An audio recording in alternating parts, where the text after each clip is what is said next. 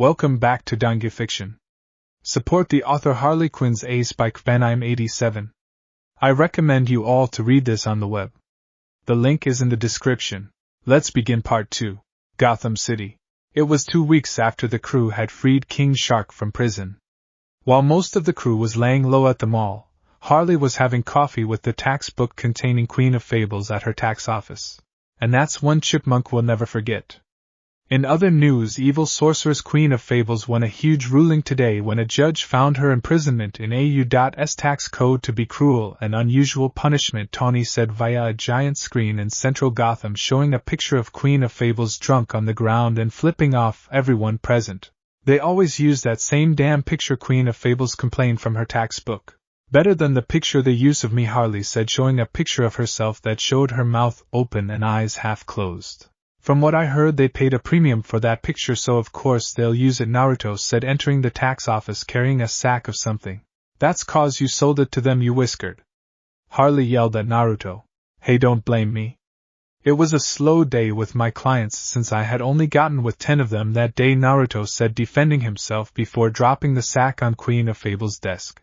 What the hell is this? Queen of Fables asked, irritated. I owe the IRS some back taxes and need to know the exact amount I need to steal or create, Naruto said as he sat down in a seat next to Harley. You pay taxes? You, Mr. Slaughter everyone who looks at you funny? Harley asked, baffled at this admission. Listen, clown babe, I'll fight many things: lions, tigers, bears, Kryptonians, Tamaranans, Green Lanterns, billionaires in need of getting laid, people who bats, butlers, vampires, magicians, vampire magicians, ninjas, samurais, the undead, Naruto was saying before he was cut off. We get it. Queen of Fables yelled, getting annoyed at Naruto's bull crap. My point is the IRS is on my very short list of things I don't with, Naruto said. That's a first for you, I guess, Harley snorted. Oh, don't get your panties in a twist. I'm still the violent nutbar all the ladies love to have wrecked their tight-s, Naruto said simply as he put his feet up on the desk. Feet on the ground or I'll have the IRS auditing you until you're old and gray. Queen of Fables said with a threatening tone of voice. I'm putting my feet down, but not because you told me to. Naruto said, taking his feet off her desk. Well, at least you won't have to put up with people's taxes once you're freed, huh, Fables? We still gonna do our weekly coffees once you're out? Harley asked curiously. If I'm not too busy getting my own, sure, Fables said before the two villainesses laughed. You know if you want someone for help with that, Naruto said with a smirk. Not with 1,000 condoms, Fables deadpanned. Oh, so there's a number now? Naruto smirked at this. Ignoring the man here, what's the update with the Legion of Doom? Fables asked Harley, ignoring Naruto. Nada. Same as last week, Harley explained with an annoyed tone. Same here too. I'm running out of room for all the acceptance letters and I'm getting sick of turning them all to dust, Naruto said with a scowl of annoyance. I still don't understand why the Legion would want you over me, Harley said as she scowled at Naruto. Body count and the fact that I have information on certain heroines since I give them a piping on the regular, Naruto said simply. Can't you go one day without being perverted? Harley asked with an annoyed tone. This coming from you when you love when I'm balls deep in your and pulling on your pigtails while you squeal like a, Naruto was saying before Harley elbowed him in his. Oh God. That was the left testicle. Naruto groaned, falling to the floor. So, Fables, who do I have to blow up to get into the Legion? Harley asked, ignoring Naruto's pain. I'd say Jim in accounting, but that's because he pays his taxes in pennies, Fables said in all seriousness, though find what the Legion wants most and get it for yourself, Fables explained. Alright, you two get going.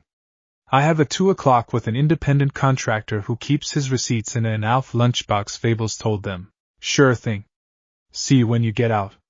Let's go overhaul, Harley said, grabbing Naruto and dragging him out as he held his groin. You're is so getting rammed for this. Naruto yelled out. So like normal then? Harley asked with a smirk as she smacked her for emphasis. I meant with no lube, Naruto growled out. Oh, kinky, Harley said, smirking challengingly at Naruto. Oh, it's ing on. Naruto yelled with a mad grin before he leapt from the ground and pounced on Harley, bringing her to the floor. Hey, not in my building, damn it. You two want to go in the street for all I care, but not here. Fables yelled. Fine. Come on, let's role play a pimp and his hoe in the back alley. Naruto said before lifting Harley over his shoulders and carrying her out. Am I the hoe or you? Harley asked, smirking. Oh, it's ing on. Con 4. Naruto yelled as he destroyed a wall and left through it before repairing it. Please, like he's that good, Fables said with a scoff of disbelief. Yeah. Rail me, you hung mother. Harley's screams echoed from the alleyway behind Fables' office. Huh.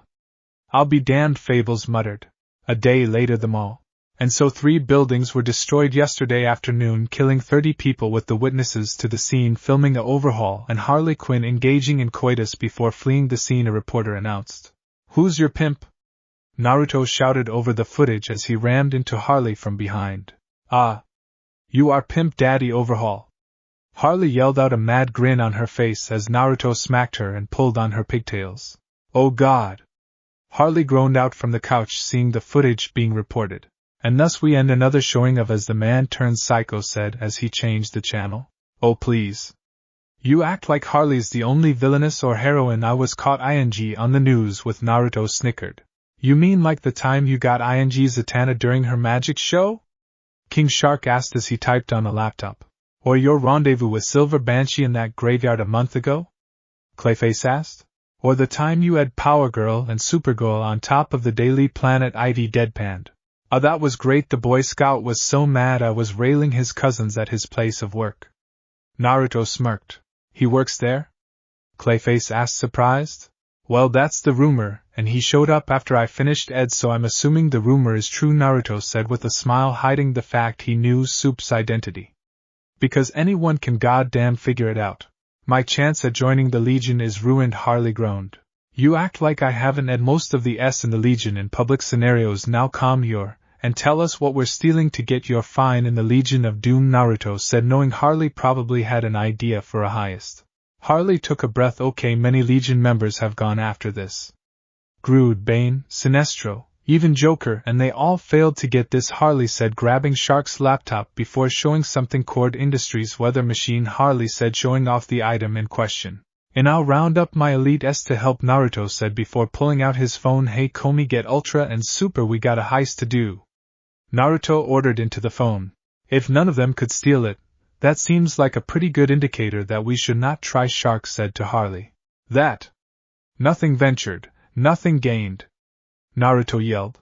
Well said, ya man. Harley said with a smile. When we succeed, the Legion will be so furious they'll have to notice us. And I mean all of us, not just Overhaul there, Harley said, gesturing to Naruto who was on the phone. What do you mean Kano doesn't have the drugs I ordered? Damn that one-eyed son of a... Look, I don't care what fighting tournament he's going to, he owes me those damn drugs. Okay fine, just bring your fine ES back here for the heist. You 3 fly faster than bullets. I'm sure you can make it back fast enough for this weather machine heist tomorrow. Good. See you 3 soon. Tell Kano he better have my drugs soon. Naruto ordered. Good news, Ultra Girl, Superwoman, and Blackfire will be here to help with the heist for tomorrow, Naruto said, hanging up the phone. Good, that will go well with the recon I sent Clayface to do earlier, Harley said, nodding at this. My character was a sassy divorcee named Brenda, Clayface said, shifting into said character. I think I had a chick in front of her husband that looked like that, Naruto said, as he rubbed his chin and thought. Do we have to listen to the unnecessary backstory thing? Psycho asked before Clayface cut him off. You see, Brenda is just getting back in the dating game for the first time in a while, and she's decided to get adult braces, Clayface said, forming braces on her teeth.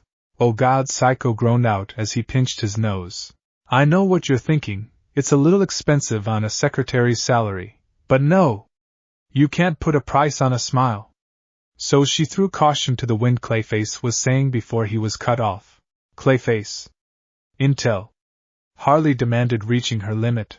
Clayface sighed before returning to normal and morphing his hand into a model of the room where the weather machine is being kept.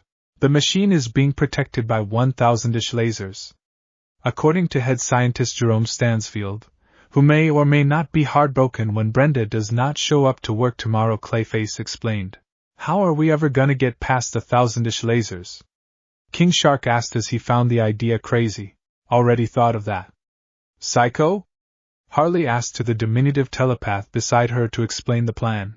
SDR Labs created a personal force field device that deflects energy. Psycho said pulling out some blueprints for the SDR Labs building floor plan problem is the only way to get into the room is through an air duct 4 inches wide. I don't know how the hell we're gonna do that, Psycho said. We can always cover you in butter and shove you through it, Naruto said with a smirk. Eat a man! Psycho yelled back. I prefer pie or tuna. More specifically your ex's sweet, sweet tuna, Naruto said smirking. I'll kill you! Psycho yelled before attempting to run at Naruto, while Shark and Clayface held him back. Will you both shut the hell up? I'm trying to watch the news. Ivy yelled sitting on the couch. Oh. Harley. The news is talking about that book you love. Frank yelled from next to Ivy on the couch. Oh, Clive Cussler's Sahara? Hatley asked as she stood up and made her way over to the couch.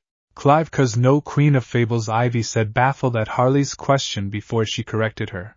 Oh, that's right, she's getting out today, Harley said happily. We are bringing you live to the courtroom where Queen of Fables is being released from her textbook prison of 30 years, Tawny said on screen as the camera showed live footage of Zatanna standing in the middle of the courtroom holding said book as she channeled magic through her fingers into the book as pages started to turn on their own.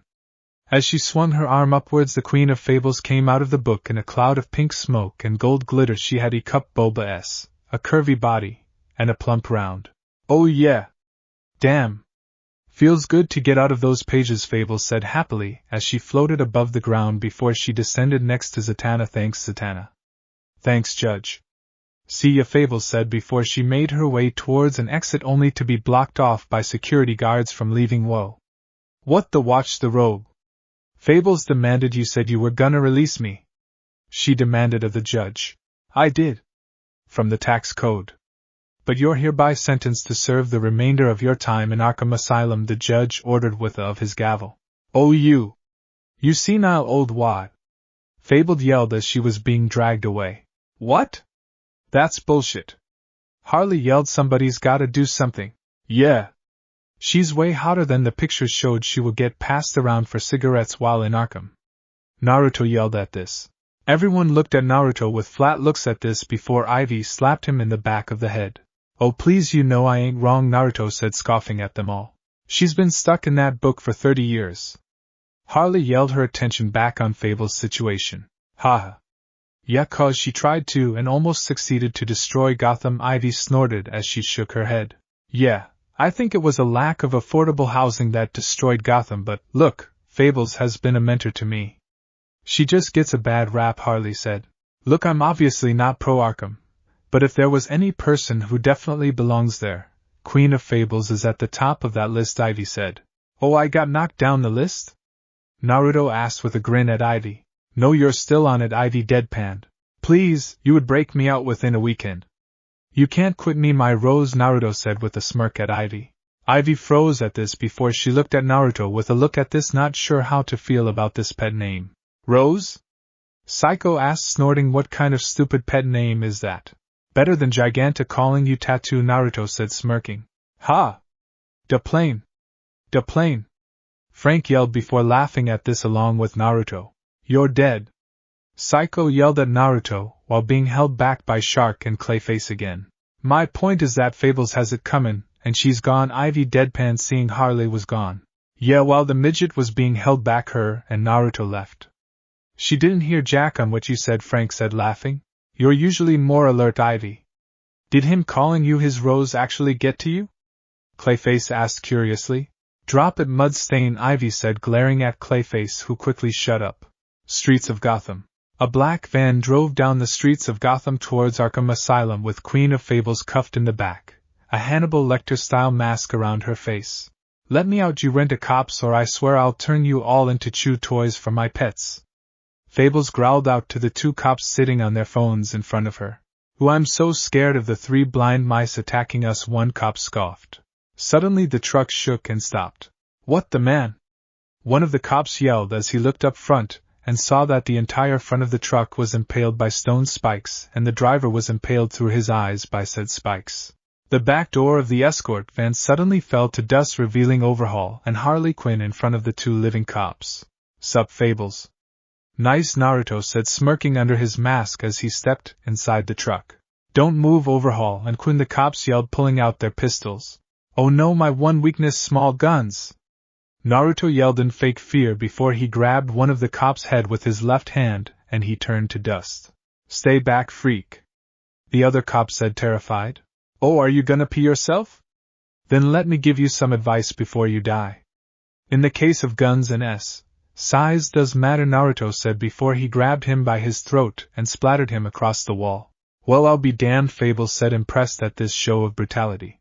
I couldn't leave you behind, Harley said as she freed Fables from her restraints. And I'd just like to kill things, Naruto said as he eyed Fables' outfit. Specifically her and legs, while she went and grabbed her fairy tale book. Oh, for S sake, I told you I'm not interested. I'm not swerving with you. I'm not gonna swerve a jump. I'm not hollering at you. I'm not your shorty or your boo. Fables yelled, seeing Naruto was checking her out as she started turning pages in her book. Oh my god, are you summoning Candyman? I don't play that. Naruto yelled as he looked around in a panic. You are such a moron, Harley said with a flat tone at Naruto not knowing street slang. Here we go. Fables said with a grin as she found the right page in her book. Nope. I'm gone. See you two fine ES later. Naruto yelled, running away, not wanting to face Candyman. Is he really that good, or is he just your rebound lay? Fables asked Harley curiously as she wondered what made Harley put up with the unstable Overhaul. He's really good, Harley said after a moment, but not answering further as the two walked after Overhaul. Mall later. As the crew was milling about, Naruto suddenly burst through the doors, running, must avoid Candyman. Quick, to the bedroom! Naruto yelled, grabbing Ivy and slinging her over his shoulders. What the?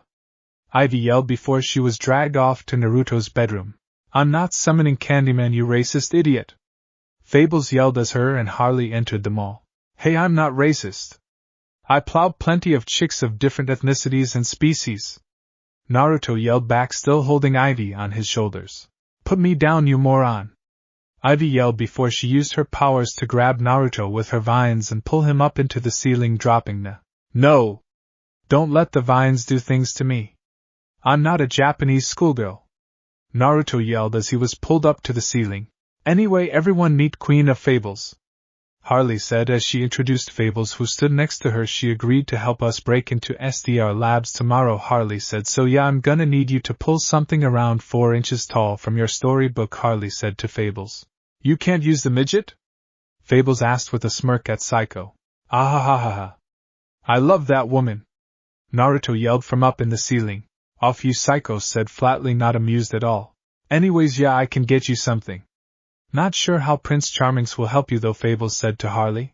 Kind of low-hanging fruit. Not even trying, Psycho said boredly. I give it a 7 out of 10, Naruto said, but only because she has nice. You call that a compliment, Whiskers? Fables asked with an annoyed tone as she looked up at Naruto. Would you prefer I called you dump truck bum? Naruto asked, smirking. Cause I can do both, he said. You must have no fear or a death wish, Whiskers, Fables said with a glare. At 50-50, King Shark said as he waved his hand in the air. Death is my...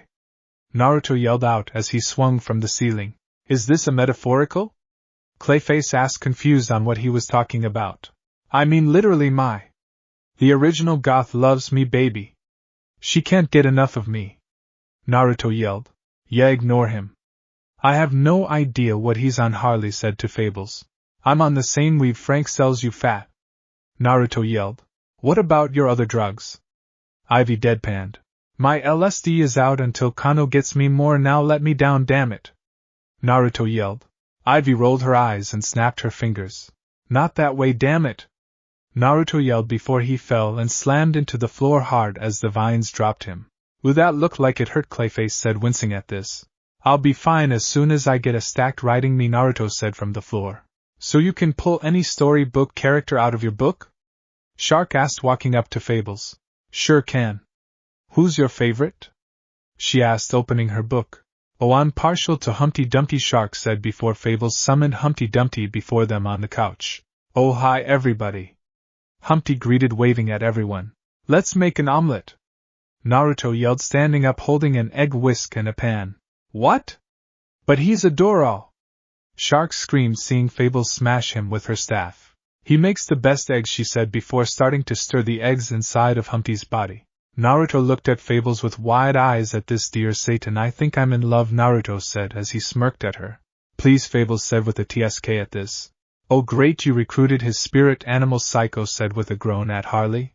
Hey, she's not that bad, Harley said frowning at this comparison. Hey! Where's the booze in this gap?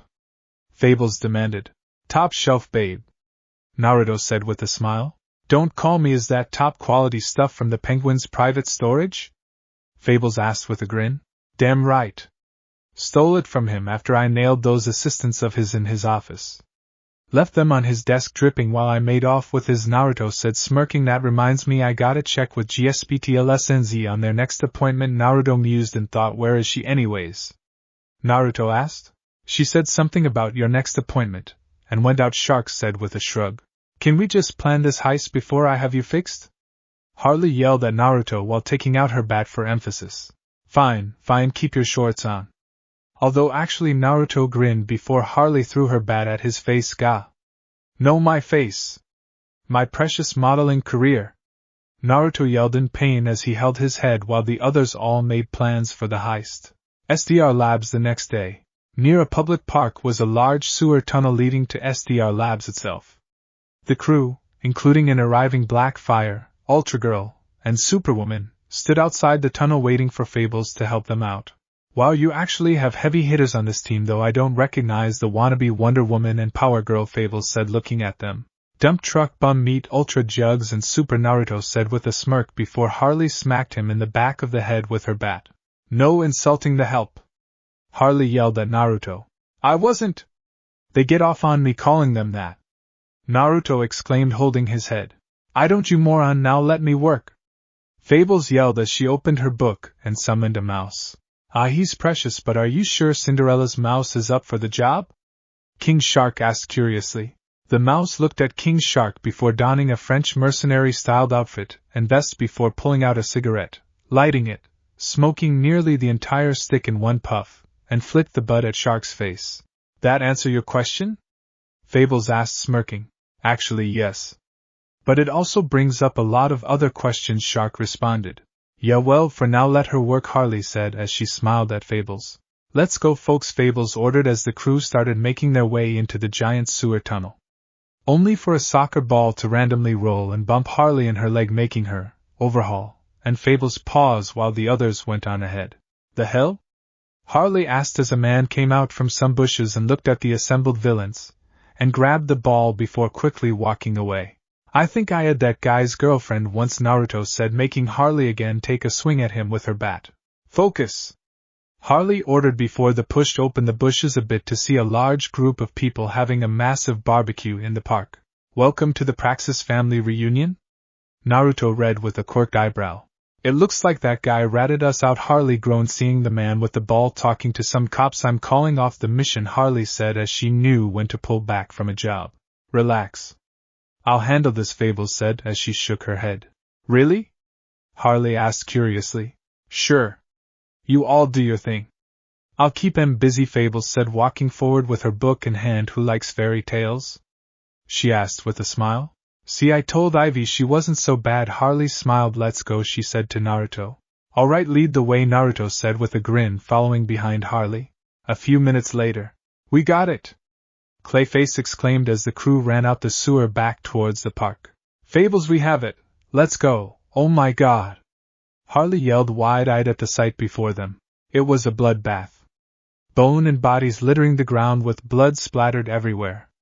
Fables was sitting at a table with a large black wolf next to her, eating what looked like the remains of a victim. Wow, she's very thorough, Superwoman said with a smirk at this while Ultra Girl nodded in agreement. Dear Satan, I think I really do love that crazy, Naruto said, grinning at this. Really, dude? Don't you have any limits? Psycho yelled at Naruto at this. I won't touch bug chicks. And I don't mean like wings or something, I mean like face of a fly type of deal. Naruto said, getting some looks. Long story involving a guy named Craig and his wife, Naruto said, just getting weird looks. What the Fables?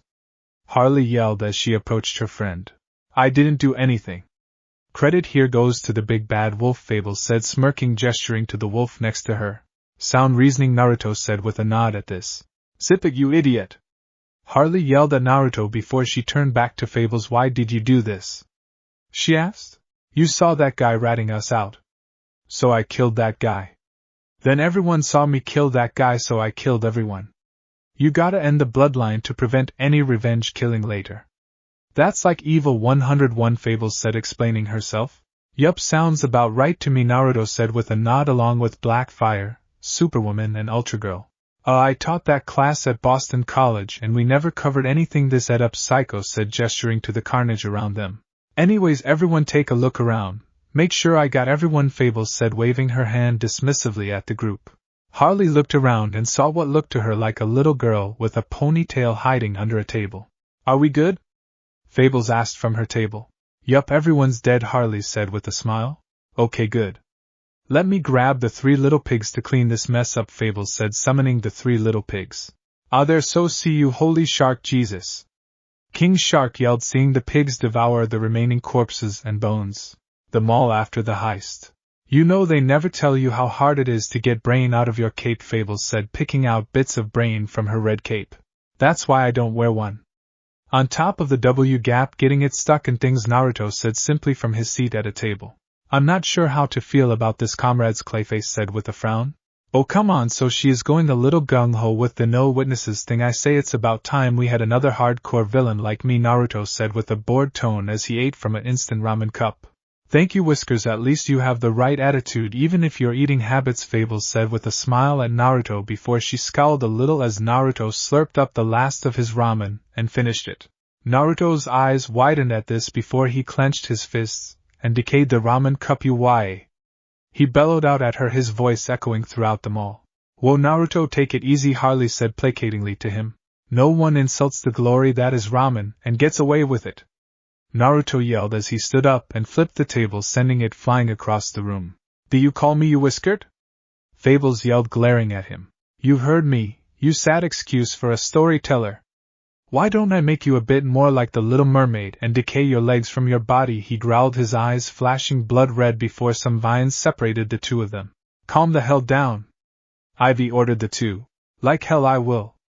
Naruto yelled as the vines around him started to decay without him even placing his hands on them. Yes, stay out of this, you sad excuse for an eco-terrorist.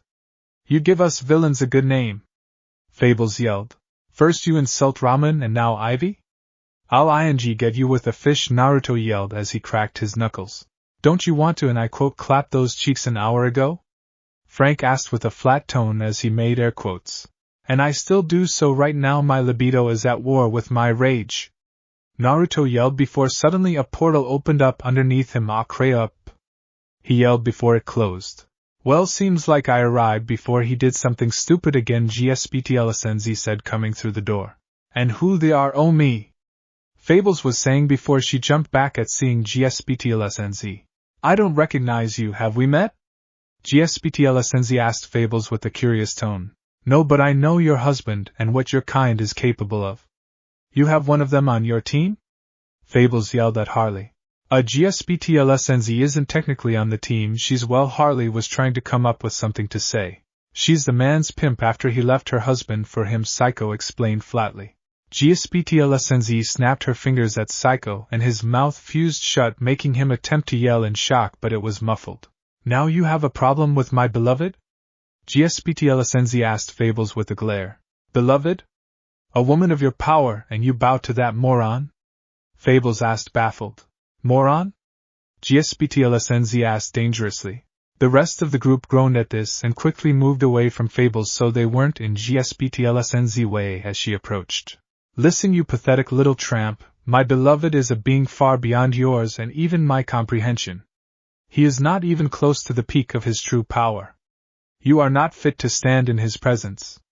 You are not fit to even kneel in his presence unless your tongue is working over his glorious shaft, GSPTLSNZ told Fables, as she walked closer and closer. Fables glared at GSPTLSNZ before she scoffed and laughed in a mocking way. Wow, you are pathetic. I guess power can't give you pride, Red? Fables asked.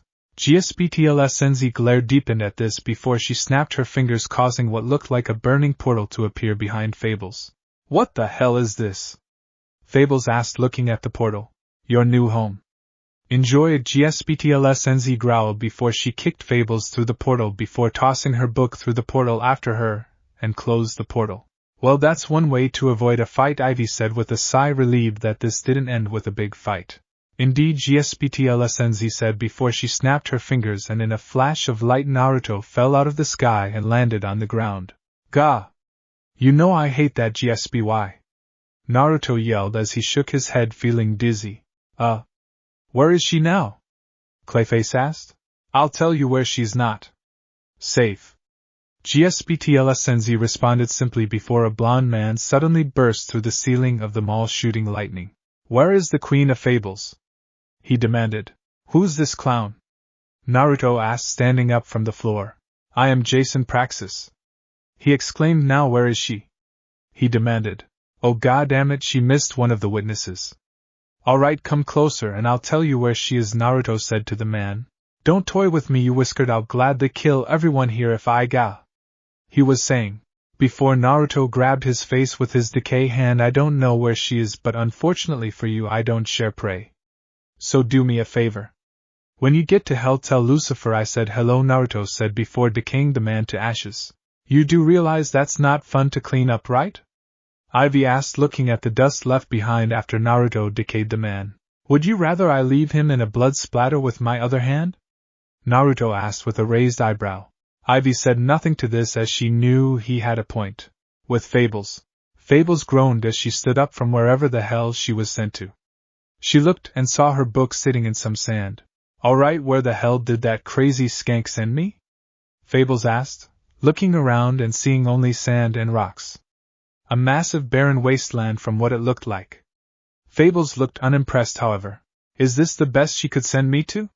What a joke, she scoffed before she heard loud roars and saw what looked like a group of 6 humanoids. Only their mouths were large, razor-sharp, monstrous teeth, and protruding from their arms were long blades. What the are you guys? Fables asked as she quickly opened her book and summoned the big bad wolf and the 3 little pigs. We are the Tarkata Earthrealmer. And you are a long way from home. We have fresh meat once more.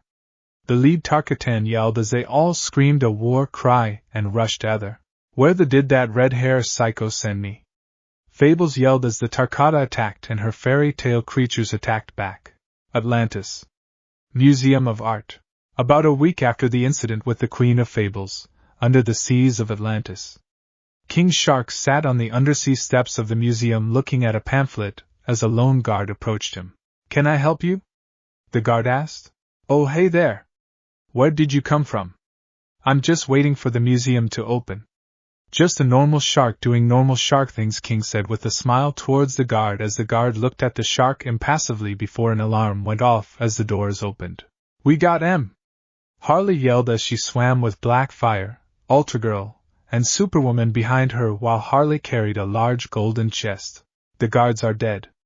We need to leave, Blackfire ordered. Not this one, Ultra Girl said, looking at the guard talking to Shark. Shark, where is Overhaul? He was supposed to be on guard duty with you, Harley said as she looked at her Shark teammate. He was, but then he got a phone call and had to step away. Shark said as Ultra Girl sent a laser into the guard next to him and vaporized him. Oh, for S sake, Harley growled as she took out her phone and hit speed dial. How does that even work underwater? Superwoman questioned. Overhaul had just used her powers on our phones, so they work underwater. Good thing too, considering Clayface kept dropping his in the toilet, Shark said. Where the are you, idiot? Harley yelled into her phone. Covering our escapes so no guards pursue, Naruto said with a grunt. Like hell you are. Who are you balls deep in now, you man?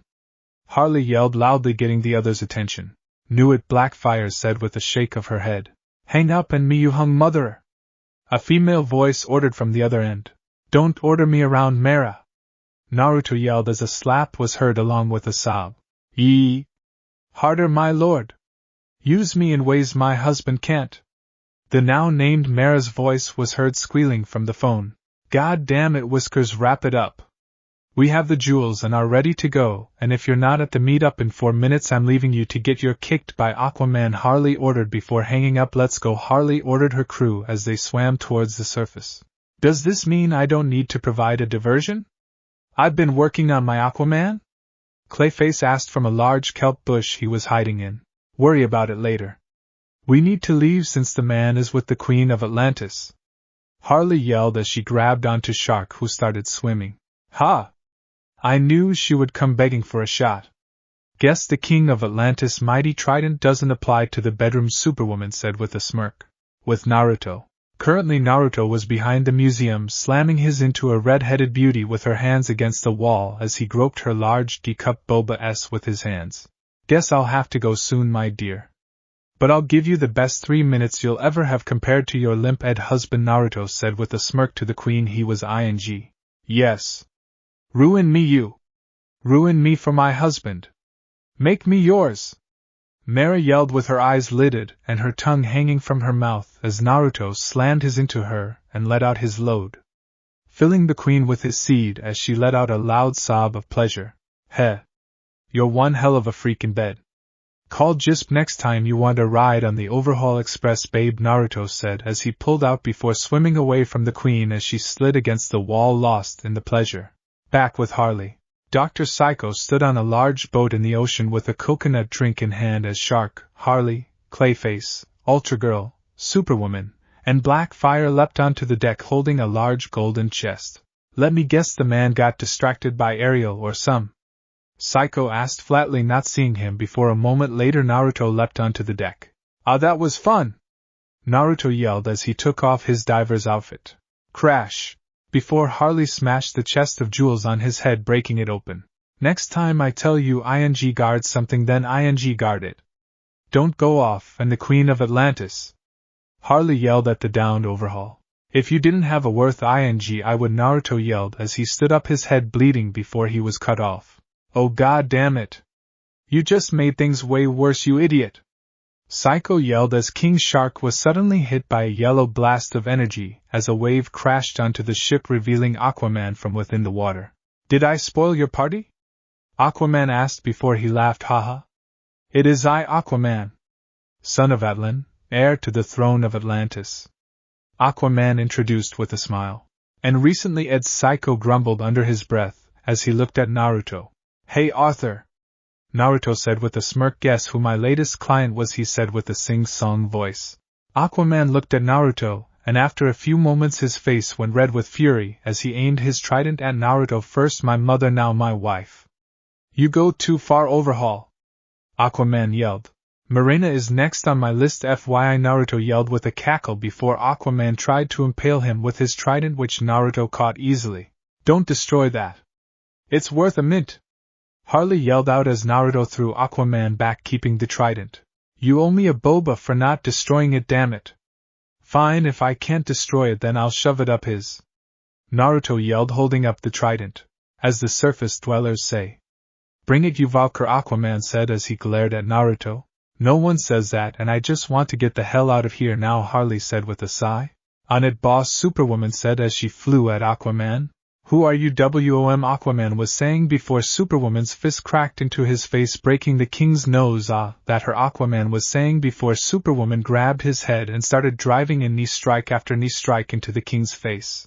Wrap it up, babe, we need to get back, Naruto said as he inspected the trident in his hands. I wonder if Manta wants this thing? Naruto mused. Pretty sure he'd enjoy watching this more, Blackfire said, gesturing to Aquaman having his face kneed in. True, but as much as I'd love to record it, our boss wants to leave, Naruto said with a shrug. Fine, ruin my fun, love, Superwoman said to Naruto before she pushed the passed out Aquaman into the sea. As he fell under the waves, Poison Ivy swam up from beneath the water in a dark green bikini and goggles. Our rose blooms from the sea, Naruto said with a grin as he checked Ivy out as she climbed aboard.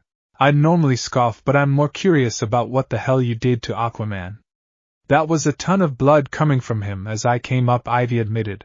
Attacked me, so I took his trident and Mary kicked his, Naruto said as he held up the trident of Atlantis. Now I have the power. Naruto yelled, cackling as he held the trident aloft as it crackled with electricity.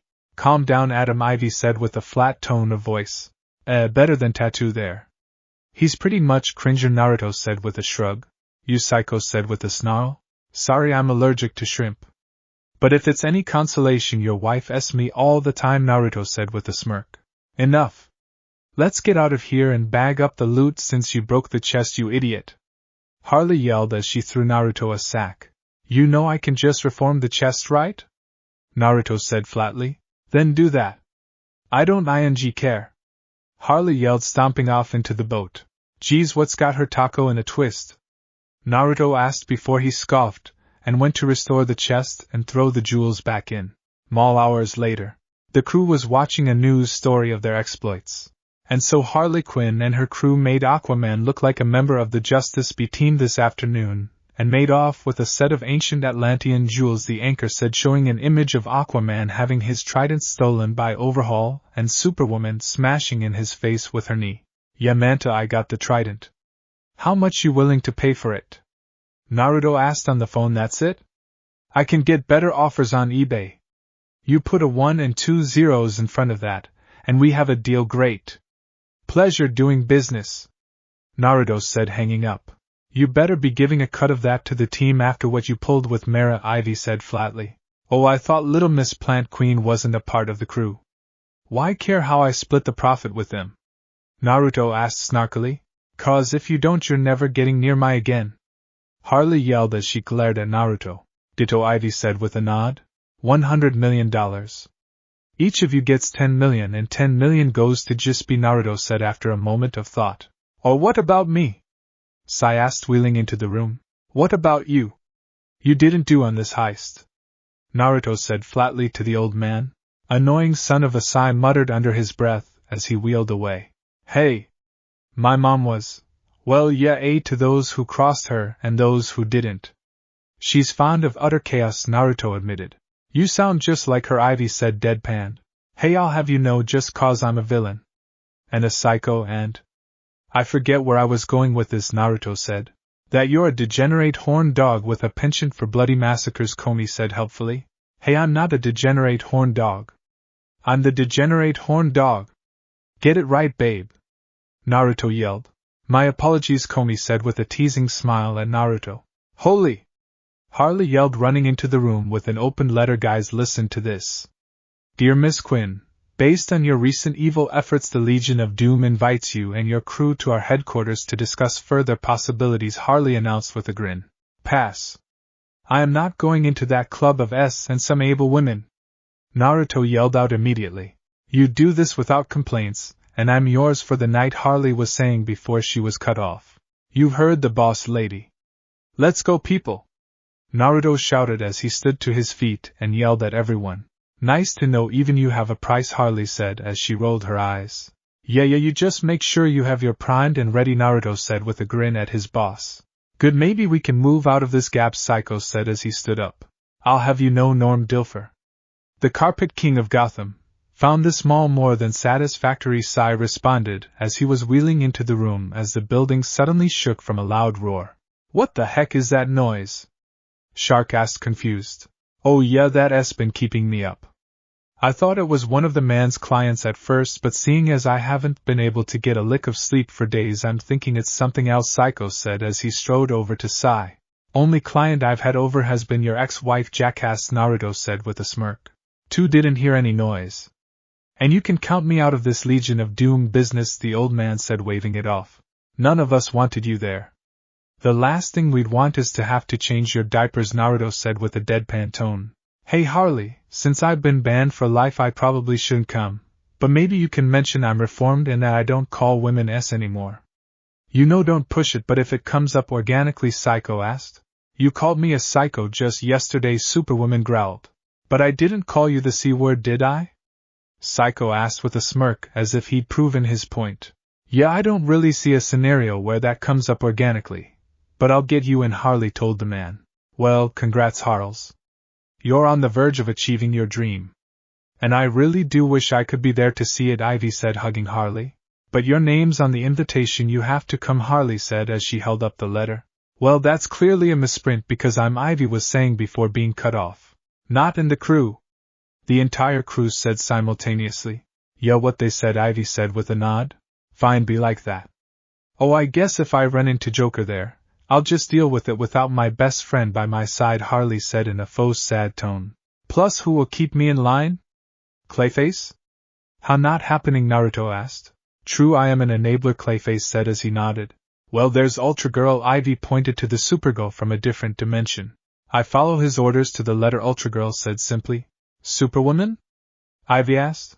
I live for devastation and decimation. Superwoman said bored. Blackfire? Ivy asked. Oh, I'm gonna encourage his worst traits, Comey said smirking. Fine, I'll go. Ivy sighed out defeated. I knew you would, Harley said with a smile of victory. Legion of Doom headquarters. The group walked into the lobby of the Legion of Doom where they were met by Scarecrow. Good afternoon, Quinn crew. I've been assigned to give you lot the guided tour, Scarecrow said with a smile. And I'm out, Naruto said as he turned to leave before Harley grabbed him by the back of his shirt.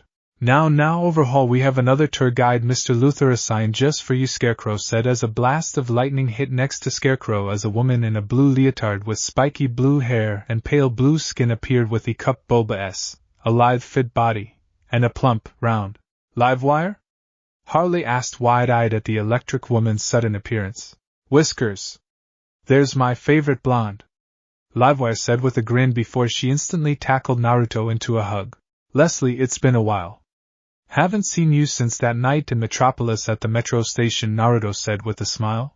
Memories, Livewire purred as she smirked at Naruto sensually. Wait, you two did it in a metro station? Ivy asked baffled. No, of course not. We did it on top of the train as it moved. Naruto said smirking. Best ride ever. Livewire said before she gasped as Naruto smacked her, making it jiggle. Now I believe Livewire has a tour planned for you while I will show around the rest of the crew, Scarecrow said.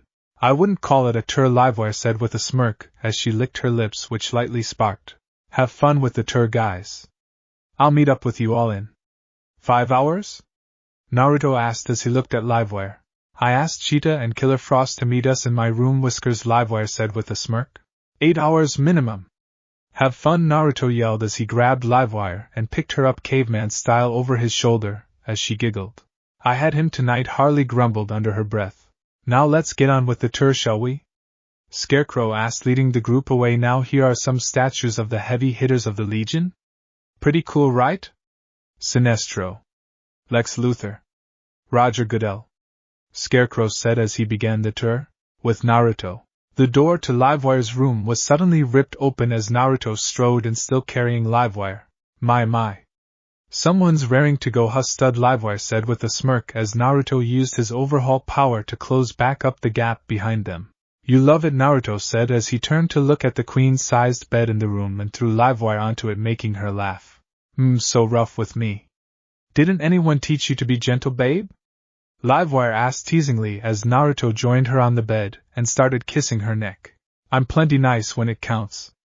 But as I recalled when we met, you liked it when I got firm with you, Naruto said as he moved his hands to her hips as he slowly slid them up towards her bouncy Boba S, groping them from outside their confines within the leotard. You know me so well. Leslie sobbed with a grin as she suddenly felt her leotard be ripped to shreds from her body as Naruto used overhaul to tear it to pieces with a single touch that costs a lot of money to repair, Leslie admitted. I'll pay you back in S, Naruto said simply as he flipped Livewire onto her hands and knees. I missed this first class, he growled as he grabbed her by her hips and undid his pants, letting them and the rest of his clothes quickly fall to the floor as both were now D.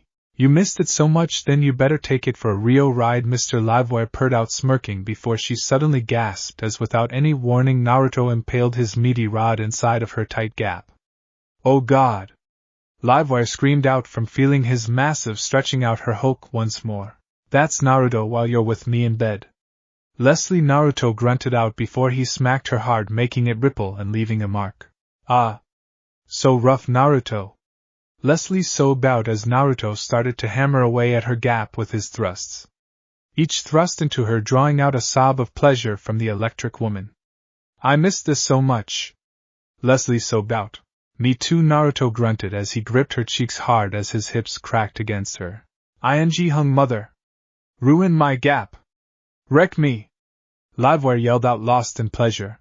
That's the plan, babe. Naruto grinned as he lifted Livewire off the bed by her legs and started to bounce her up and down in the air on his still lodged inside of her gap. Ah! Livewire panted as her eyes glowed and her body started to spark. If ing a hot like this is wrong, I don't want to be right. Naruto grinned as he slammed his inside of Livewire fully hilting in her, as he unloaded his into her gap. The electric woman screamed in pure pleasure, as she felt Naruto's seed fill up her gap. Her eyes rolling into the back of her head as her tongue lolled out from her mouth, as she slid off his and fell unceremoniously onto the bed below them. Phew! Not bad for a first round, Leslie. What's our record? 12? Naruto asked as he smiled down at his latest conquest. Still active, eh? Okay, ladies, that's your cue. Livewire yelled as she took in a breath of air as the door suddenly opened. Before Naruto could say anything, he was suddenly tackled onto the bed as an orange-gold blur smashed into him. It's been a while, lover, the Catwoman purred as she nibbled on Naruto's ear as she rubbed herself on him. This was Cheetah, arch-villain of Wonder Woman. Aka Barbara Minerva. Barbara. Good to see you. New collar? Naruto asked, smirking to see a red pet-like collar around her neck. It's the same one you gave me last time we played together, master. I figured your favorite kitty should show her loyalty after all, Cheetah purred out as she nuzzled her face into his neck like a pet. Naruto smiled at this, but before he could say anything he felt another woman push Cheetah to the side and straddle him. This woman had white skills, white hair, and was wearing Arctic blue leotard with white fur on the edges. This was Killer Frost. Aka Louise Lincoln. Sorry, kitty, but I've waited longer than both you and I'm getting what I came for, Frost said. Still can't find a better than mine, Louise? Naruto asked with a smirk as the villain rubbed herself on him. You overhaul. If you didn't have such a massive, I wouldn't even deal with you, Frost said with a scoff. Please, nobody volunteers for A with two other women just cause. Not only that, I see you're still rocking that tattoo I gave you. Overhauls Frosty on you, Naruto said, smirking. I still owe you for that, Frost said as she leaned forward with a scowl. Tell you what, I'll make you see God and we call it even? Sound fair, my Frosty? Naruto asked with a smirk as he fondled her left cheek where said tattoo rested. Fine, you impress me and maybe we can make a more permanent arrangement, Frost said with a smirk before she suddenly gasped as Naruto's was impaled into her waiting. I know ice is your thing, but damn, you're dripping like a ing faucet, Naruto chuckled out as he started to pound away at Frost's. Ah. Shut up. Frost growled as she slugged Naruto in the ab as she bounced on his. You love it. You can try and play it all cool, but face it, the moment you got a taste of this you were hooked. Naruto smirked before he saw Cheetah crawl up to him. Master, don't forget your favorite pet. She missed you so much. Before this stole her turn, Cheetah said as she kneeled next to his head, her dripping wet in arousal. Oh, I would never forget you, Naruto said as he moved his hand from Frost to Cheetah's awaiting and moved two of his fingers inside of her awaiting, making the Catwoman squeal in delight. Hey, you've got me bouncing on you son of a. Don't ignore me, for the furry Lees ordered with a glare. Hey, I don't do orders, you know that, Frosty. Naruto said with a firm glare. You want to get off with me, you better give me 100%, you hung Mother Louise demanded as she leaned forward and growled at Naruto, her boba bouncing for him. You want my game? I usually save it for Tamaranians and Kryptonians, Naruto warned her. I'm just as good as some alum tramp. Show me what you got, you. Louise yelled as she again slugged Naruto in the abs. Fine. Don't say I didn't warn you, Naruto said before he moved his right hand onto his body and used his overhaul power. Little fun fact, seeing as he can use overhaul to heal himself, he can also use it to provide himself with some temporary benefits. Benefits like extra strength and energy via rearranging his body. Oh! Louise yelled as she felt Naruto's reach deeper and hitting her G-spot with just the tip. Not even moving. Just resting at said spot. You want the A-game, my Frosty? You got it? After this I'll get you a new tattoo. Overhaul's icy leave. How's that sound? Naruto asked as he removed his hand from Cheetah's and grabbed Frost by her hips. Shut up and me already. You talk too much, Frost stuttered out, trying to keep her composure before she felt his suddenly slam over and over again against her most sensitive spot as Naruto took her for a ride. You keep running that mouth of yours and you'll end up brain dead, Naruto warned her. Hey, you like it, Louise said with a knowing smirk as she grabbed her boba and squeezed them as he made her bounce up and down on his rod. Damn ing right I do. Mouthy S end up being the best lays. Now I believe I have to paint as white as snow now, Naruto said as he slammed himself inside a frost before unloading his seed into her awaiting depths, making the ice villainous scream from her own before she fell backwards onto the bed. His leaking out from her. 2 down. 1 to go, Naruto said smirking as he turned to Barbara, who had immediately went onto her hands and knees before shaking her enticingly at Naruto, a playful smirk on her lips as she shook her from side to side. This kitty wants to play master. She's feeling very frisky, Barbara told him as Naruto grinned before sidling up behind her and grabbing her hips with his hands. As soon as he had his grip with one thrust, he speared his into her, awaiting and gushing, making the cheetah woman sob and squeal at the intrusion. Damn, it has been a while since I played with my favorite cat, huh? Naruto asked with a smirk as he slammed in and out of cheetahs, making her wail and cry with absolute pleasure as he hammered away at her. So rough, master. So good. Barbara sobbed out as her tongue lolled out of her mouth as he pounded into her. She yelped as soon as she felt Naruto's hand sweat against her, making it jiggle for his viewing pleasure. I miss taking you for a wild ride. I guess I should make up for lost time, huh, pet? Naruto asked with a smirk before he started to rain down slap after slap on Cheetah's fur-covered, each hit making the cat villainous sob in ecstasy before he felt his next release coming. Tell me, where does my pet kitty want her favorite cream? Naruto asked with a smirk. Inside. Mark me as yours, master. Cheetah begged, lost in the pleasure from his thrusts and slaps. Naruto grinned at this as he hilted himself inside of her and let loose his hot, flooding her depths as her eyes rolled into the back of her head from the feeling of being filled up, her own hitting and making her juices spray onto the bed sheets below them, leaving a large puddle as Naruto removed himself from her and let her fall forward onto the bed. Well, that was fun for a warm-up, ladies. Unfortunately for you three, I'm just getting started, Naruto said, smirking down at the 3 panting women as he dove onto Livewire once more, slamming his into her as he spent the next 8 hours pounding away at the 3 villainesses. Later, with Harley, Ivy, Shark, Clayface, Ultra Girl, Black Fire, and Superwoman were mingling at the party meant to announce the next recruit for the Legion.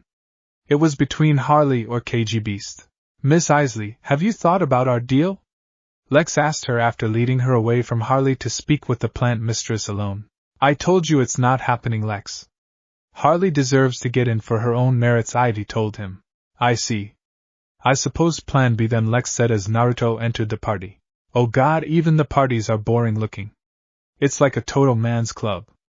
Naruto grumbled out as he looked to see the formal dress whereon most of the villains mingling about before seeing Ivy. You're still here? I figured you'd have found the nearest garden and shut yourself in to avoid everyone, Naruto admitted as he sidled up to her. I wouldn't do that since Harley wanted me here. What about you? I figured after you were done with Livewire and her friends you would have bailed, Ivy said as she raised an eyebrow at Naruto. Yeah, well, I considered that, and despite my better instincts, if Harley wants to be in this club of morons, then Ely help her get here. Naruto admitted. Softy, Ivy said after a few moments of silence before chuckling. Off you hippie, Naruto grumbled out. Oh? I thought I was your Rose. Ivy says as she slightly pouted. I'm sorry, baby, I didn't mean. Wait a minute. Naruto quickly said before he saw Ivy smirk and realized he had just been played. I must say, overhaul, it's not like you to show much care for others. Perhaps Miss Isley is right that you are getting softer, Lex said as he walked over with a smirk. Oh, off cue ball. I still owe you for ing up my heist, you know, Naruto told the rich man with a scowl. What the devil are you on about? Are you back on the Quaaludes again? Lex asked, raising an eyebrow at this. You son of a... How dare you forget the Metropolis Bakery? The 40 cakes you stole. They were mine to steal, damn it. Naruto growled out. You're kidding, right? Ivy asked, baffled. No, I'm not. I had been casing that bakery for months. Planning. Waiting for the chance to strike when I wasn't giving Power Girl a good pounding, and just when I was about to enter and make off with the heist of the century, he beat me to it. By 5 minutes, Naruto growled out. That's why you haven't accepted any of our invitations? The bakery heist? Lex asked, genuinely perplexed. It's a reason, but no. Number 1, I have no interest in joining this sausage fest Legion of S, Naruto said. That's a shop down the street that we're engaged in a legal battle with over the initials. Also we added Livewire, Killer Frost and Cheetah since you last rejected us, Lex said as he rolled his eyes. Number 2, the only thing that would make me join is the women, but seeing as they're already clients of mine it ain't necessary. Number 3, if I joined I'd have to give up my business and by extension profits to the Legion. Seeing as you guys would take a cut, and by extension affect my own wealth, Naruto pointed out. Can't you make gold with your overhaul ability, making that moot? Ivy asked with a flat tone. Don't use logic on me, woman! Naruto yelled as he looked at Ivy before turning to Lex, and finally, let's be honest. The only thing you guys really want me for is my knowledge of heroines. Am I right? Naruto asked. Okay, yes. You have secretive information on the identities and personal lives of several heroines that could be very useful in our hands, Lex admitted. And you ain't getting. I have a confidentiality clause and I won't break it. Naruto yelled. That's your line? Last week you took the arm off a guy for getting the last pudding pop from the ice cream man, Ivy said as she looked at Naruto. You know I'd also have to disclose the stuff I know about villainesses I sleep with. Sensitive information and weak points, Naruto with a pointed look at Ivy. Like he said, Lex? We are not interested. Ivy yelled as she looked at the leader of the Legion. A pity. I hope you two are able to console dear Harley then after my announcement, Lex said as he went towards a podium. You do realize making threats to me won't end well, right? I've killed for far less, Naruto asked with a scowl as he unloved his decay hand. I'm very aware. Lex said, not budging. Oh well, I tried. Come on, Pookie, let's burn this mother down. Naruto yelled at Ivy after shrugging. Before Ivy could respond to this, the window behind them suddenly exploded as Aquaman leapt through the glass. It is I, Aquaman. Son of Atlan, heir to the throne of Aquaman, was introducing himself before. Boo. Boo to you. A random villain booed, making Aquaman grumble before he looked to see Overhaul and Ivy. You two and Harley stole my family jewels and my trident. Aquaman said with a glare. Your balls and? A voice asked. Oh, grow up, Sinestro. Aquaman yelled. Look, I already hawked them and didn't get nearly enough for the effort of stealing them, by the way, Naruto said with a scowl. Then I shall find the one you sold them to and take them from him or her. But I shall do so after I take you down. Aquaman yelled as he pointed at Naruto. Oh no. I'm so scared. What are you gonna do? Talk to fish and have them slap me? Watch out for Aquaman, he orders around a salmon, Naruto mocked. You are a degenerate fool who wastes his powers on being a villain. You could handle so many problems in the world as a hero, Aquaman told him. The only thing I handle is your wife's fat. And she seemed quite pleased with my handling, Naruto mocked with a smirk. Oh. I told you he tapped that. Sinestro said to Bane. I didn't doubt it. I've seen his body count. It's longer than the list of things I wish to blow up, Bane responded. Grrr, I'll grind your bones into dust, you spawn of a demonic, Aquaman yelled as his face turned red before. Smack! Harley smacked him in the back of the head with her bat, sending him flying into a nearby fish tank. You better watch your mouth about my friend, you SpongeBob wannabe. Wait till Mermaid Man sues your. Harley yelled, however she was cut off as the tank Aquaman hit suddenly cracked. In mere moments the water and fish within came spilling out from the large gap that formed, leaving Aquaman in a puddle surrounded by dying fish. God, I love that woman, Naruto said with a smile at Harley's words. Does she peg you? Sinestro asked with a smirk. Oh, make a yellow to choke on, Sinestro. By the way, tell your big Boba Ted daughter next time she's on Earth she has a free 3-hour session, Naruto yelled at the yellow lantern. Aquaman looked down horrified at the dying fish before he started to pick them up. Oh no! Oh no! He yelled in a panic. Look, I am stomping on your fish. Stomping! Bane yelled as he started stomping on some of the dying fish. Bane, stop it! Aquaman yelled out. Yeah, man. We can make sushi with them. Why waste it? Naruto said with a smirk. Oh, I love sushi! Shark yelled with a smile hearing this. Very well! Naruto yelled as he pulled his coat open and pulled out a headband, ancient sushi technique. Overhaul everything into a roll! Naruto yelled before overhauling a dying salmon into salmon roll. Overhaul, you monster! Aquaman yelled as he picked up more fish. Oh please, you ing live in the ocean. You telling me you don't eat fish? Naruto asked sarcastically. Okay, I'm at my stupidity limit, Harley said before she cracked her bat across Aquaman's face, sending some teeth flying and the man flying out the broken window as the other villains cheered for her. A short time later, the party was back in full swing as everything went back to normal after Harley ejected Aquaman, saving the Legion of Doom from a Justice League member? I mean, even if it was Aquaman, that is getting me in, Harley exclaimed with a smile to Ivy, who smiled but looked over to see KG Beast and Lex Luthor fist bumping, making her frown. So you want me to go for making them all splatter or just dust them? Naruto asked Ivy as Harley went back to the podium for the announcement. I don't think killing everyone will make her happy, Ivy pointed out. Okay, but what about what makes me happy? I deserve something here, damn it. At least let me kill Lex, Naruto said. You got to nail 3 villainesses and help mock Aquaman, that's a good day for you, so sit down and shut up, Ivy said as she pointed at a chair.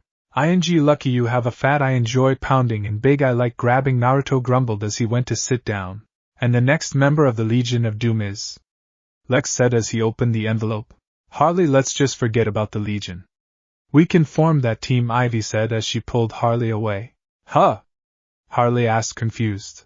A moment, the envelope is stuck. Mercy, fetch me my letter opener. Mercy, Lex said as he looked around for his assistant, and he spotted her, sitting in Naruto's lap making out with him. God damn it. Bane, fetch me my letter opener in my office, Lex ordered. I shall do so. I'm going to blow him up one day, Bane grumbled as he left the room. I swear that guy sounds like a Ed Tom Hardy, Naruto whispered to Mercy, who snorted in laughter at this. Lot of politics, how he got in. Now let's put that tongue to better use, Mercy said as she went back to making out with Naruto. Wow, that's a lot of tongue, Harley muttered, looking at the two as Ivy sighed. Look, Harley, I'm sorry, but they don't want you here. They want me and Overhaul. They told me if I didn't join you wouldn't get in, Ivy told her as Harley looked saddened as tears streamed down her face. Naruto, seeing this, quickly stood up, causing Mercy to fall out of his lap as he cracked his knuckles. Sorry, babe. I'll make sure to spare you and the other fine, yes. But I'm about to make this place a morgue, Naruto told her as he started to make his way towards Lex, about to start with him. Okay, finally the next member of the league is Harley Quinn, Lex announced as Bane finally handed him the letter opener. Eh?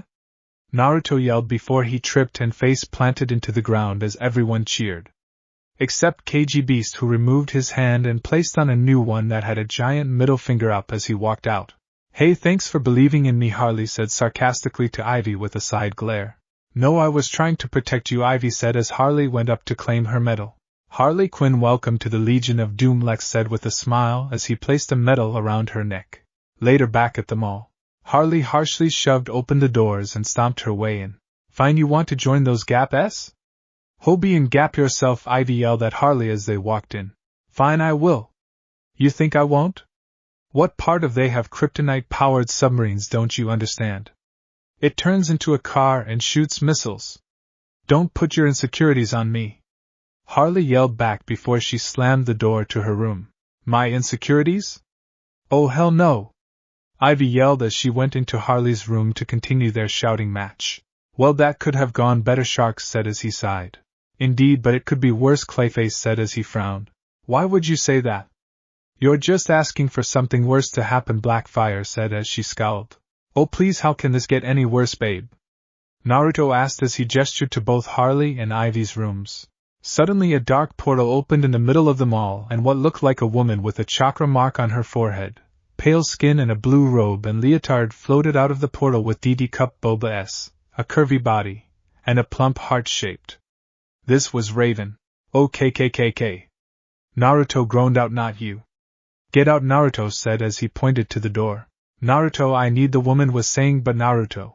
Forget it. Not happening. Never in a million years, take it somewhere else, cause I'm not buying. I don't care if you were the best ever.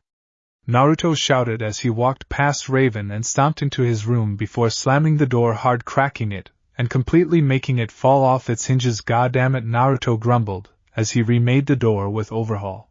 Whoa, Sharks said, his eyes wide at this reaction from Naruto. I do not usually see him act like this with females. Even heroines, Clayface admitted. It makes sense seeing as this is his ex, Blackfire said, as she glared at Raven, her eyes glowing purple. Eh? Shark and Clayface yelled at this. Blackfire, Raven said with a glare of her own as Naruto suddenly came out of the room holding a bra and thawing in his hands. Here, if it gets you to leave, you can take back my trophies. I don't give a just off. Oh, and you better have that tramp stamp I gave you removed. Naruto yelled before he threw the bra and the thawing at Raven. Would you listen to me, you idiot? Raven yelled. Don't sweet talk me, you fat Ed, long-legged succubus. I have a will of iron. I will not be tempted by you ever again. Naruto yelled. I need your help, you moron. Raven yelled angrily before taking a calming breath. My help? Gah ha ha ha ha ha ha. Oh, you're serious. Let me laugh even harder. Bah ha ha ha ha ha. Naruto cackled. Raven's eyes went red at this before her shadows grabbed a chunk of concrete and smashed Naruto into the dirt. So you want to play like that? Fine then. I'll mourn the loss of your fat able after I rip you to shreds.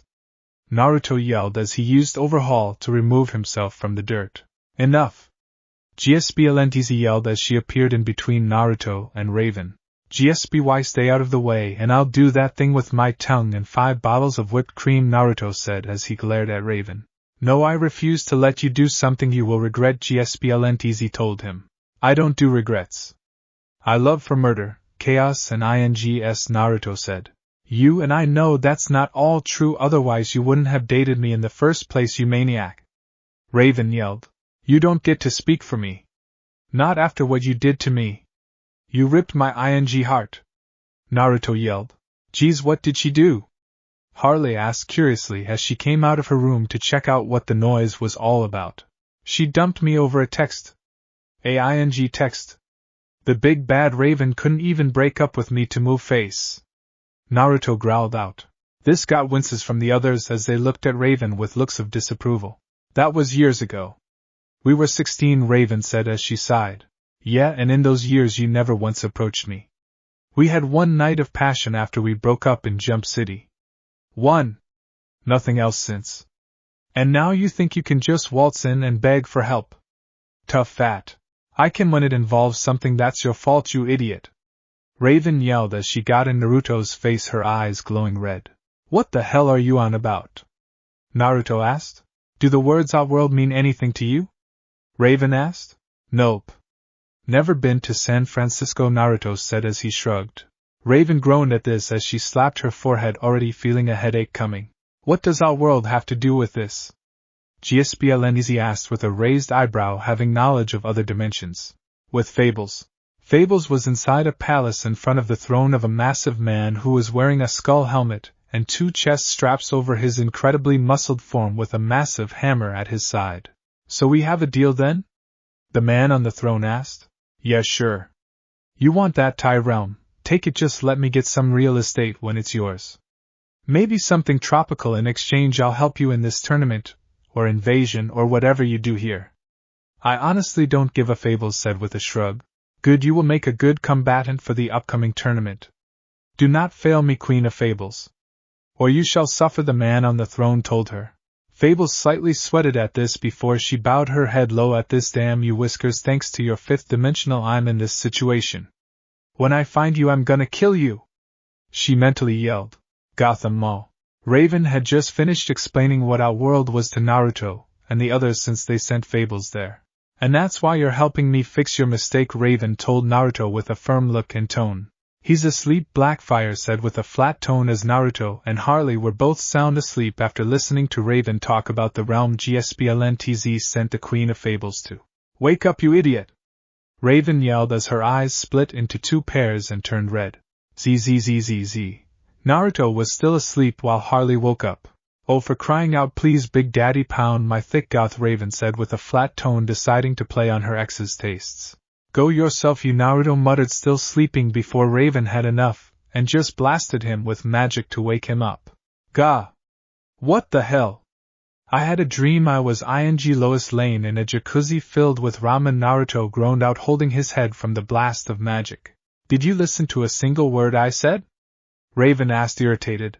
Yeah, Fables is helping some hat in another realm, and now he has enough fighters to possibly win some tournament to absorb our realm into his.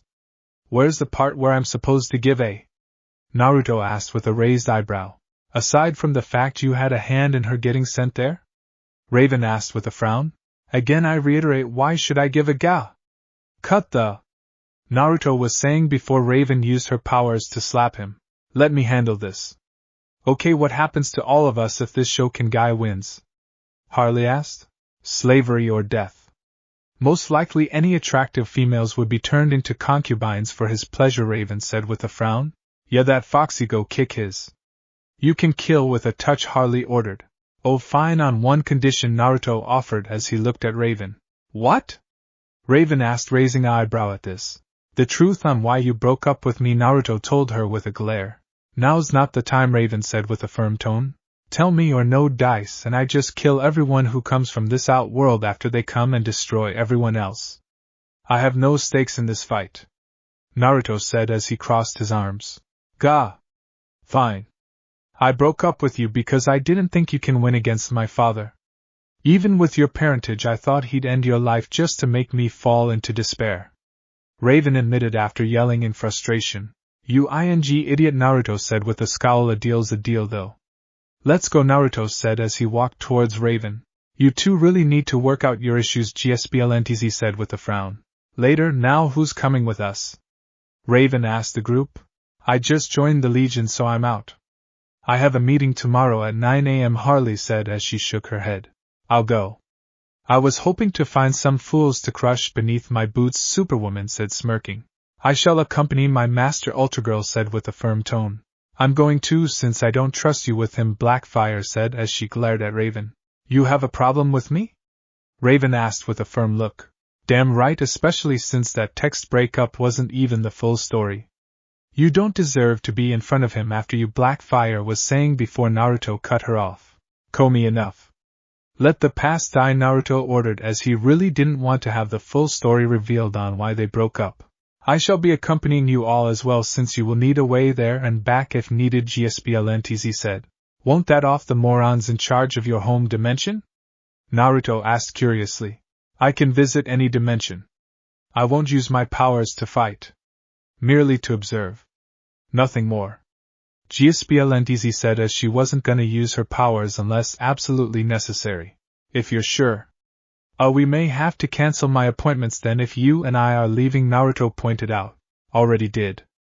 I will message Power Girl when we return for her rescheduling, GSBLNTZ. Oh come on. I'm giving up a night with power for this? Damn it. Naruto groaned. Just move, Raven yelled as she opened a portal. Yes, Master, Naruto said with a southern accent before Raven shoved him through the portal before the rest of them entered the portal, which closed. Shang Tsung's Island.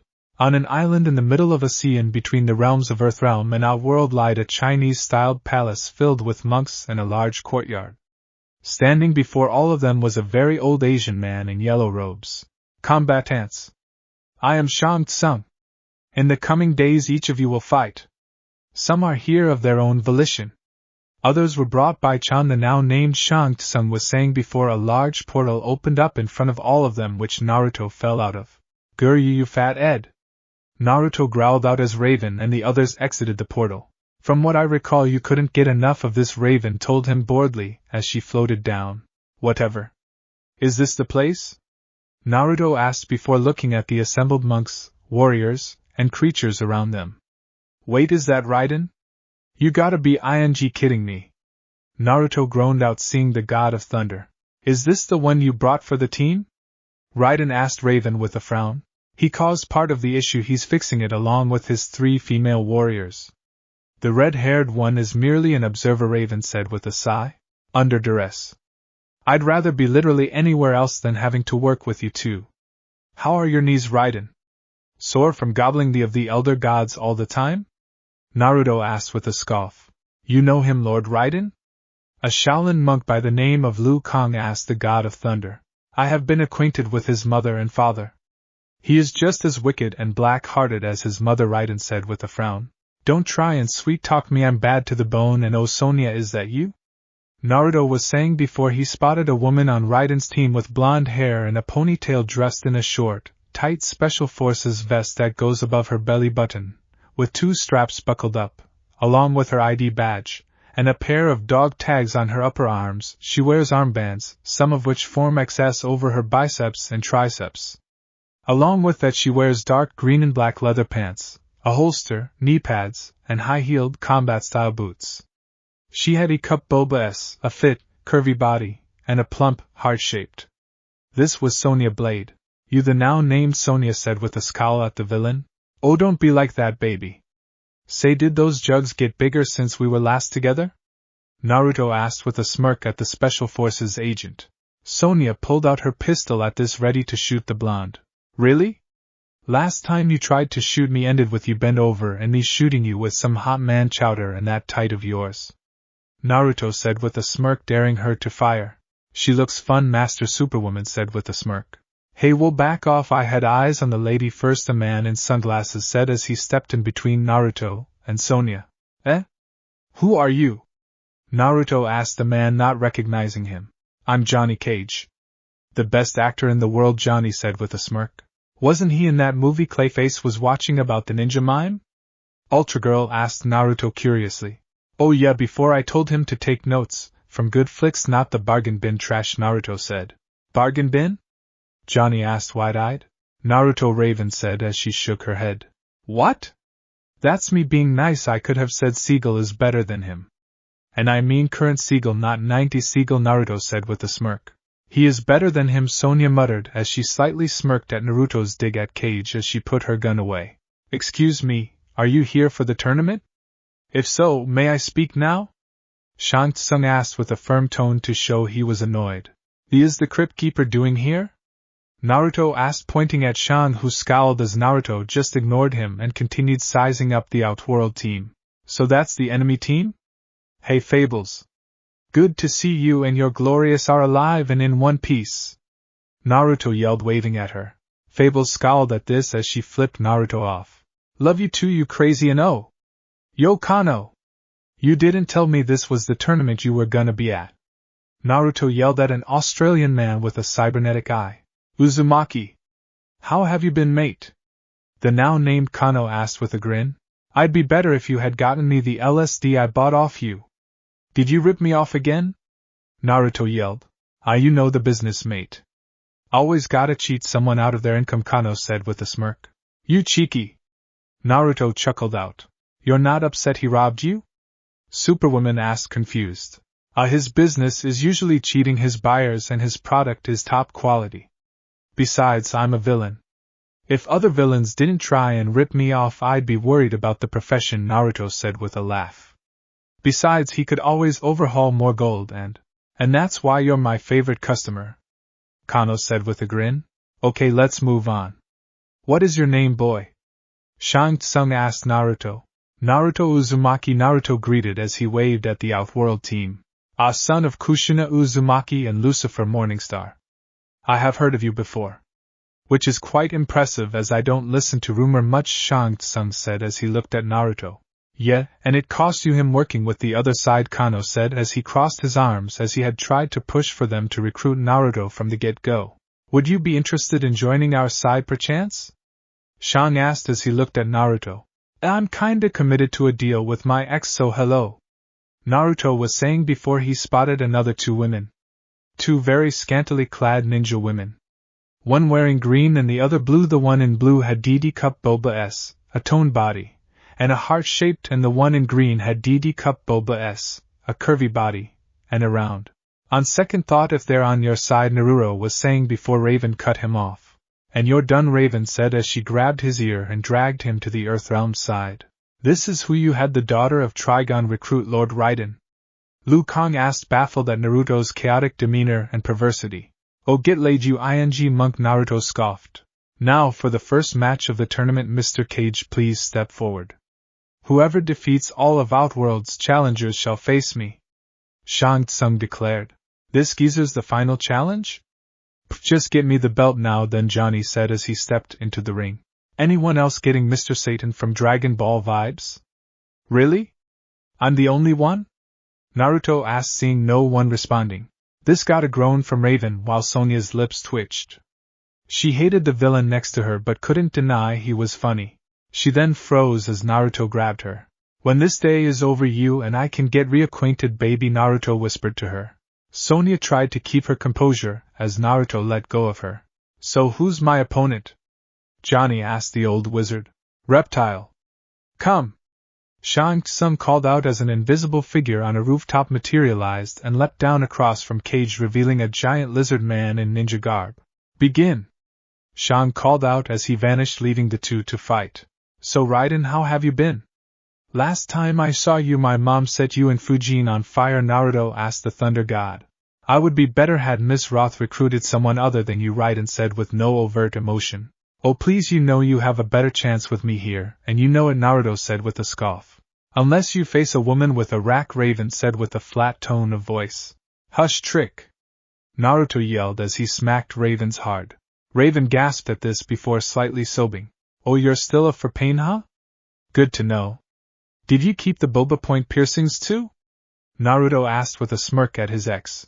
Master, the fight is over, Ultragirl said as Johnny ended Reptile with a punch to the. Bring on the next one. Johnny grinned. Very well. Baraka. Shang called as a monstrous man with pointed teeth entered the ring. Blades popping out of his arms. Well, that's a crazy prop and makeup dude, Johnny said with a grin.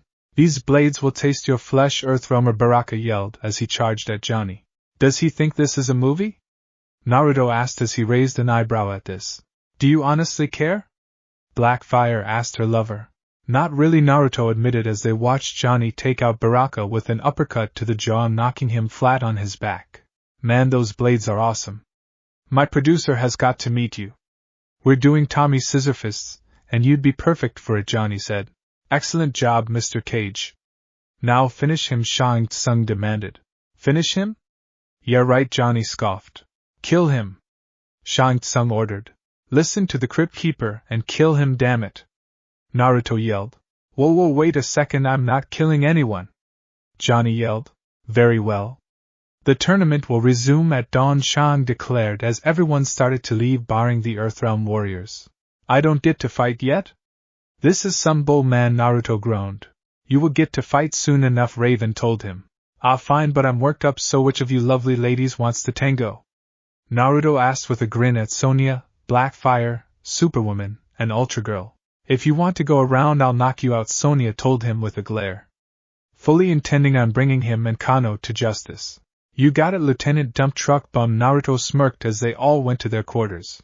With Shang Tsung, Kitana, Jade, Shang said, getting the attention of the two scantily clad ninjas. Attention, see if you two can bring the Uzumaki fighter to our side. With his powers, the Emperor will be unbeatable and Earthrealm will be absorbed without issue, Shang Tsung ordered. What should we offer this Uzumaki? Kitana asked as she and Jade kneeled. Seeing as he has an appetite for women, offer any concubines or even yourselves if needed. The Emperor will be most displeased with us if we fail, and sacrifices must be made to ensure our victory, Shang told them. You want us to ourselves out like common streetwalkers? Jade asked with a glare at the insinuation along with Kitana. We must do what is necessary to claim victory. No matter the cost. Either seduce him or make sure he is unable to fight, Shang said. With Naruto. Meanwhile, in the training room of the guest area, Naruto was sparring with Sonia, and by sparring, well. Sonia growled as she gripped the training mat as Naruto ate her from behind doggy style. Look at you panting like a reel in heat. Didn't take much, did it? I pinned you down once, and you just begged for me to wreck your gap, as Naruto said with a smirk, as he held Sonia by her hips as he pounded into her wet. Her clothes torn to shreds beneath them. F you monster, Sonia grunted out before she yelped as Naruto's hand swatted her plump rear, making it jiggle like jello.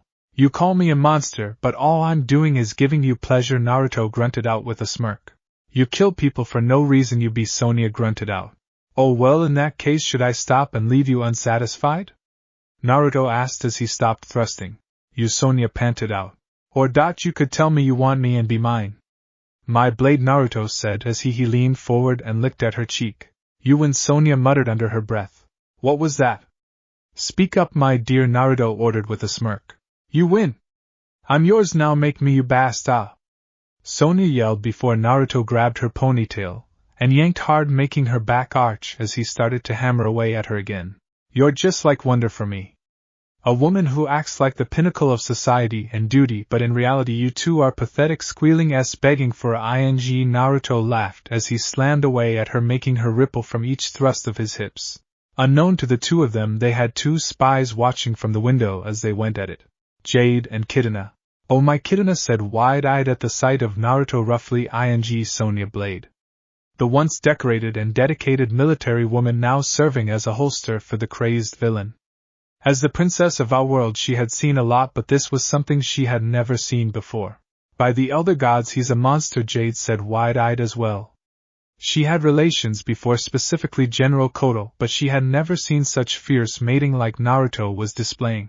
"I'm almost there where you want my load, my blade." Naruto grunted as he pulled on Sonya's hair. "I'm sighed.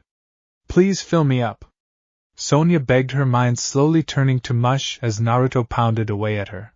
Naruto smirked as he slammed Sonya's head to the mat, holding it down as he started to thrust even harder before he roared loudly. His flooded her as the military woman spasmed and shuddered underneath him. Her eyes were lidding as she lay on the floor. Her tongue lolled out of her mouth as Naruto pulled out of her. "Woo! Now that was a fun warm-up." Naruto grinned down at the Ed's stupid Special Forces agent. "Ready for the next round, Sonya?" Naruto questioned when he got no response. "Did I break you already?" Naruto asked as Sonya remained silent. "Goddammit, guess I'll need to go to one of the other girls to take care of this." Naruto sighed as he stood up with his still hard swinging as he made for the door to the others' quarters. "How do we find concubines willing to take such a thing?" Kitana asked, wide-eyed outside the window with Jade watching as Naruto left, and her eyes lingering on the Ed's silly form of Sonya. "Perhaps we will have to do this ourselves. I do not believe anyone else would survive such ferocity, even amongst Outworld's best harlots," Jade admitted. She definitely wasn't wanting a shot at Naruto herself. She was just gonna do her duty. If we're gonna make an attempt to lure him over to our side, then we should do it when he's alone. Not when there are those of Earthrealm to keep him in line, Kitana pointed out.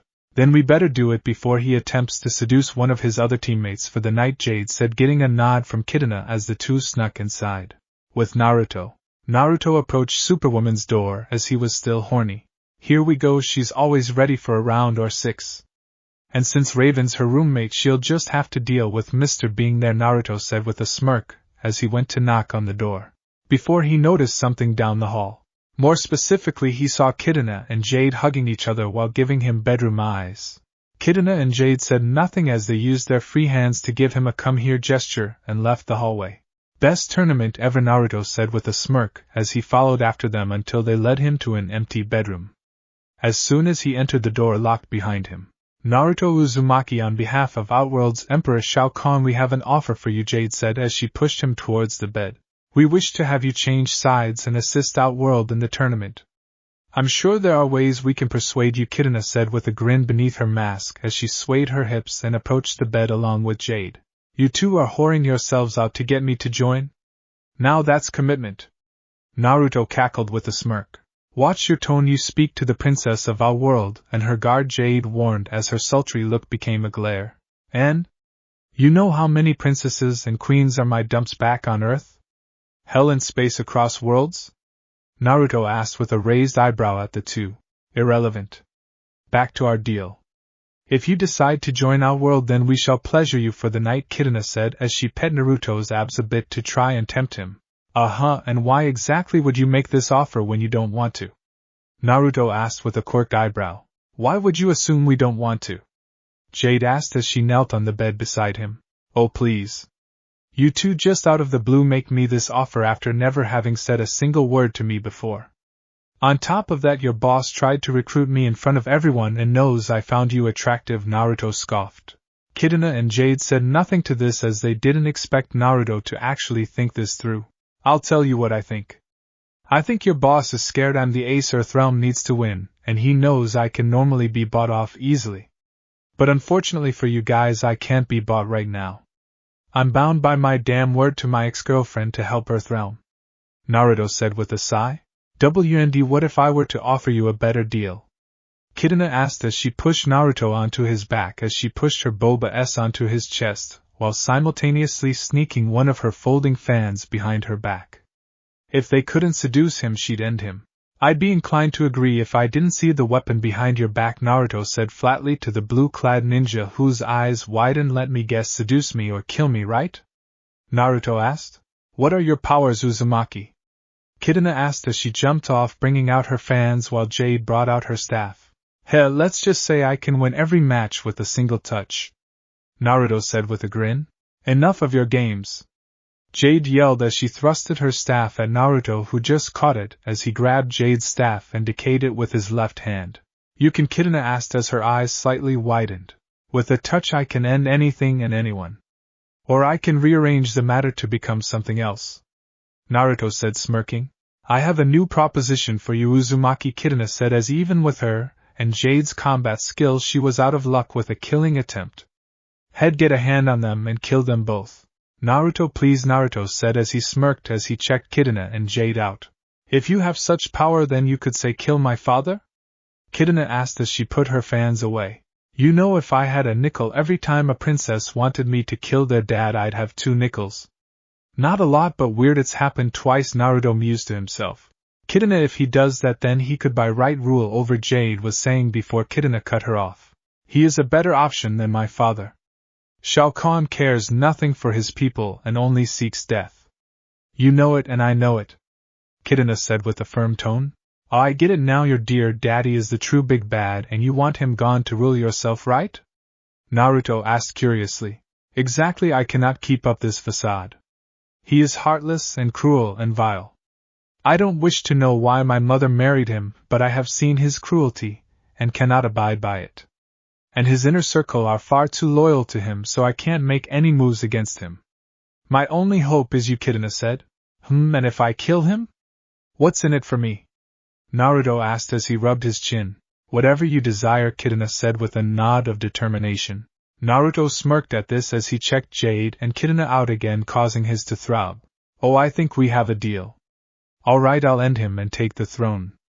And when I do, you two will be my yes to as I see fit, Naruto said with a grin. Are you sure about this, Kidana? Who's to say he won't be a worse choice than Shao Kahn? Jade asked her old friend. Have you a better choice of ruler? Have you someone that can face my father and his allies? Kidana asked. You know I can hear you, right? If you're gonna talk about me, let's talk about a down payment on my services. I don't work free after all, Naruto told them with a smirk. Very well, Kidana said as she went to unclasp her brow, but Jade stopped her. Wait, I'll do it first. He may use me instead of you. He will only mate with you upon the end of Shao Kahn, Jade said as she didn't want the princess to debase herself for nothing if Naruto failed. I can agree to that. Very well. Kidana, you may leave or stay and watch if you want. Jade, right? Naruto asked as he looked at the green-clad ninja. Yes. How shall I pleasure you, my lord? Jade asked with a bow as Kidana looked on at the two. Show me your face, then remove your clothing. I wish to see you in your full glory, Naruto told her. Jade nodded as she removed her mask, revealing her gorgeous face and dark skin. Very beautiful. Come here, Naruto said as he made a gesture to Jade. Jade stood up and approached Naruto before he grabbed her and pulled her to him, making her straddle him, causing his harden to rub against her, which he grabbed, making her gasp in surprise. Are you ready to uphold your end of the deal? Naruto asked as he used his powers to decay her clothes into ash on the floor. I am. Are you willing to uphold yours? Jade asked him. Oh, absolutely. Once I'm done ruining your gap, I'm going after Shao Kahn, Naruto said with a smirk before he slammed his inside Jade's gap, making the assassin squeal from the insertion. By the elder gods! Jade yelled as she felt his stretching her gap open. They ain't got on me, baby. Now ride me. Naruto ordered as he slapped Jade's, making it wobble and jiggle. Jade slowly bounced on his as she rode him. Not used to the size yet, and he was far beyond the length and skill of past lovers she had like Kotal. I said ride me, damn it. Do you not want my help? Naruto ordered as he slapped her again, making the green-clad ninja squeak at his actions. As Jade started to bounce her on his, Kidana bit her lip under her mask, watching as her best friend pleasured this man who agreed to help them. You're a tight one. Maybe I'll keep you after I take over, Naruto grunted out as he pulled Jade close. Thank you, Jade stuttered out a bit embarrassed. Had no need to hold back. If you enjoy me you then get wild.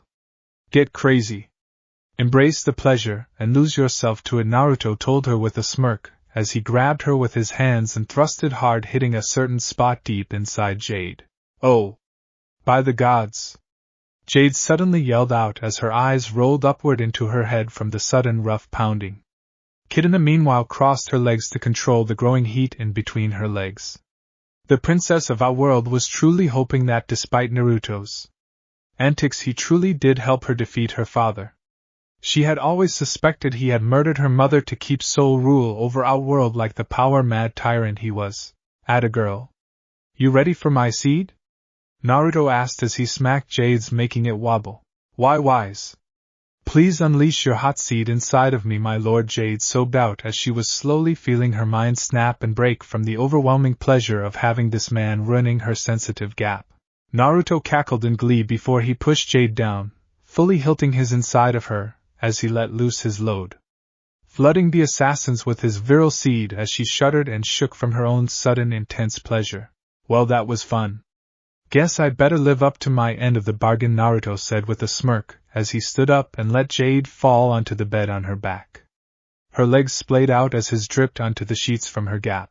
Yes, make sure you do well enough tournament to deal with my father, Kitana said as she composed herself as Naruto put on some clothes. Tournament? Who said anything about a tournament? I'm gonna cut to the chase and go deal with him now, Naruto said as he finished getting dressed. What? Kitana yelled wide-eyed. You heard me. I'm not gonna be a pawn in the Elder God's amusement. And I'm not waiting to plow you either. I'm taking over our world and taking what I want, Naruto said with a grin. You can't do that, Kitana said in pure shock. Why not? I'm not looking to take over Earthrealm, just take your father's throne so the Elder Wads have no say, Naruto said with a smirk. Kitana's eyes widened at this as she said nothing to this. Ye loop gap s now I'm just gonna go get my team so they know where I'm going, but before I do, Naruto said as he walked past Kitana, he paused and grabbed her and pulled her close before he moved her mask aside and kissed her. That's a little preview. 'Cause after I kill your dad I'm gonna wreck you rougher than I did your friend. You won't even remember your name when I'm done, Naruto said with a smirk, as he pulled away from the panting Kitana and walked out the door, leaving Kitana alone with the passed-out Jade, Superwoman, and Raven's room. After leaving the two Edenians, Naruto walked to Raven and Superwoman's room and overhauled the door, making a giant gap.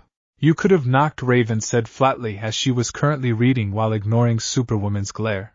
Change of plans. I'm not fighting in the tournament. I'm cutting out the middleman and taking over Outworld, Naruto told them. What? Raven yelled, snapping her book shut. You heard me. I hate the Elder Gods and their stupid rules. I hate helping the good guys here. So I'm doing this my way, Naruto said. I didn't bring you here to take over, Raven said as she stood up and glared at Naruto. Did I forget to mention I have no interest in Earthrealm? I don't want to merge realms together. I rule Outworld and visit Earthrealm when needed since it's my home dimension where I reside. I mean aside from the Netherrealm, Naruto said as his parents were from the Netherrealm so he could come and go there as he pleased. How are you so stupid but you can find loop gap s like this? Raven asked after blinking in surprise. You didn't call me stupid that night at the carnival when we were in the Ferris wheel and you got on your knees and pulled down that leotard, and Naruto was saying before Raven cut him off. I said never to mention that night. Raven yelled as her powers went off and made the walls shake. And you act like I give a what you want, Naruto scoffed. Okay, seriously, what the hell happened between you two? Superwoman asked. None of your business. Now we have a night to kill and I'm bored, so you better bend over and brace yourself, Naruto said as he looked at Superwoman, who smirked at him, ordering her around. If you're gonna one of your do it elsewhere, Raven told him with a scowl. How about no and you shut up and deal with it, Naruto said, flipping her off. Don't look at her, master. Superwoman purred as she leaned against the wall and lifted up her skirt, showing off her jackpot. Naruto grinned as he tackled the evil villain to the wall and started to caress and grope her while Raven tried to block out the sounds by reading. Their antics would however not be tuned out by Raven no matter how hard she tried, as they went at it before her all night long. The next morning, After Naruto had his fun with Superwoman, he met with his team and the Earthrealm fighters as they got ready to continue the tournament. As the group made it to the courtyard where Shang Tsung was, they saw a bald, pale man with black garb standing beside Shang Tsung. Combatants, allow me to introduce another of the fighters you may face should you make it far enough. This is Shang Tsung was saying till Naruto cut him off. Quan Chi? That you? I thought Mom crippled you after you called her a crazy harlot? Naruto asked with a raised eyebrow. You did not tell me Lucifers would be here in the tournament, Quan Chi said with a glare at Shang Tsung. Oh, I'm not in the tournament. Not anymore, Naruto said with a smirk. What? Raiden yelled wide-eyed at this declaration. I'm aiming higher. See, here's the thing. I don't play well with good guys and heroes unless they have some fine ES to tap like Sonya there. Naruto said as he smirked at Sonya, who was still limping and blushed in embarrassment. So you wish to side with my master Ga? Shang Tsung was saying before Naruto suddenly appeared and kicked him in the face, sending him skidding back. I don't do orders from people I plan to usurp. I'm not fighting to save Earthrealm. I'm conquering Outworld myself. I challenge Shao Kahn to mortal combat for his throne. Naruto yelled as he glared at the sorcerer. You dare think yourself worthy of the throne? He will not accept the challenge of a mongrel like you who has not proven themselves. Shang Tsung yelled as he stood up. So I need to prove myself then? Fine, how many of you do I need to kill? Naruto asked as he looked at a group of 10 Tarkatans that suddenly started to surround Naruto. End him. Shang Tsung yelled as the Tarkatans drew their blade arms and rushed at Naruto, roaring for flesh and blood. 10 Tarkatans versus me?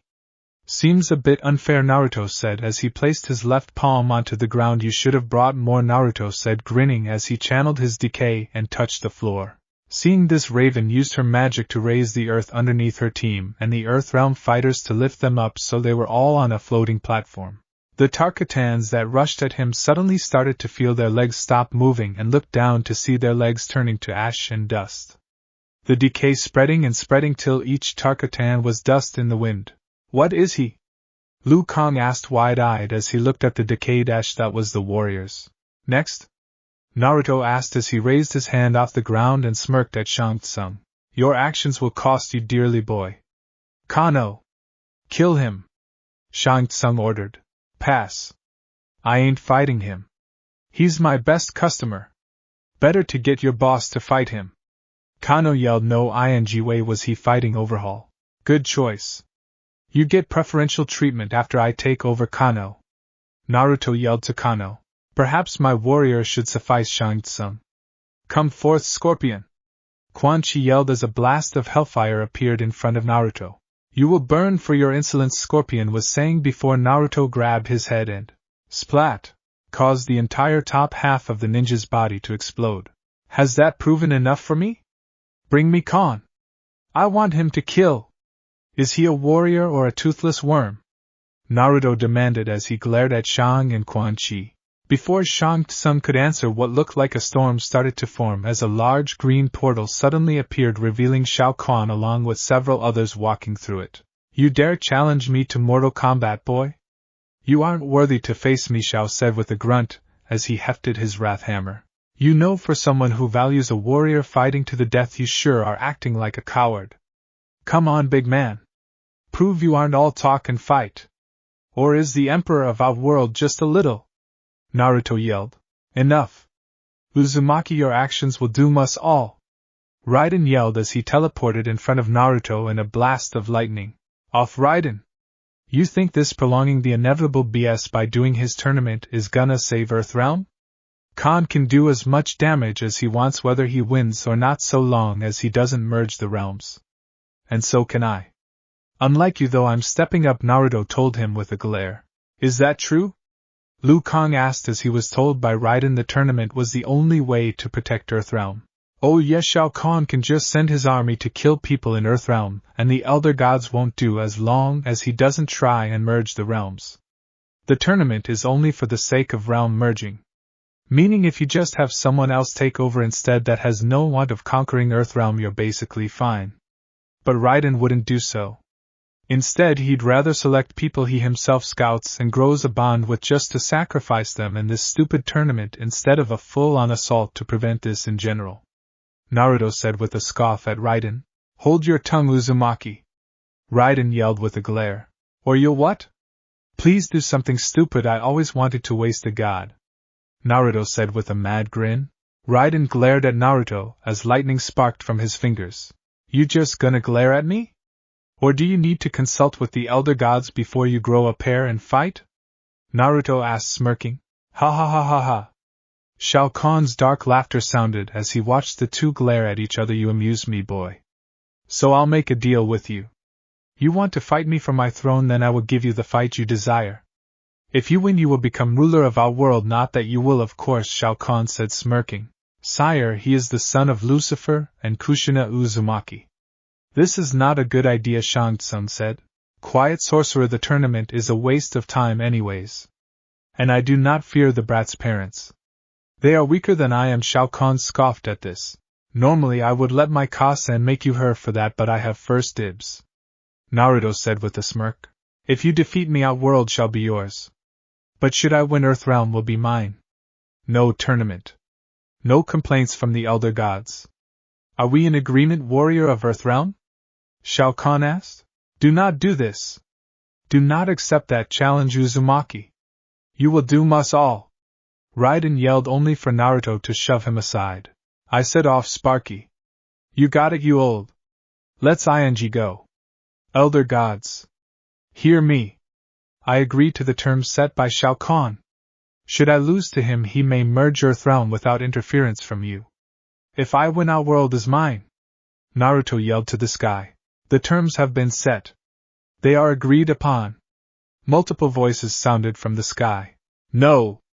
Elder gods, do not let him do this. He will doom us all. Raiden yelled in horror. Very well, boy, but before we fight, I would like to see what you're truly capable of, seeing as I've yet to see you fully fight in the tournament, Shao Kahn said. A preliminary? Fine, who's my opponent? Please, said the pale guy. He's ranking somewhere between a ghost and a child molester on the creepy scale, Naruto said, smirking. This got some groans from everyone. Except Johnny Cage and Kano. They were laughing hard at this. I really hate you, Uzumaki Quan, she grumbled. I'll ing do it, Emperor. I owe this little anyways, Fable said with a glare at Naruto.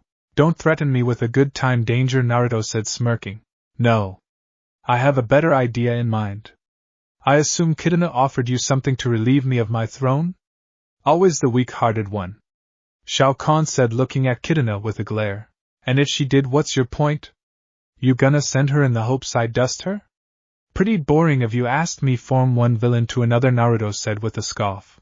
Tempting, but I have a better idea, Shao Kahn said, smirking as a green portal opened up beside him, revealing a coffin. Quan Chi, revive the individual in this coffin with your magic, Shao Kahn ordered. Quan Chi raised an eyebrow but did as he was told, channeling his Netherrealm magic into the coffin with a chant. As soon as he finished, a loud scream sounded and the coffin broke apart, followed by wicked laughter, as a female form walked out of the dust. This beautiful woman was wearing a skimpy purple and black bodysuit adorned with silver jewelry, with her long silver hair down to her back. Her lips covered in a black lipstick as she strutted down to the ring. She had E-cup Boba S, a curvy model-like body, and a plump round. So I've returned to the realm of the living. Took you long enough, dear husband, Sindel said with a wicked smirk. Mother? Kitana asked, horrified along with Jade. And we're screwed, Raven said with a groan at seeing Sindel. Surely he can prioritize the battle over Liu Kang, was saying before he was cut off. Oh mama, that's what I like. Naruto yelled as he stomped his foot a few times before he wolf whistled loudly. Before a boulder covered in raven power smacked him in the back of the head. Focus, you idiot! You die, we're all Ed. Raven yelled. If you didn't have a first class, I would splatter you like a blackhead. Naruto yelled as he held his head, while the other Earthrealm team members groaned. Empress Sindel, you have a duty to fulfill with your new revival. Kill that one who threatens the throne of Shao Kahn, Shang Tsung said with a smirk. Oh, this scrawny peasant thinks he can defeat my husband? That's why you revived me? Has Outworld truly grown so weak in my absence? Sindel asked as she looked at Shao Kahn in disappointment at this news. Empress, huh? I see why you went for her. So if I beat her, and then kick your, does she also become mine? 'Cause if so, this is gonna be great, Naruto said with a smirk. You dare speak in such a tone to Sindel was saying before Naruto tapped her face and made her explode before in an instant she was reformed like nothing happened. What did you do? Sindel asked as she blinked in surprise. I killed you and quickly put you back together. Think of it as a show of what I can do if I face your husband there. He fears me and rightfully so. Naruto said with a smirk. I fear nothing, boy. Shao Kahn yelled as he stood from his throne and glared at Naruto for the accusation. Then prove it. Fight me like a warrior. You sent your wife who was literally dead before now to see what I was capable of, hoping I wouldn't harm her, and that failed. So tell me, when she died, did she also take your manhood to the grave with her? How did she die anyways? Naruto asked mockingly. Quan Chi murdered me under his nose, Sindel said with a scowl, seeing the pale sorcerer allied with Shao Kahn. Oh good, more reason to kill him later aside from being Shinnok's little. Alright Kahn, I got a princess and empress to wreck after this, so get in the ing ring and fight me, Naruto said with a glare, tired of waiting. Bah! Kitana may have offered herself for you to face me, but my wife knows better, Shao Kahn said with a smug grin. Oh no, he's absolutely right. I married you for your power and throne. And you've clearly grown weaker if this boy can make you worry. If I'm to be empress again, my husband must be a strong warrior. Something you clearly aren't, and he is, Sindel said with a grin, looking at Naruto, licking her lips. Shao Kahn growled as he glared at Naruto. You will suffer for this insult, boy. He yelled as he charged at Naruto with his wrath hammer, and swung it down on the villain, only for Naruto to catch the hammer with his left hand, stopping it from connecting. Sindel, do be a dear and clean house after I win. Spare anyone not loyal to Shao Kahn. Cause when I take over I want a clean regime, Naruto chuckled before decaying the hammer to ash. What? Shao Kahn asked in shock, as that weapon was tied to his magic and shouldn't be able to be destroyed. Naruto grinned while reaching under Shao Kahn. The ruler of Outworld's eyes widened as he felt pressure before letting out a loud roar of agony, drowning out the sounds of tearing flesh. Naruto's hands were coated in blood, with a mad grin on his face, dropping the contents in his hand on the floor, revealing the bloody genitals of Shao Kahn, now on his knees, holding, wailing in agony. Wow, Sindel wasn't kidding about marrying you for power. Such a tiny clearly doesn't help with your points in the bedroom. Give up and die, Kahn. My decay, when it goes all out, it affects everything, Naruto said with a mad grin as he slammed his hand on the ground, making the ground crack as the very earth started to decay, while Superwoman, Black Fire, Ultra Girl, and Raven got everyone up in the air, and Sindel flew up to avoid the growing decay. Seeing this, Shao Kahn leapt high into the air to dodge the effects, only for his eyes to widen as Naruto's other hand slammed onto the ground and overhauled the ground behind him into earthen spikes, which launched towards the Emperor of Outworld. Either get impaled or hit the ground and turn to dust. Make a choice, O great Emperor.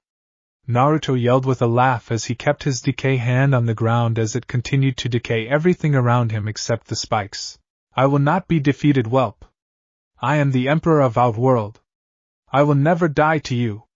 Shao Kahn yelled as he magically created a green light spear that he threw at Naruto, who rolled out of the way as he came back down. The decay ending just as Kahn slammed back down to the ground. Such poetic words for someone about to die, Naruto said, smirking before he vanished in front of Shao and ended up behind him. His overhaul hand placed on Shao Kahn's helmet. Goodbye, fool, Naruto said, grinning before he overhauled the helmet into spikes, impale Kahn through his skull, impaling the Emperor's head with the metallic spikes of what was once his helm before Shao Kahn's body fell to the ground lifeless. He actually did it, Sindel said with a savage grin as she held Koto by his neck with her hair before crushing his neck into pulp. He wasn't someone she ever liked, since he always looked like he was plotting against her and her now deceased husband. Flawless victory, Naruto said with a grin as he gazed at everyone around him, his eyes lingering on Raven in particular. As if to say, told you I'd ing win? This is not good, Raiden muttered as they all landed on the ground. Oh, relax, Static. Like I said, I have no interest in merging the realms now. If you would be so kind, get thee off my property, Naruto said as he approached them. What? But you just won. Shouldn't this call for a party or something? Johnny asked, confused. Good idea, I'll send invites once the details are ironed out. My people will call your people. Etc. Etc. For now though, get out. Not you, Sonia, you can stay, Naruto said with a smirk at the military woman who scowled with a blush at him. Now then, let's go see my new palace. Oh, and if you keep giving me the stink, I am gonna splatter you, magic boy, and the old wizard, Naruto said with a grin at his team before he walked past Quan Chi and Shang Tsung as he walked to the portal to our world. This is not gonna be good, Raven said with a sigh as she followed after to make sure Naruto didn't pull something really bad. Outworld. Shao Kahn's old palace. Whoa ho ho. Now this is a palace. I think this has my dad's place beat. Naruto yelled as he looked around the palace with a grin. Shall I prepare my husband's old concubines for a celebration, my lord? Sindel asked, seeing Naruto's excitement. Depends on what his tastes are. I'll take a look later. For now we should focus on clearing out people who won't be happy with me taking over, Naruto said simply as he looked at Shao Kahn's throne before taking a seat in it. Oh yeah, this feels right for me. Couldn't get Dad's throne, so I'm taking this one, Naruto cackled with a grin. It suits you, love, GZSBLNTZ said as she appeared next to Naruto along with a woman that looked similar to Kitana with razor-sharp teeth, and wearing bandages that were partly falling off of her. Gah! Don't do that, woman! Naruto yelled as he jumped out of the throne and landed on the ground. Sorry, I was exploring and found something of interest, GSBLNTZ said. Who's the butterface? Naruto asked, confused. Yes, so that princess you made a deal with. I followed an energy signature similar to hers in something called the flesh pits. Apparently the old wizard used her DNA and spliced it with the Tarkatans native to this realm, and created her. This is Melina, GSBLNTZ said, gesturing to the woman who giggled. We have flesh pits? Naruto asked, raising an eyebrow while Kitana glared at her clone and Shang Tsung in a rage at this reveal. Not the point, dear. Anyways, I pulled her from her sleeping state a bit early before her loyalty to Shao could be fully set in. She can be made a new pet if you desire, GSBLNTZ said with a smirk, as she snapped her fingers, causing the clone to gain some clothes similar to Kitana, only purple. I'm not sure I want my bitten off during a... Naruto admitted as he checked out the clone. She'll call you daddy and let you use her, and you can overhaul her face, GSBLNTZ said with a smirk. Sold. Come here, my dear. Naruto ordered the clone and placed his right hand on her head, splattering it before reforming it so her face was exactly like Kitana's. There, I also made it so she can at will regrow the teeth how they were for combat purposes, Naruto said. Thank you, Lord Daddy, Melina said with a bow. Am I the only one not okay with any of this? Raven asked. Oh, don't be a stick in the mud, and Kitana, stop giving your sister the stink eye, Naruto ordered. Sister? Kitana and Sindel yelled, surprised at this, though Sindel wasn't angry about this. You heard me. She can't help being born or created in this case. Sidebar, Shang Tsung, I'm docking your pay, Naruto said to the wizard. We're getting paid? Shang Tsung asked, turning to Baraka. Why, you weren't getting paid? What the hell was Khan offering you people? Naruto asked, surprised at this. Flesh for my people to eat, and wars to fight, Baraka explained. Souls and slaves for my experiments, Shang Tsung said nonchalantly. Wouldn't a cheeseburger or a steak suffice? Naruto asked Baraka. What's that? Baraka asked, confused. Sindel, make a note, we need to do some trading with Earthrealm for goods and services. And by trade I mean we're robbing them of, Naruto said after a moment of silence. Of course, my lord, Sindel said with a grin. So you're just gonna rule this place now? Blackfire asked curiously. And more or less. Kitana's the one I made the deal with to rule with, and Sindel's the former empress. I'm sure them and Melina can take charge when I'm not around. Naruto shrugged.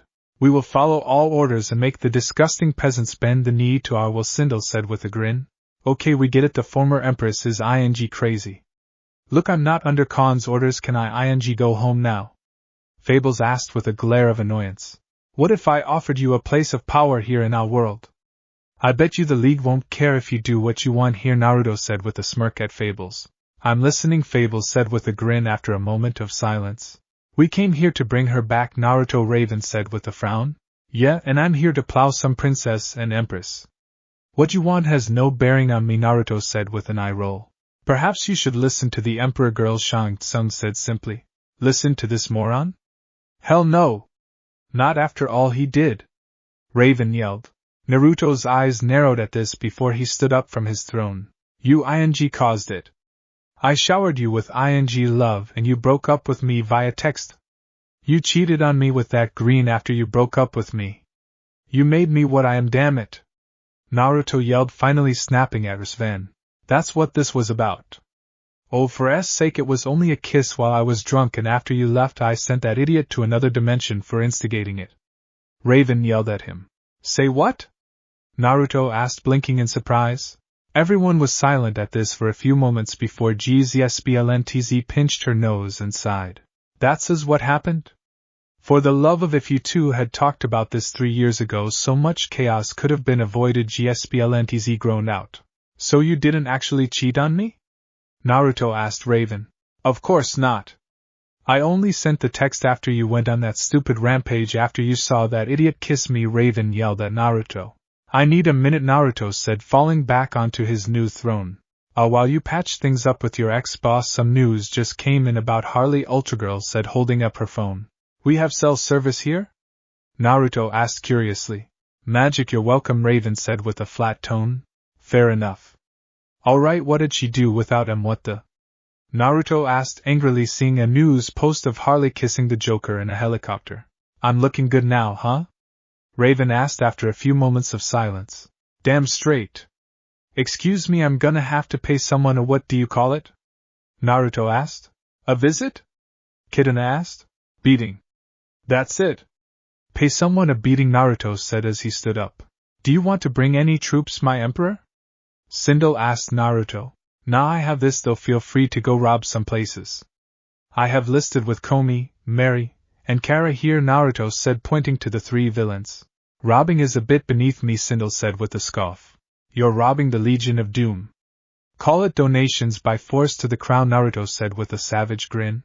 Oh, I think I'm going to enjoy being Empress again at your side, Sindel said with a wicked laughter. Now let's get back home, Naruto said as he looked at Raven as he approached her. We good now, MPPPPH?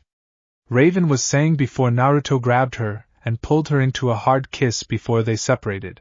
We'll catch up soon enough. In the meantime though, Naruto said, holding up his hands revealing a black bra and thigh. I'll be retaking my trophies from you, Naruto said with a grin. How did he?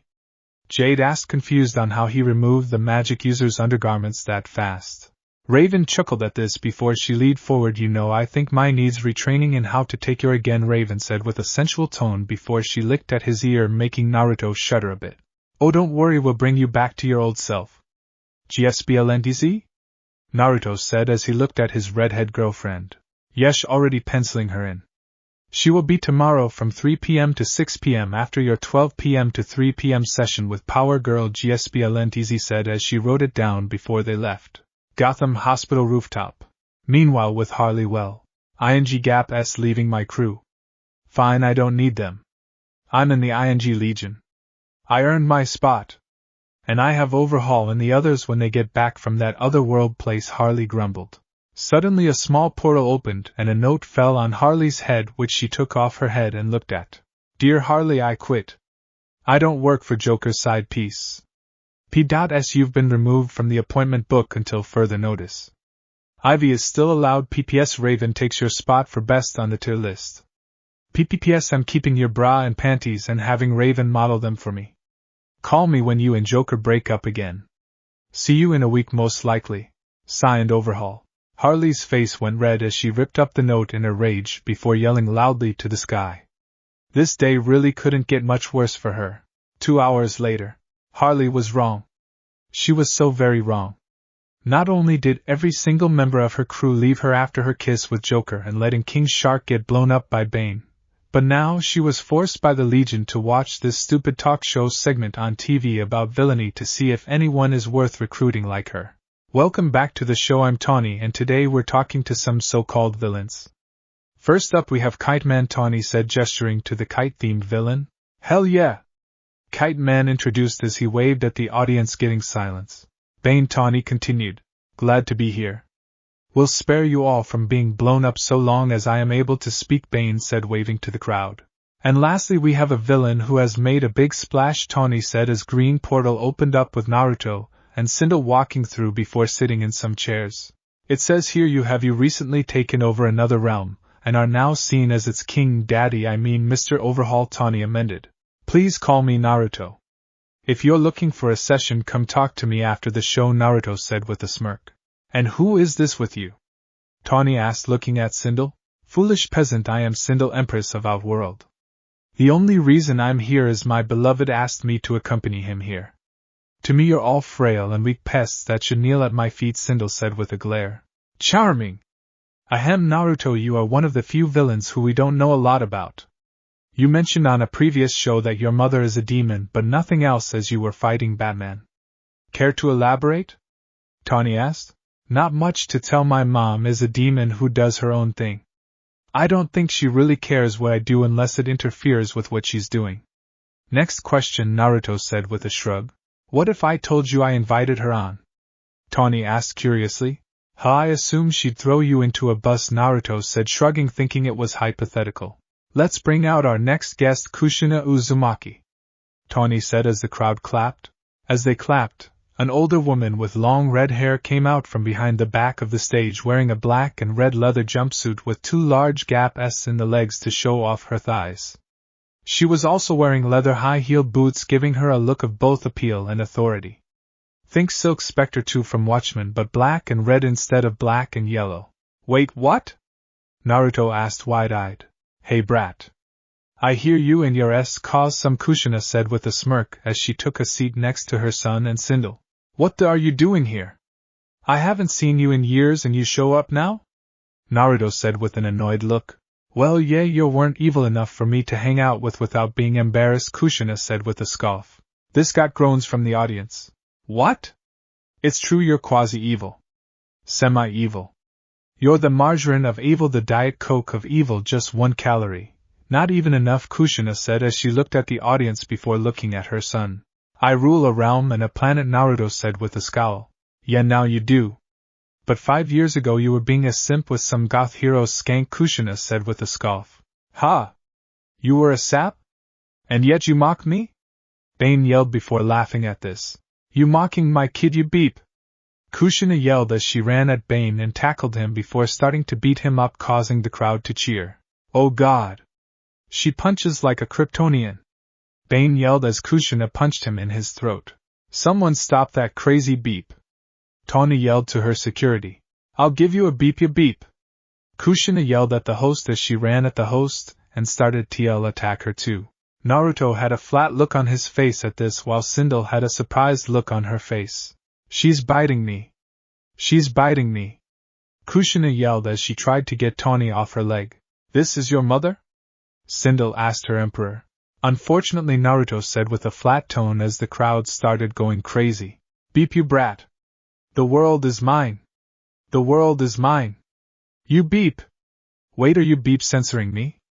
Kushina yelled as she ran around the stage holding a globe before she crushed it in her hands as she yelled at the cameraman. I shall limp away from this madness, Bane groaned as he started to limp away. Get back here, you lookador beep! Kushina yelled as she tackled Bane. She hates limping more than running, Naruto said with a flat tone. Harley watched this while with a flat look on her face. So that's where he got his crazy from, Harley said before she took out some scotch and downed the bottle in one go. Planet-wide Pavers Factory. Harley frowned as she looked through her binoculars at the heavily guarded factory with people in hazmat suits while Frank the Plant drank a soda. It had been a hectic few days since Harley was abandoned by her crew after she made out with Joker. So much had happened in the past few days, like dealing with the Legion of Doom meetings, going back home to talk to her mother about some of her issues, having to deal with her deadbeat father and several assassins who killed her grandparents, trying to kill her only for her own father to try and kill her for a bounty, with her mom interfering on his behalf. So much had gone wrong in such a short amount of time, and now she found out from Frank that Ivy was captured and being experimented on. This is all my fault, she's in there, I can't even imagine what they're doing to her, Harley groaned out. You don't think it's like torture, right? Harley asked Frank. I don't think it's like torture. That's Motherian torture right there, Frank said as he drank his soda. Screw this, I'm getting her out, Harley growled out, grabbing her bat as Frank wrapped a vine around her arm. That is a lot of big boys with guns and you're one petite young woman with a bat. They ain't gonna come at you one at a time. That's not how that works, Frank exclaimed. That's actually standard goon operating procedure, Harley said before an old man walked to the factory entrance. Excuse me? I'm so dang lost, and the elderly man was saying before a hazmat-suited goon hit a button and everyone opened fire on the old man, shredding him with a barrage of bullets. Oh, they're doing the all-at-once way now, Harley mused. You know what you need? Frank asked. More bats? Harley asked, raising an eyebrow at this. More crew. You need your crew, woman, Frank told her, making Harley sigh. Hours later, Harley had brought Dr. Psycho from his fortune-teller gig, Clayface from his job with Riddler, and King Shark from his IT job to at least hear her out. However, there was still someone else she needed to contact. And so she sat in the mall holding her cell phone, taking calming breaths. Okay, Harley, you can do this, she told herself before she made a call on her phone, and after a few rings. I do believe Naruto had you blocked, GSBLNTZ said as she answered the phone with an annoyed tone. I know, but this is important. I need his help badly, Harley said with a firm tone. What could you possibly need him for? Wait, let me guess, you want to make out with Joker in front of him again. You want him to nuke a city? 'Cause that's how you get nuked cities. GSBLNTZ said flatly. I'm not gonna look, just send him to the mall. Please. The rest of the crew is here and I need to talk with them all, Harley pleaded. Why should he help you? GSBLNTZ asked, getting annoyed at Harley not saying anything. For SK Harley, Ivy has been kidnapped, and Frank yelled, tired of Harley just not saying it on the phone. Ah hell, hold on. Stop groping Kitana and Jade. You have a mission back in Gotham. GSBLNTZ yelled. Take a message, I'm about to seal the deal, damn it. Naruto was heard yelling as the sounds of flesh slapping flesh echoed through the speaker. Ivy's been kidnapped. GSBLNTZ yelled loudly. What? What? Wait out? Naruto's voice was heard yelling before a green portal opened up in front of Harley as Naruto came running through in his underwear. Cinder, you're in charge till I get back. Keep the concubines in line. Naruto yelled as the portal closed. So you'll help? What about Blackfire and the others? Harley asked curiously. They are busy training up my troops, so they are actually competent. Shao Kahn had his troops just rely on pure brute force and brutality. Anyways, start talking. What happened to my favorite redhead? Naruto asked Harley. Can you put a shirt on first? Dr. Psycho asked with a flat tone of voice. Jealous you don't have abs like me, short round? Naruto asked, smirking before Harley threw his clothes at him. Put your clothes on, damn it, Harley ordered as she already had a headache. I don't take orders from you. Be glad I didn't show up, D. Hell, maybe I'll help you find Ivy while streaking. That'd be fun for me, Naruto told her with a smug tone. Oh, for the dude Ivy kidnapped. Focus! Frank yelled at Naruto. Okay, so who the hell kidnapped her? I want to know the next of kin. I will need to send the corpse to, Naruto said as he put on his clothes. Scarecrow Clayface told him as Harley had already filled them in before Naruto arrived. Oh goody! He's on my bucket list. I wanted to ice that ever since the moment I met him. Naruto exclaimed giddily. What did he do? Shark asked curiously as he figured the villain must have done something to him off if he made his list. Or ripped me off. That fear toxin of his was weak to get high on. Quality product, my, and charging me triple the price, Naruto grunted. You got high of fear toxin? Dr. Psycho asked, baffled. No, I didn't. That's the problem. Most it did was make me see my deepest, darkest fears. Weak, Naruto grumbled. Okay, I'm gonna regret asking this. What did you see? Harley asked. I saw myself in a monogamous relationship with a total number 2 out of 10. No, and a total narcissist. Nothing enjoyable about the woman I was with. It was horrible, but still weak, Naruto sighed. You saw yourself with Rachel Ziegler? Harley asked curiously. Ha! Don't think you can make up with me with a good joke, woman, Naruto told Harley with a smirk. What's happening? What's shaking? We pullin' a caper? Cyborgman asked, rolling into the room to see everyone talking. Oh wow, you must be desperate if you're recruiting him, Naruto said, surprised at the old man. I wasn't, but I'll take what I can get, Harley admitted. We already know you're back with Joker, no need to announce it, Naruto said with a scoff before he yelled as Harley's bat hit him in the head. I'm not with Joker. That kiss was stupid, mistake. Harley yelled in a rage. Sure, like we believe that, Shark said with a scoff. Alright, enough of this. Let's go rescue Ivory or whoever. I'll drive, Cyborgman said as he led the way outside. I think I'll walk, Naruto said with a flat tone of voice. What? I'm an excellent snorer, Sai said before falling asleep mid-sentence. Maybe I should call my forces, Naruto admitted, cause if this was the best plan they were screwed. Yes, how is your new empire, my old friend? Clayface asked as he looked at Naruto. Pretty cool. If you guys need jobs, there's spots open as army commanders. Not for you, Tattoo and Joker's side piece. Naruto was saying before he yelled at Psycho and Harley. I don't need a job from someone whose mommy mocked them on live TV, man, Psycho said with a scoff. And I'm not the Joker's side piece. Harley yelled angrily. Side piece. Stale old bread brought to the table.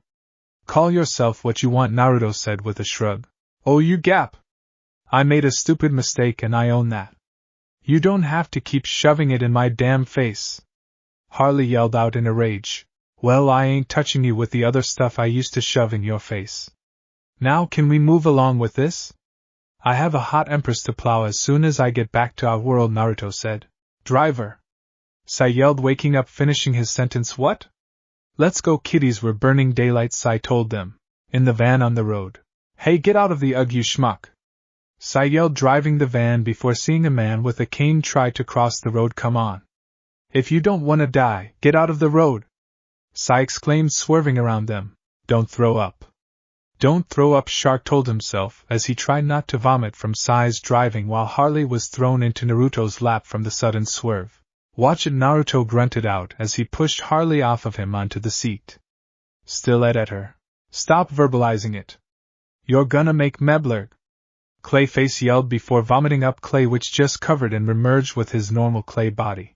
I don't know how you live with yourself, Shark said with a deadpan tone as Harley and Naruto looked on flatly at the clay villain. Before the van suddenly braked, sending them all crashing to the floor. Harley on top of Naruto with her boba s pressed into his face as she straddled him from the fall. If this were any other woman this would be fine with MD, Naruto grumbled. His voice muffled from between her. Tell that to what's poking my, Harley said with a scoff. I'm only human, well, half human. Okay, non-human. Half demon disguised as a human, Naruto said as Harley got off of him. You are one day gonna have to explain your heritage to us, Shark said as he rubbed his head. Sure, but not today, Naruto said, smirking. Hey buddy boy. Where do you want me to set up the pretzel-wrapped whiners? Sai asked the hazmat-suited guard outside the factory. The guard looked at a clipboard before looking at the other guards and shook his head as one clicked a button to sound an alarm as they leveled guns at the van. Before any of them could react, a guard suddenly ran over. Pretzel-wrapped whiners? Oh boy. What's the occasion? The idiotic guard asked with an excited smile. It's a big thank you from the boss for all your hard work, Harley said, handing the guard a pretzel-wrapped hot dog. Oh wow. You think they don't notice, but they notice. The guard said happily as he took a bite. Let them in. The guard demanded before singing a tune. Please let me kill him? I'll be doing the world a favor, Naruto pleaded, annoyed as the van drove through the factory gates. Focus, you moron. Besides, you hate doing good deeds, remember? Harley pointed out as she scoffed. You make a compelling argument, Naruto admitted as Sai suddenly stopped the van as guards rushed them clamoring for hot dogs wrapped up in pretzels. Gentlemen and Psycho. Begin Phase 2, Harley ordered with a smirk after handing out the hot dogs. The crew came out of the van and grabbed a bunch of the guards while they were eating and knocked them out before dragging them into the van to take their hazmat suits for a disguise. Does my look fat in this thing? Harley asked. Yes, Naruto said flatly as he threw on his own hazmat suit. Remind me to claw your eyes out later, Harley said with a scowl. Hey, I didn't say I wouldn't take a crack at it, it's definitely in the top 3. I just don't Joker side pieces. I have some standards, Naruto said with a firm tone. Okay, so you can yourself out to any woman with a rack, but I kiss Joker and I'm the horrible person? Harley asked as her eyebrow twitched. Yup. Glad we had this talk? Naruto asked as he smirked before the crew started to make their way to the factory in disguise. Oh please, he's obviously just mad cause he actually cares about her, Psycho grumbled under his breath before he and the others suddenly tripped in their clunky suits. Most definitely, Shark said from the ground while Clayface nodded in agreement. I heard that. I do not care for her. Naruto yelled. Oh please, if Joker showed up and smacked the hell out of me like the old days, yo, Harley was saying before Naruto cut her off. He did what? That son of a... How dare he strike a woman? You only hit them if they ask for it in bed, damn it. Like Power Girl does, Naruto yelled. Oh my god, you actually care about me, Harley said with a grin. Nope. Lies and slander. I do not care for anyone. I am evil down to my pitch black heart. Naruto yelled as he opened the door to the factory using a key card as they entered the green gas-filled factory. So the fact that you only came here to save Ivy? Psycho asked curiously. Don't test me, Mr. Frodo. I will kick your back to the Shire. Besides, I'm gonna kill Crane and then Ivy's sweet sugary on his ing grave. Naruto growled out. So Clayface off topic, but how was henching for Riddler? Was it fun? I heard his breath stinks, but the person who told me had nasty breath, so he could be an unreliable source, Shark questioned. That's who you got work with? Oh god, I'm so sorry you had to deal with that jackass. Did he have you make those stupid trophies? Naruto asked. Guys, shut it. We can't find Ivy if we can't hear her, Harley hissed out before they suddenly heard Ivy's scream coming from down the hallway. And so ends that long and enduring search, Psycho said flatly as they ran forward to where Ivy's voice was coming from. Knock knock! Naruto yelled as he slammed his left hand against the sliding door, and a moment later the door was decayed to reveal Ivy in a surgical gown shackled to a table, screaming her lungs out with no one else around. Oh god, what did they do to her? Harley yelled. I fear they poisoned Ivy. Clayface said, grabbing a nearby canister labeled fear toxin, which gained him flat looks from the others. Really? Nothing? Should have saved that for a lower stakes situation, Clayface muttered. Naruto, can you overhaul whatever's messing with her out of her? Harley asked. Who you talking to? Of course I can. Naruto said as he grabbed Ivy with his right hand and overhauled her into paste before reforming her, yet she still screamed, ah, so bad news, whatever Scarecrow did was made with her DNA, and I can't tell what's her DNA or the poisons. Naruto said with a frown. Yeah, we should hurry this up. The fear toxin's destroying her brain, so if we don't do something soon she's gonna be stuck like this forever, Psycho said, scanning her with telepathy. Don't worry, I know just how to save her, Harley said before punching Ivy in the face, knocking her out. Why the did you do that? Psycho asked. I had to knock her out so we could get into her brain. Like I was knocked out when we went into mine, Harley said. No. You just happened to be knocked out before. So really all you've done is punch your friend in the face, you idiot, Psycho said with a groan of irritation. Oh well, whoops, Harley responded sheepishly. Next time you two want to punch each other, can you at least do it in a mud wrestling pit? Naruto asked as he held up his hand. Ignoring that. Let's just get in there and fix her up, and let's not mention the W-gap face punching thingy to her, Harley said with a sheepish chuckle. But if we go in her brain, that'd leave our bodies out here all cute and unprotected, Shark said. Okay then, Harley, you go in while I keep watch, Naruto said with a firm tone. Or I'll watch your body, Sai offered as he approached. Harley, you go in and I'll make sure he doesn't watch over you, Naruto offered. Yeah, I'm with the man here. Last time you were around our bodies you tried to incinerate them, Psycho said as he looked at the old man. Hey. I could have done much worse. Sai said as he waved his hand dismissively. Not the point. Harley, you and Psycho and the others go in. I'll stay out here with the old man in case of guards, Naruto said as he cracked his knuckles. This mean you forgive me? Harley asked as Naruto protecting her was a good sign in her eyes. Nope. I just want to kill these Gap-s. I always enjoy slaughtering people just doing their jobs. It makes their cries and pleas sound so heartbreaking and hilarious, Naruto said with a smirk. Anyone tell you you're a few fries short of a happy meal? Psycho asked as he looked at Naruto with a bewildered look. Happy meal? Where? I want my Szechuan sauce, damn it! Naruto yelled as he looked around. You're not touching that one. Okay, and we go, Psycho said as all of them held hands and entered Ivy's mind. Leaving Sai and Naruto alone.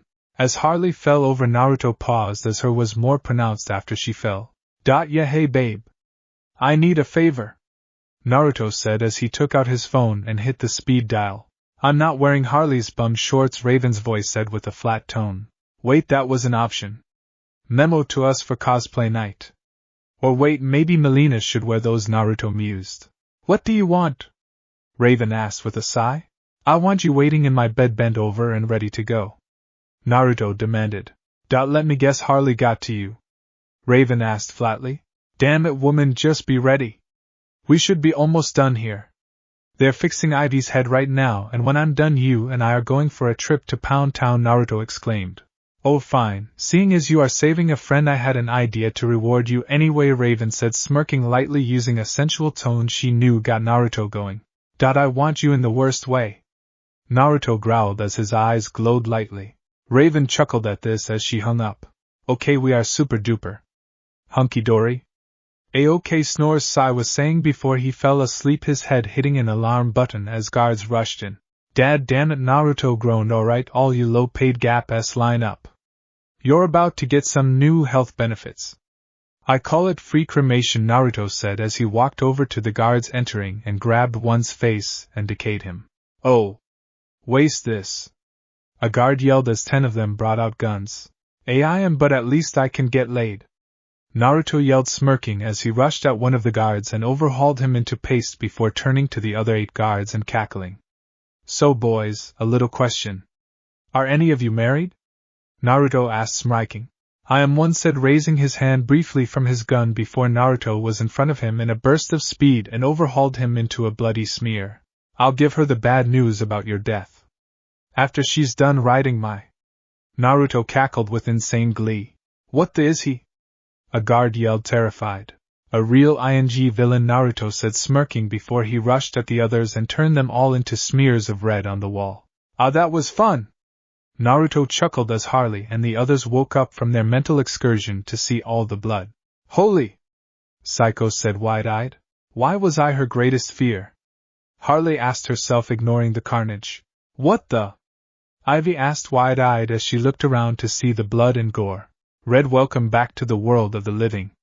Good to see you back to your normal self again. Also, since you're not screaming like crazy, digging the gown and the lack of panties underneath it, Naruto said, smirking at the redhead. Off you perv. And who the braided my hair? Ivy asked, seeing a hair braid. I was bored, Sai said simply. I like it, Naruto admitted as he looked at her hair. Oh, thanks, Ivy said to Naruto, surprised at this compliment. Yeah, it looks like it'd be hot to hold and grab while I'm behind you, balls deep, ga. Cut the crap. Naruto yelled as Harley walked over and slapped him on the back of his head. There it is. Look, we have way bigger problems. Scarecrow is about to destroy Gotham, Ivy said. And the bad news? Naruto asked, raising an eyebrow at this. Your stuff that's in Gotham? Psycho pointed out. Ha! Nice try, I can steal more. What's my incentive to save Gotham? I have a Gap realm to rule over with my harem of S. Naruto pointed out. Realm? Ivy asked, raising an eyebrow at this. Long story, Harley said with a groan at this. Hey, I am an emperor now. I will be shown the proper respect I deserve. Especially if you want me to help save this dunghill of a city, Naruto said. A bowl of ramen and a threesome from both me and Red? Harley offered. Sold. Let's go, Ice Scarecrow. I'm gonna enjoy killing Crane. Naruto yelled happily. Sellout Psycho coughed into his fist at Naruto caving so easily. Your ex seems happy with what I sell her. All night. Over and over and over again. That reminds me I should bring her to the palace later, Naruto mused. Let's go, Ivy said, leading them out the room. Wait, Ive. Why am I your biggest fear? Harley asked as everyone followed after her. Harley, I can't talk about this right now, Ivy said as she tried to change the subject. Is it because when we go out to eat I ask to see a dessert menu, and it makes dinner last 5 minutes longer? Harley asked curiously. No, but I do hate that cause you never order anything, Ivy admitted. I always forget we have cookies at home, Harley said with a pout. What's wrong with that? Sound reasoning to me. Then again, I guess I'm more of a social butterfly compared to you, Red, Naruto said with a shrug. Last time you were socializing you painted a bar red with the blood of the customers, Shark said. They sold me mozzarella sticks and tried to charge me a premium for sauce. They had it coming, Naruto declared. Look, I can't go on not knowing why I'm some bad guy in your brain setting fire to things, and Harley said. Probably cause she's into you, Naruto said with a scoff. Huh? Harley asked as she looked at Naruto. What? Ivy asked, also looking at the blonde. Let's put it into perspective. You two are clearly close friends that have been through a lot. Ivy has on multiple occasions tried to steer you away from Joker and any and all the harm he's caused you. Mentally, physically, whatever. And each time it nearly works only for you to revert back undoing any and all progress. She fears you because time and time again you make her think you'll change when in reality you never do. Naruto said calmly as if he had this prepared. Since when are you a therapist? Clayface asked curiously. I gave myself a doctorate when I took over our world, Naruto said simply. All this and you couldn't tell I regretted kissing Joker? Harley asked baffled. Oh, I know you do, Naruto admitted. Then why were you giving me crap? Harley growled out. Maybe because I find it hot as hell when you're determined to prove yourself. Or maybe because I'm a lunatic killer with a penchant for chaos. Take your pick, Naruto said simply. I'm gonna vote for all of the above, Psycho said. Same, Shark said as he raised his hand. I agree with my two compatriots here, Clayface said, raising his hand. I'd raise my hand but my arm is sore, Sai said. Look, we can worry about Naruto's crazy later. We need to go stop Scarecrow from waging biological with my pheromones, Ivy said. Hey, I'm not as bad as my mom. You should see her when she's building a snowman, Naruto said with a shudder. What does she make, an evil Frosty the Snowman who eats people or some? Psycho asked. No, she makes a snowman out of coke and snorts the W-gap thing. Last time she did that she ended up beating the out of Lobo with his own bike, Naruto admitted. Your mom can take on Lobo? Everyone but Ivy yelled in shock at this. It's not that impressive when you know her power is ing lifehack bull. He's a cool guy though. We usually hang out cracking space beers, Naruto admitted. Hey, so I just found something. It ain't just Scarecrow we're after, Psycho said, holding up a piece of paper with the Legion of Doom's logo on the paperwork for Scarecrow's experiment on Ivy. Legion of Doom? Those pricks! Harley yelled angrily. Okay, going after one of my favorite gals is the line. Can I please kill Lex? I'll make him wish it was my mother after him again when I'm done with him.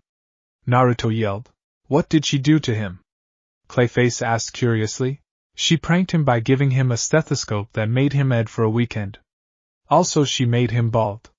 Separate thing from that, but it's the reason he hates her, Naruto said with a grin before they got outside and saw the van get towed. The van! Harley yelled angrily, seeing this. Alright, I guess I'll just turn into a car, Sai sighed. Wait, what? Naruto asked as Sai clicked a button on his arm. Yeah, in 1984 a toy company came out with a new line. It was a huge success, and the CIA took notice. For my last assignment I underwent a procedure using an experimental technology. It changed me forever, it made me a transchanger, Sai said as his body literally ripped apart, and turned into a car with his head as a hood ornament, and turrets on the back of the car. I thought you'd be against transgender stuff, Naruto said, quirking an eyebrow while everyone else freaked out formed the gory transformation. Traps changer, you moron. Now get in me. Sai yelled. This is the only time I'm getting inside of a man, Naruto said flatly as he got in with the others. So, one of your favorite gals? Ivy asked, raising an eyebrow at Naruto. Hush, Trick! Naruto yelled as he smacked her before she got into the van as they sped off to the Harley Quinn highway to see a convoy of 4 trucks driven by Scarecrow and his goons on the crazy highway. I don't think I've ever ridden on the Harley Quinn highway, Shark said, sitting in a gun turret. They let me design it myself when I threatened to nuke the city. Kind of regretting some of my creative choices, Harley admitted. Wouldn't be the first crazy Harley I've ridden on. And this one doesn't yell pull my hair, Daddy, Naruto said with a smirk as they drove off a ramp through 2 rings of fire and a shark pit in between. It was one time. Harley yelled at Naruto, obviously not amused. No, it wasn't, Ivy said flatly. Okay, it was a lot of times. Maybe crazy, but is he good, Harley admitted. Damn straight. Naruto yelled with a prideful smile. I think the trucks are bulletproof, Shark yelled as he fired at a truck from the turret, and it did nothing. Pull me up to them, Naruto ordered as he rolled down one of the windows and unloved his hands. All right. Sai yelled as he drove himself as fast as he could to catch up to the side of truck. This is for kidnapping one of my besties. Naruto yelled, slamming his right hand on the truck to overhaul it by making it crush in on itself, sending blood flying from the crushed bodies, and sighed, 1 down, 3 more to go. Let's get ing bloody. Naruto yelled. Oh, they brought overhaul. Scarecrow yelled as he took off as fast as possible. Get back here, Crane! The Wizard of Oz sent me to deliver your brain. Gah ha ha ha ha. Naruto cackled as he overhauled a second truck and killed the crew inside. I think I'm falling for him, Harley grumbled under her breath at this as they pulled up to the third truck and crushed it with another overhaul. Alright, 3 trucks now for Crane. I'm gonna enjoy killing you so much, Gap. Kidnap my and sell me weak as product. Say hi to my dad in hell when you get there if he's not still retired in California, Naruto said as they pulled up to Scarecrow's truck. I told you that was meant for use on Batman, not yourself. Scarecrow yelled out. You think that weak shot would have affected him? Don't make me laugh. Naruto yelled as he slammed his left hand on the truck and started to decay it. Oh! Scarecrow yelled as he jumped out the door of the truck, grabbing a canister of his modified fear toxin and leapt into the reservoir below with it. Which the water then caused trees in the nearby park to become infected and turn into walking, man-eating monstrosities. Trees eating people. Gotta admit I'm kind of impressed, Naruto admitted as trees started to run rampant eating others. We gotta stop this. If we don't, we have to move, and there's no way I'm living in Metropolis. Harley yelled, watching as the mutant trees at a bunch of civilians. You know I own a realm, right? You and Ivy can both live there if you want, Naruto pointed out. What about us? Psycho asked as he pointed at himself. What about you? Naruto asked flatly. Hey! Shark yelled, offended, while Clayface frowned. What? I gave you and Clay the offer, which still stands. Psycho's the only one I have no issues if he becomes mulch. Though if he is okay with being my court jester and taking orders from many women, I can maybe see letting him come, Naruto said with a smirk. I'd rather die, Psycho said flatly. Okay, so all in favor of us bailing to our world, say yow. Let go, I need that woman. Naruto yelled as Ivy twisted his ear. We're not gonna bail until we have 0 options, Ivy told him. Ive's right. So let's have her just control those trees to stop killing things, Harley suggested. And if you try to bail, I'm gonna take what makes you a man and rip it off. Ivy yelled, letting go of Naruto's ear. My man card? You'll never take it from me. Never. I went through hell to get that thing. Naruto yelled. She means she's gonna have you fixed, you idiot, Harley said with an eye roll. Oh hell nah. No way I'm getting the Bob Barker treatment. Spay and neuter Psycho instead. Naruto yelled as he pointed at the psychic. You all! Psycho yelled as the group leapt down to the park to confront the mutant trees. Ivy immediately tried to control one to stop it from eating a balloon vendor. Stop! Put him down! Ivy ordered, only for the tree to ignore her and eat the man before growling and shambling towards her. Okay, so I can't control them. Ivy yelled back at the others. Will they respond to heavy scolding? Harley asked curiously. Do they look Asian? Naruto asked flatly. Just run! Harley yelled at her crew as they all ran away from the angry tree army as they fired razor-sharp leaf needles. This is my favorite top US. Ivy yelled as her jacket now had a gap in the collar. That razor leaf actually works? I owe Nintendo an apology. Naruto yelled as he ducked under some razor leaves which hit Sai in the back above his wheelchair. Ugh! Sweet Roosevelt's ghost. Sai yelled as he suddenly stood up from his wheelchair from the hit. Acupuncture works. I'm healed, baby. He yelled happily. His joy was cut short as more razor leaves flew into his non-cyborg leg. Easy come, easy go. Sai sighed as he fell back into his wheelchair. I am slain. Clawfus yelled as he was hit by a barrage of leaves. Clayface, is this for real or an acting death scene? Naruto asked as he took cover behind a boulder. I was going to perform a scene, yes, Clayface admitted with a sigh at his dramatic scene being ruined. Hey, why aren't you decaying these giant trees trying to kill us? Harley asked Naruto. 'Cause I don't want Red Ed at me for killing off trees, Naruto said with a shrug. Now you're kissing my? Just do it. Ivy yelled as they all took cover. Well, now if you want me to kiss it, just remove those pants and bend over, baby, Naruto said with a smirk before Ivy slapped him. Earn it. Ivy yelled as she hid with Harley. Me now, that's incentive. Hey tree minions. Let me show you something. Naruto yelled as he placed his left hand on the ground and sent a wave of decay at the approaching trees and turned them and the ground to ash. Nov job overhaul.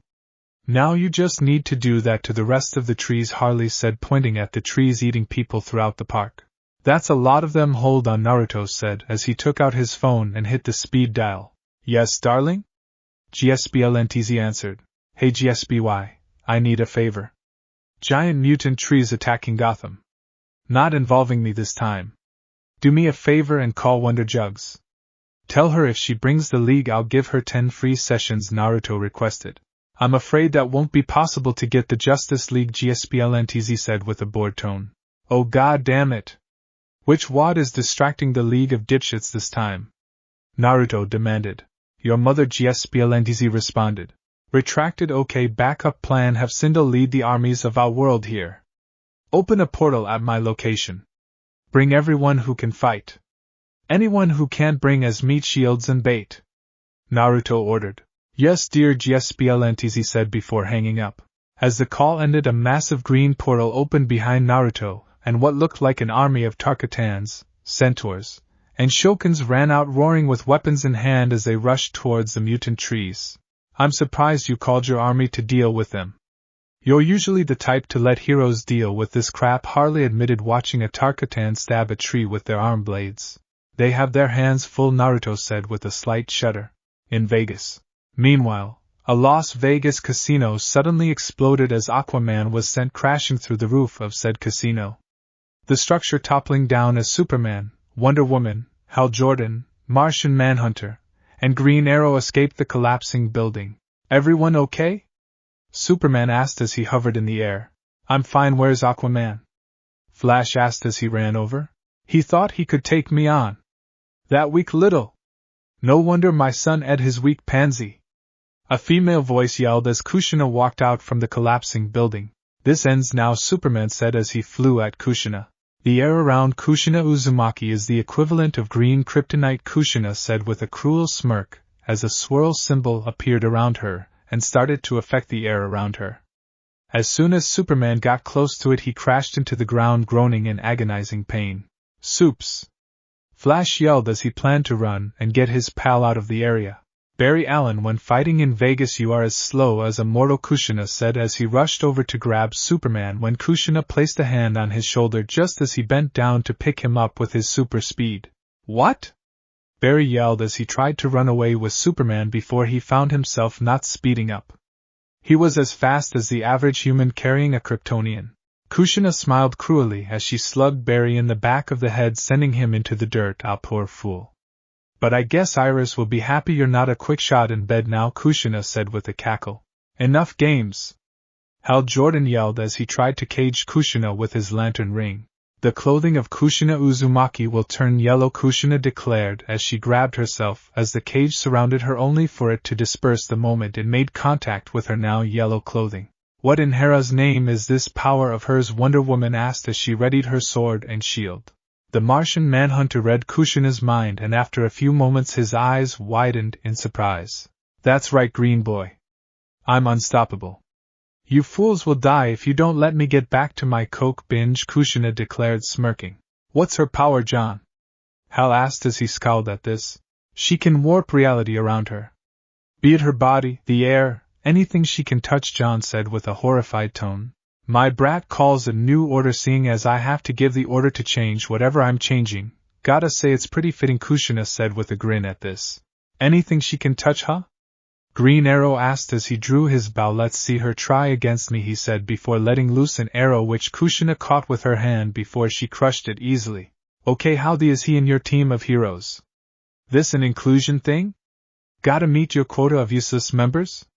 Or is this a funding thing for backup without Bruce around? Kushina asked as the League paled hearing this. Oh, that's right. I know who all of you are. Every single member of the League. Every hero. Every villain. I know every identity. So tell me, boys and Wonderper, how are you? Kushina asked, smirking at the heroes before she charged at them. With Naruto and the others. Okay, getting real sick of these trees. Naruto growled out as he decayed another tree. Calm yourself, husband, Sindel told him as she wrapped her hair around a tree and ripped it in half while Melina stabbed another with Sayus alongside Kidana using her fans and Jade using her staff. Husband? Ivy asked with a raised eyebrow. Long story, will explain when we're not in danger, and oh god, is Gordon driving a tank? Naruto yelled. Overhaul. Finally I shall have my vengeance on you for ing my daughter. Gordon yelled, driving a tank through the park. Really, I'm the concern? Not the giant ing tree monsters? Naruto yelled at the police commissioner. Yes. You defiled my baby girl. Gordon yelled as he continued to drive his tank. Hey, she asked for it. She had a ridden crop for S sake. That is kinky as hell. Naruto yelled as he ran from the tank. And Ed, my wife. Gordon yelled. Well, you weren't ing her, and she paid a premium. Naruto yelled. And stole my good whiskey. Gordon yelled. I don't remember doing that, Naruto admitted. Oh, I'm blaming you anyways. Gordon yelled before a large amount of silver hair wrapped around his throat and pulled him out of the tank. You will not threaten my emperor, you miserable plebeian, Sindel declared with a glare at the commissioner. Dear God, I'm ing her brains out later, Naruto declared with a smirk before Harley leapt into the tank and attacked the other cops manning it. Hey, we have a tank now. Your army's dealing with the trees, so let's go blow up the Legion of Doom, Harley declared happily. This is the happiest moment of my life. I finally get to destroy that Thai building. Naruto laughed as he jumped onto the tank with the rest of the crew. Sindel and Blackfire are in charge. Kill the rest of these trees. And if any civilians die. Men, Naruto ordered as they drove to the Legion building. I hereby tender my resignation from this Thai Legion. Harley yelled as she fired her tank. Good thing my yes that work there are off today. Naruto mused. Before the missile could connect, however, the building exploded as a giant purple and green tower erupted from the ground. Hello, Gotham. Joker here. Joker's voice declared from a view screen. Oh god, this gap. Wake me when he says something interesting, Naruto groaned out. You know the Legion used to stand for something. At least until it started letting in second-rate clowns with cheap dye jobs, Joker declared. How dare he! I go to a very high-end salon every week. Harley yelled. Harles, I've seen you neck deep in 6 different bottles you bought at the drugstore, Ivy said as she shook her head. Damn it, I forgot you were here, Harley groaned out. Gotham deserves better for a villain. Someone elegant. Someone who speaks French. Joker declared. Don't think you can up to me, Gap. Naruto yelled out loudly, thinking the mad clown meant him. Not you, you joke. I mean moi, of course. Joker declared as he had a giant harpoon raised from the eye of his face on the tower as it fired a harpoon at a clock tower with a flag of his face. Well, at least we have a tank still to him up with, Harley declared before another tank was thrown into theirs, crashing it as the group got out of the wreckage. I hate to be a downer, but we are utterly screwed. Actually, I didn't hate it that much. Maybe I enjoy being a downer, Shark said as they all tried to get to safely. Well, we're out of plans, so here's my idea. Ivy drinks some of that liquid that's mutating the trees and becomes stronger and destroy the tower, Psycho said as he looked at the group. That was an option. Harley asked wide-eyed. We don't know if it works like that, Naruto said as he crossed his arms. I'll give it a shot, Ivy sighed out. It was either she tried this or they died. Ivy ran to a hose spewing the chemical-laced water before drinking it as she suddenly grew to the size of a building. Her clothes ripping apart as she grew till she was in effectively a gray skirt and a white torn top. That's hot! Naruto yelled, seeing the giant Ivy before she rushed over to some mutant trees and gave one a backbreaker, destroying it as more rushed her. Ivy, look great! Harley yelled, watching her stomp a giant mutant tree. You think? I didn't go too big? Ivy asked as she turned to show off her new look. No way you're pulling it off. Honestly, you could have gone bigger, Harley told her. Yeah, you look great, babe. Naruto yelled as he gave a double thumbs up. $30 if you put me in your pocket. Psycho yelled, waving a wad of cash. Getting looks what? I gotta type. You knew this, Psycho said, putting away the money. Before Naruto slugged him in the head, shoving him into the dirt. As this happened, a tree mutant leapt from underground and grabbed Harley and ran. Before Ivy ran after the mutant tree and punched a gap through it, killing it, and grabbed Harley. Ivy saved me! And killed trees for us. I didn't think you cared about anything more than trees, Harley said with a smile. Well, yeah, I guess there's a handful of exceptions, Ivy said. That include me? Naruto asked, striding over. We will see, Ivy said with a slight coy smile. Look, Ivy, I'm sorry about everything that happened before all this. We good? Harley asked. Sigh. Wouldn't it be messed up if I ate you right now? Ivy asked with a smirk before she and Harley laughed. Their laughter was cut short as a harpoon suddenly impaled Ivy through her back and exiting out her chest in a shower of green blood. Ivy! Naruto, heal her! Harley yelled as Naruto rushed over. Don't die on me, Red! Don't die on me! Naruto yelled as he went to reach for her before her eyes closed and flowers started to bloom around her now lifeless body. Sorry, Ivy said with one last smile as she took her final breath as Joker laughed over the view screen. Naruto's eyes went wide seeing this before he growled as he glared at the Joker's giant TV screen. You think I'm a joke? I'll show you a joke. Now you're gonna see what happens when I stop holding back, he declared as his hair started to turn white as he ripped the glove off his decay hand and grabbed the ground, which instantly cracked and started to die. She's gone, so now I'll destroy everything, Naruto yelled as the ground started to crack as a large storm of ash started to burst from around Naruto. Everyone's eyes widened seeing this before Raven's shadow engulfed all of them, including Ivy's body, as everything went to hell in the park. Portals opened up for the outworld forces to escape from what was coming. Joker! You think you're the ING devil in the pale moonlight, right? I'll show you a real ING devil, Naruto yelled as his eyes turned red while his decay hand started to crack and bleed. Gotham University. It was at first a simple boring day for one Barbara Gordon. The redhead daughter of Police Commissioner James Gordon was busy with her studies, writing a history paper in her dorm room. Simple college stuff. And then the news feed had broadcasted a bunch of killer trees eating people in Gotham Park, attacking random passers-by and slaughtering many. If that weren't bad enough, it seemed the Joker was involved, as he was now broadcasting to all of Gotham about being better than the League and Harley Quinn, and hell, even Overhaul. Now Barbara has seen some crazy before, having lived in Gotham for a very, very, very long time since her father joined the police force here. And she had seen all manner of crazy stories, like Killer Croc eating an entire buffet including the people, or Scarecrow dousing a corn maze in fear toxin, or Overhaul doing pretty much anything since he's a ING lunatic. A good lay? Absolutely. But definitely insane. However, seeing a live showing of Poison Ivy getting murdered and speared by a large harpoon in front of Overhaul, Harley Quinn, and the rest of Quinn's crew, all while Joker laughed about it.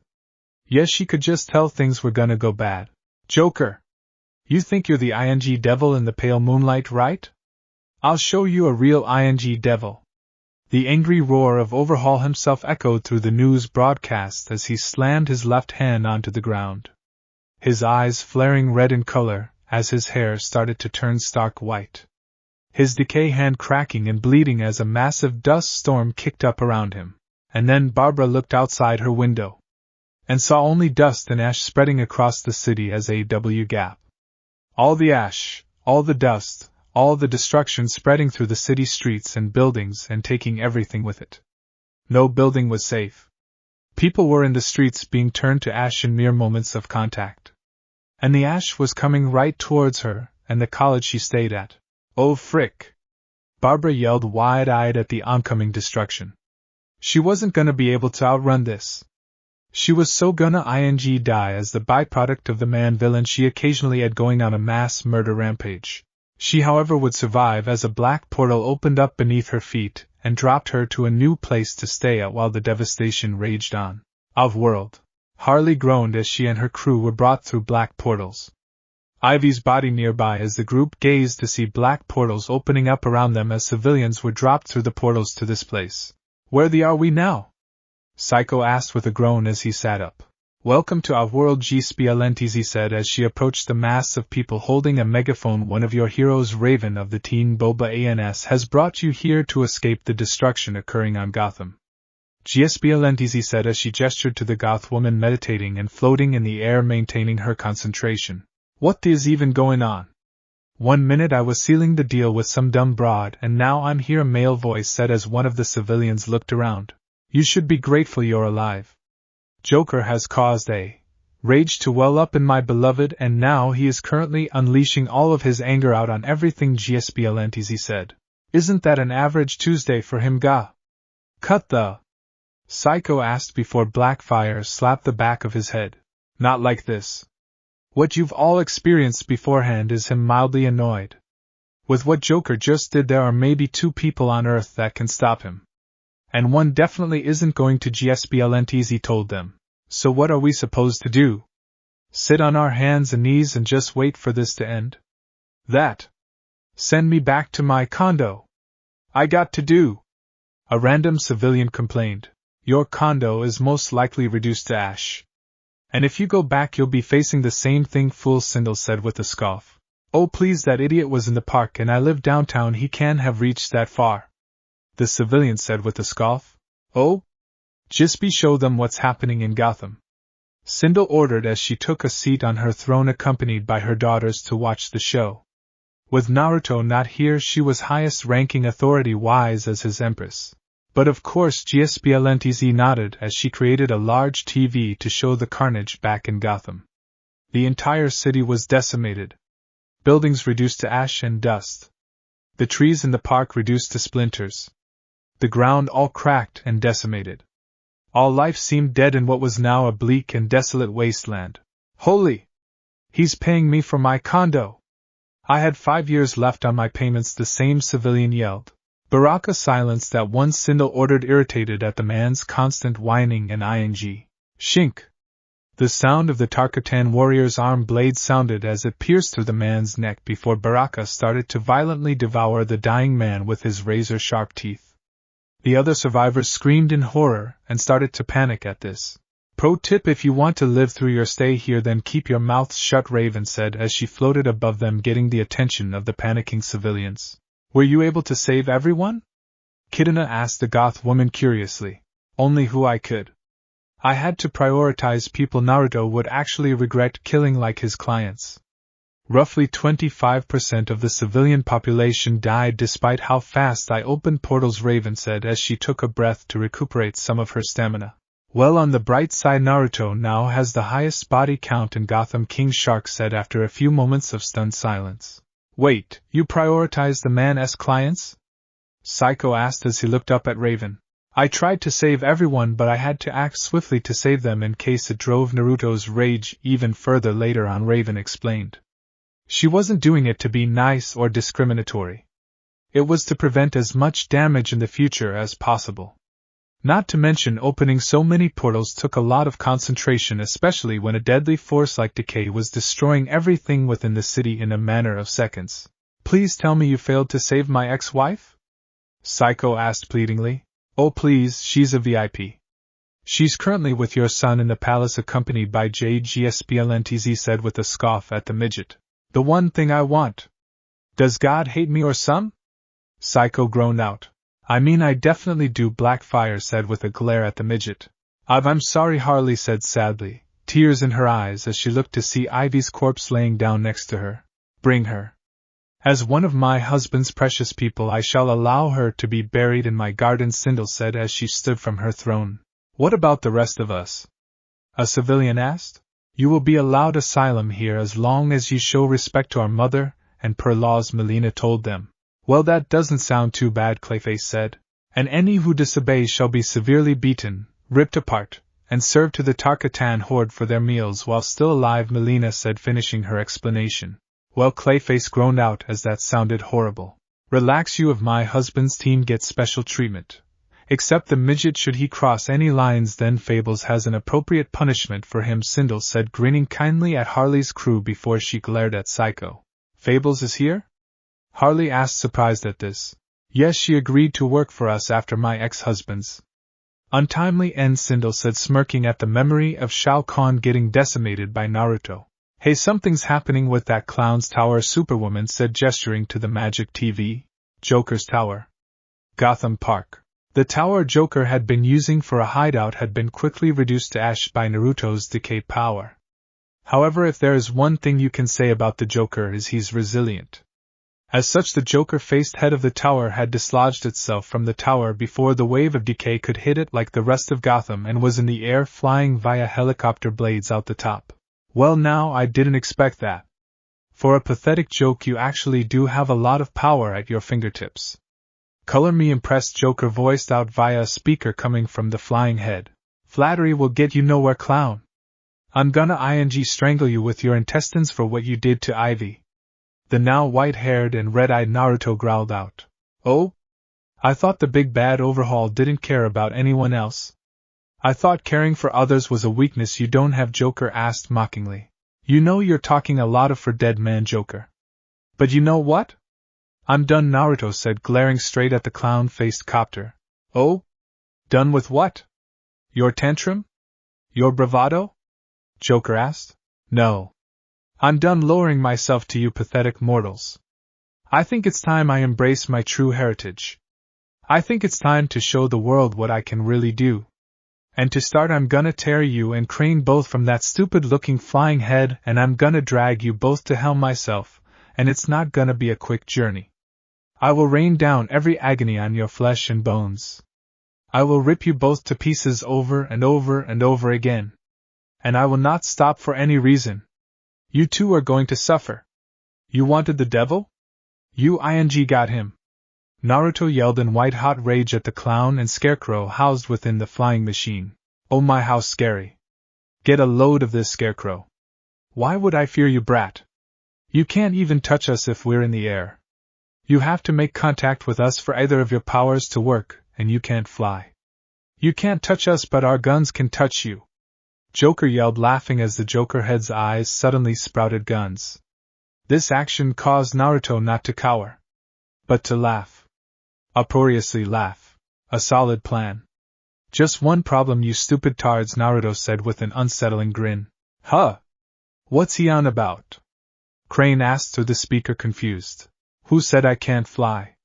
Naruto asked as two large black feathered wings sprouted from his back. Ripping through his trenchcoat as for the first time in a very long time, Naruto tapped into his angelic blood to summon his wings. He has wings? Crane asked wide-eyed. Oh please, just cause he looks like Stolas doesn't mean he's a threat to us, Joker said with a scoff, unimpressed by the wings. I'm a Blitzo, damn it. Get that through your skull. Naruto yelled out in a rage.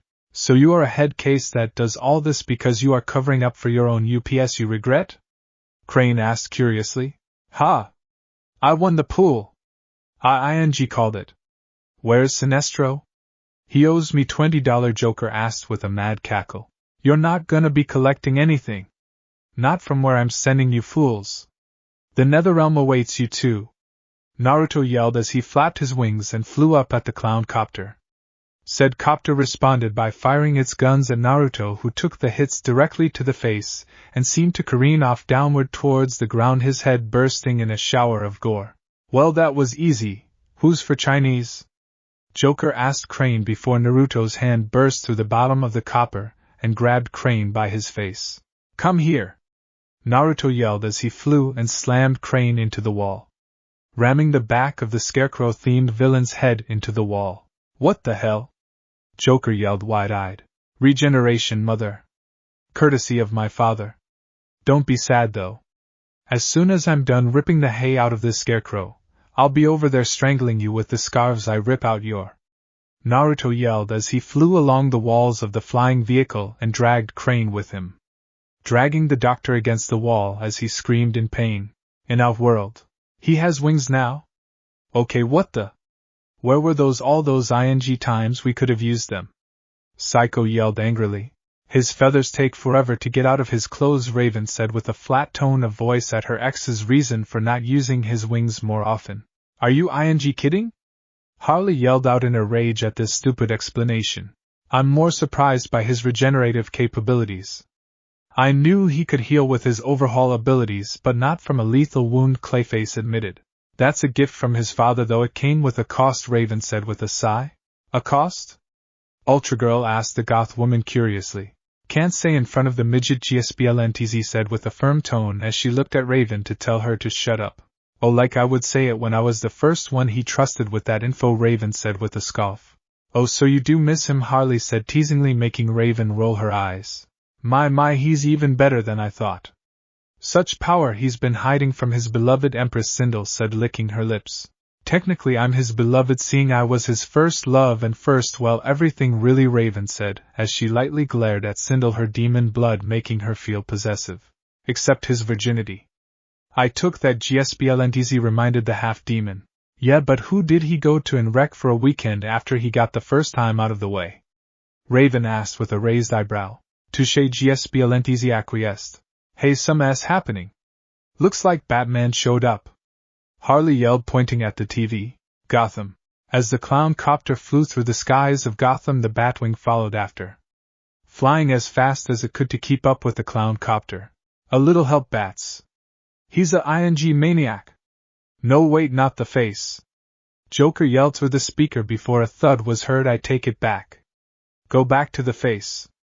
Joker yelled in a high-pitched voice. No. Squeal for me, little piggies. Squeal. Naruto yelled as more thudding sounds were heard. Overhaul, I'm giving you one chance. Surrender for the destruction you've caused and I will make sure your stay in prison is comfortable, Batman demanded via his Batwing speaker. That's your pitch? Mother, I'm the Emperor of another realm. You can't touch me or keep me locked up for more than a day. No, I'm done playing by the rules of mortals. I've been playing human for far too long. So now I'm gonna show you what happens when you're with a real demon. Naruto yelled before a giant gap ripped out the back of the copter, and Crane was seen hanging from the gap by a cable. Please! Mercy! Crane begged. What's the matter, Crane? Scared? Are you afraid to die? Naruto asked with a glare. Yes. I am terrified of falling. Crane yelled. Too bad, Naruto said as he placed his left hand on the dangling cable and indicated either turn to ash or fall to your death. Either way, this is goodbye, Crane, Naruto said with a glare. No, please. Not like this. Not like T. Crane was saying before the cable snapped from the decay as the scarecrow fell to the desolate streets below. Or would have had Batman not fired a grappling hook from the Batwing after him and saved him from hitting the ground. Mother, I said back off. Naruto yelled as some of his feathers shot off his wings and at the cable, cutting them. No! Batman yelled as Crane fell to the ground, screaming until he went splat. One down, one to go. Naruto said as he turned back to the Joker, who was huddled against the wall bleeding. So how does it feel, Joker? Naruto asked as he approached the downed clown. You know it only hurts when I laugh. Hee hee hee. Joker laughed before hacking up some blood. You know what's really funny? I can just end this right now. I could just decay you or splatter you. But that'd be far too easy. You took something precious from me. You killed Ivy. So now I'm gonna make your every last moment agony. I will make you experience pain far worse than anything you could ever have dished out on anyone or anything. And then when I am satisfied, I will string you up by your entrails. Still alive for all to see as you slowly and painfully die, Naruto said as he grabbed the Joker before a GCPD copter came into view and suddenly flew directly into the clown copter. Your destruction ends here, Overhaul. Gordon yelled from said GCPD copter. Damn it, Jim! Batman yelled from the Batwing, seeing this. He was just about to eject and go into the clown copter when Jim pulled off his kamikaze plan. Damn it, Gordon, just for that I'm making your daughter a VIP for free. Just to you off, since she can now call me anytime, any place to call me daddy. Naruto yelled angrily as the copter started to fall alongside the police helicopter towards the remnants of what was Ace Chemicals. Off-world. Yes. Barbara yelled, excited at being made VIP for free. Before everyone turned to look at her. Oh, like some of you women aren't jealous that it's free for me, Barbara said with a scoff. That one seems fun. Perhaps we should add her to the Emperor's concubines, Sindel said, amused at this. Gotham. Near Ace Chemicals. The Batwing landed on the desolate road by what was once the chemical plant. While the building had been decayed, as were the vats containing the chemicals, it seemed the chemicals still remained in gaps in the ground formed from the decay. Which also begged the question, what the hell was in those vats to resist being destroyed by a decay wave that engulfed the goddamn city? Okay, sound off, who's not dead? Joker asked as he pushed a piece of metal off of him from the wreckage of both copters. Is Overhaul dead? Did I finally get that? Gordon asked as he too shoved a piece of metal off of him as he shakily stood. Unfortunately for you. You missed a spot, Gordo. Naruto's voice was heard saying as the remains of the GCPD copter suddenly turned to ash, revealing a bloodied Naruto with a mutilated arm. Oh, come on! What's it take to kill you? Gordon demanded. Hold on a minute, Naruto said as his mangled arm snapped back to normal with a sickening crunch, making him yell in pain. Regenerative healing? And on that level of power? That's almost magical level, Batman said as he approached cautiously. A gift from my father. But we're not here to discuss what powers I've been hiding so you can make one of those contingency plans for me, Batsy. I'm here with the goal of putting down the clown. So if you and old whiskey breath don't mind, I'm gonna continue tearing him apart, Naruto said as he turned towards Joker, only for a bullet to fly past his head courtesy of Gordon. Really? I'm trying to kill this idiot, and you're gonna stop me? Naruto asked, irritated. I'll arrest him after, but you? I'll make you lay for my daughter and wife. Gordon yelled. And destroying the city, Batman spoke up. On my defense, your wife had already dumped your drunk and this city is already a gap. I just made it look more like it should have been. Ugly in every part of it, Naruto said. You kill for fun and now all of a sudden you think you can speak on what's moral and just? Batman asked with a glare. Morality? You think this is because of morality? Off, Bats. I'm not here doing my grandfather's work, or some. I'm here for petty vengeance, and ripping apart this sad excuse for a rodeo clown. Naruto said. We're going to stop you, overhaul, Batman said firmly. Oh, that's cute. Tell me something you couldn't fight me when I played down to your levels. What makes you think you can step up to me when I'm not holding back? Naruto asked before Joker suddenly sprang up and stabbed Naruto in the head with a knife. Oh, what a sad joke. Never take your eyes off the dealer, boy, Joker said with a laugh. Oh no, my one weakness. Small knives. Naruto said with faux fear in his voice before he grabbed Joker's wrist before crushing it with his hand, making the bones snap and the clown prince of crime to fall to the ground, cradling his broken wrist. Well, thanks for getting that itch in my head, Naruto said as he grabbed the knife and pulled it out. The wound healing in an instant, I suppose I should return the favor. Where does it itch? Naruto asked before Gordon fired at Naruto, only for Naruto to throw the knife, hitting the cop's gun as the blade slid into the barrel and exploded the gun, sending Jim to the ground in pain, holding his hand. What the are you? You were always a laughable idiot. Where was this hiding? Joker asked in pain. Oh, I'm all of those things, you just led me off, Naruto said as he went to go take down Joker, only for Batman to leap onto his back and try and choke out Naruto. Bad touch.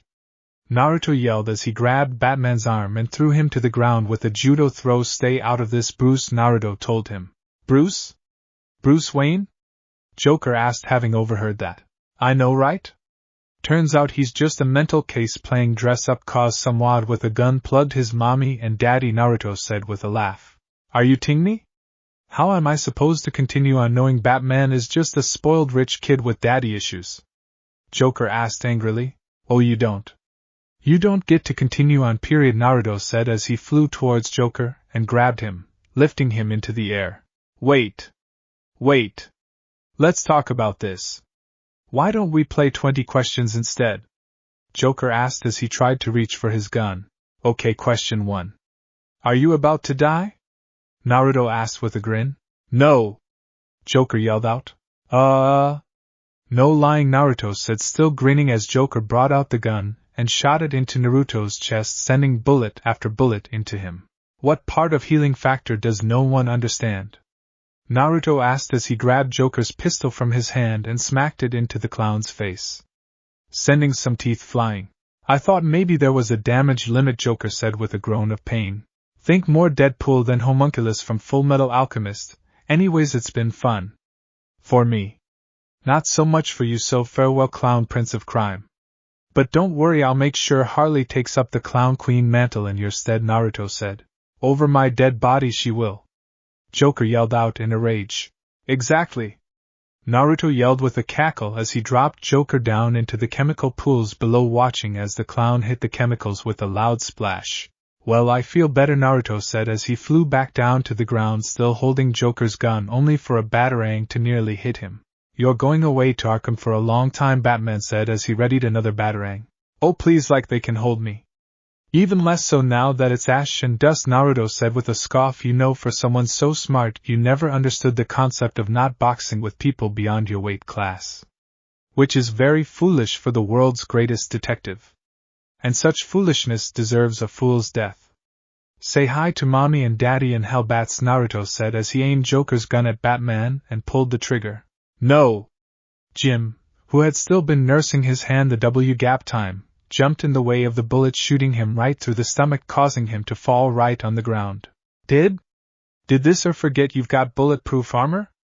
Naruto asked the Dark Knight with a bored tone. He means well, Batman said with an emotionless tone. I'm okay, I'm good, just a graph. Jim screamed as he was shot straight through by Naruto. Hey kiddo, why don't you let mom and dad talk? Naruto said, receiving a hard punch across the face from Batman, knocking him back. Okay, Bat, playtime is over, Naruto shouted, rushing at Batman. The Dark Knight clenched his fist as electricity surged through his gauntlets, striking Naruto hard in the stomach, sending a surge of electricity through his body, making him scream out in pain. Naruto looked down at his chest, looking down at the 4-degree burns laying over his chest. Slowly he began to chuckle before it turned into full-blown laughter. Oh ho, somebody came to play. Naruto laughed. I'm done holding back. Batman shouted. Well, it's about ing time, rich boy. Naruto shouted as the two rushed at each other, jumping at each fist in the air. You know I could kill you as easy as squashing a bug, but you know that wouldn't be any fun, Naruto said, throwing the gun into the vat. I prefer kicking you with my bare hands. Let's see about that. Batman growled, rushing forward. Just several spikes speared from the ground, stabbing Bruce through his feet, but he pressed through the pain and rushed Naruto, uppercutting him in the chin, striking him across the face, followed by kicking him in the stomach. He threw several batarangs towards Naruto, who shot back with the feathers of his wings exploding on impact with each other. Blowing away the smoke, Naruto was greeted by the Dark Knight's hand grabbing his face, running him into the hard wall, causing it to crack on impact. Batman unleashed another massive wave shock through Naruto's body, making him scream in pain. Quickly slapping his opponent aside, Batman held up his gauntlets, shooting off the side blades directly into Naruto's face. Ooh, kinky! Sorry, but I prefer my girls to you, Batgimp. Naruto laughed as he rushed at Batman and tackled him to the ground. Off-world. Okay, so Crane's dead, Joker's dead, Gordon is crying, and Naruto is beating the out of Batman. Holy, where has he been hiding this side of him? Harley yelled. Underneath a lot of repression and drugs. Which reminds me, I need to give him the LSD Kano sent him finally, GSPLNTZ said as she made a notebook appear in her hands. Still want to keep fighting with him, Psycho? King Shark asked the midget. Please, I can still take him, Psycho said with a Skushina versus League. She keeps kicking me in the why does she keep kicking me in the?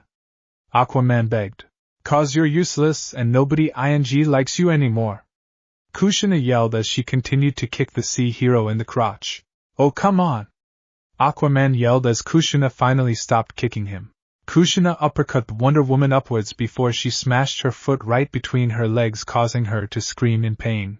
Man, you guys are this universe's best heroes, man, you guys are worse than Earth-Zero, Kushina said when she was blasted from behind by a bloodied and bruised Green Lantern. A hero with some heart. Kushina smirked as her black demon wings spread out from behind her. Let's tear it out of your chest, Jordan. Kushina yelled as she flew at Hal and sent him crashing into a nearby building. Gah! Hal yelled out in pain as Kushina slammed him spine first into the building as it collapsed.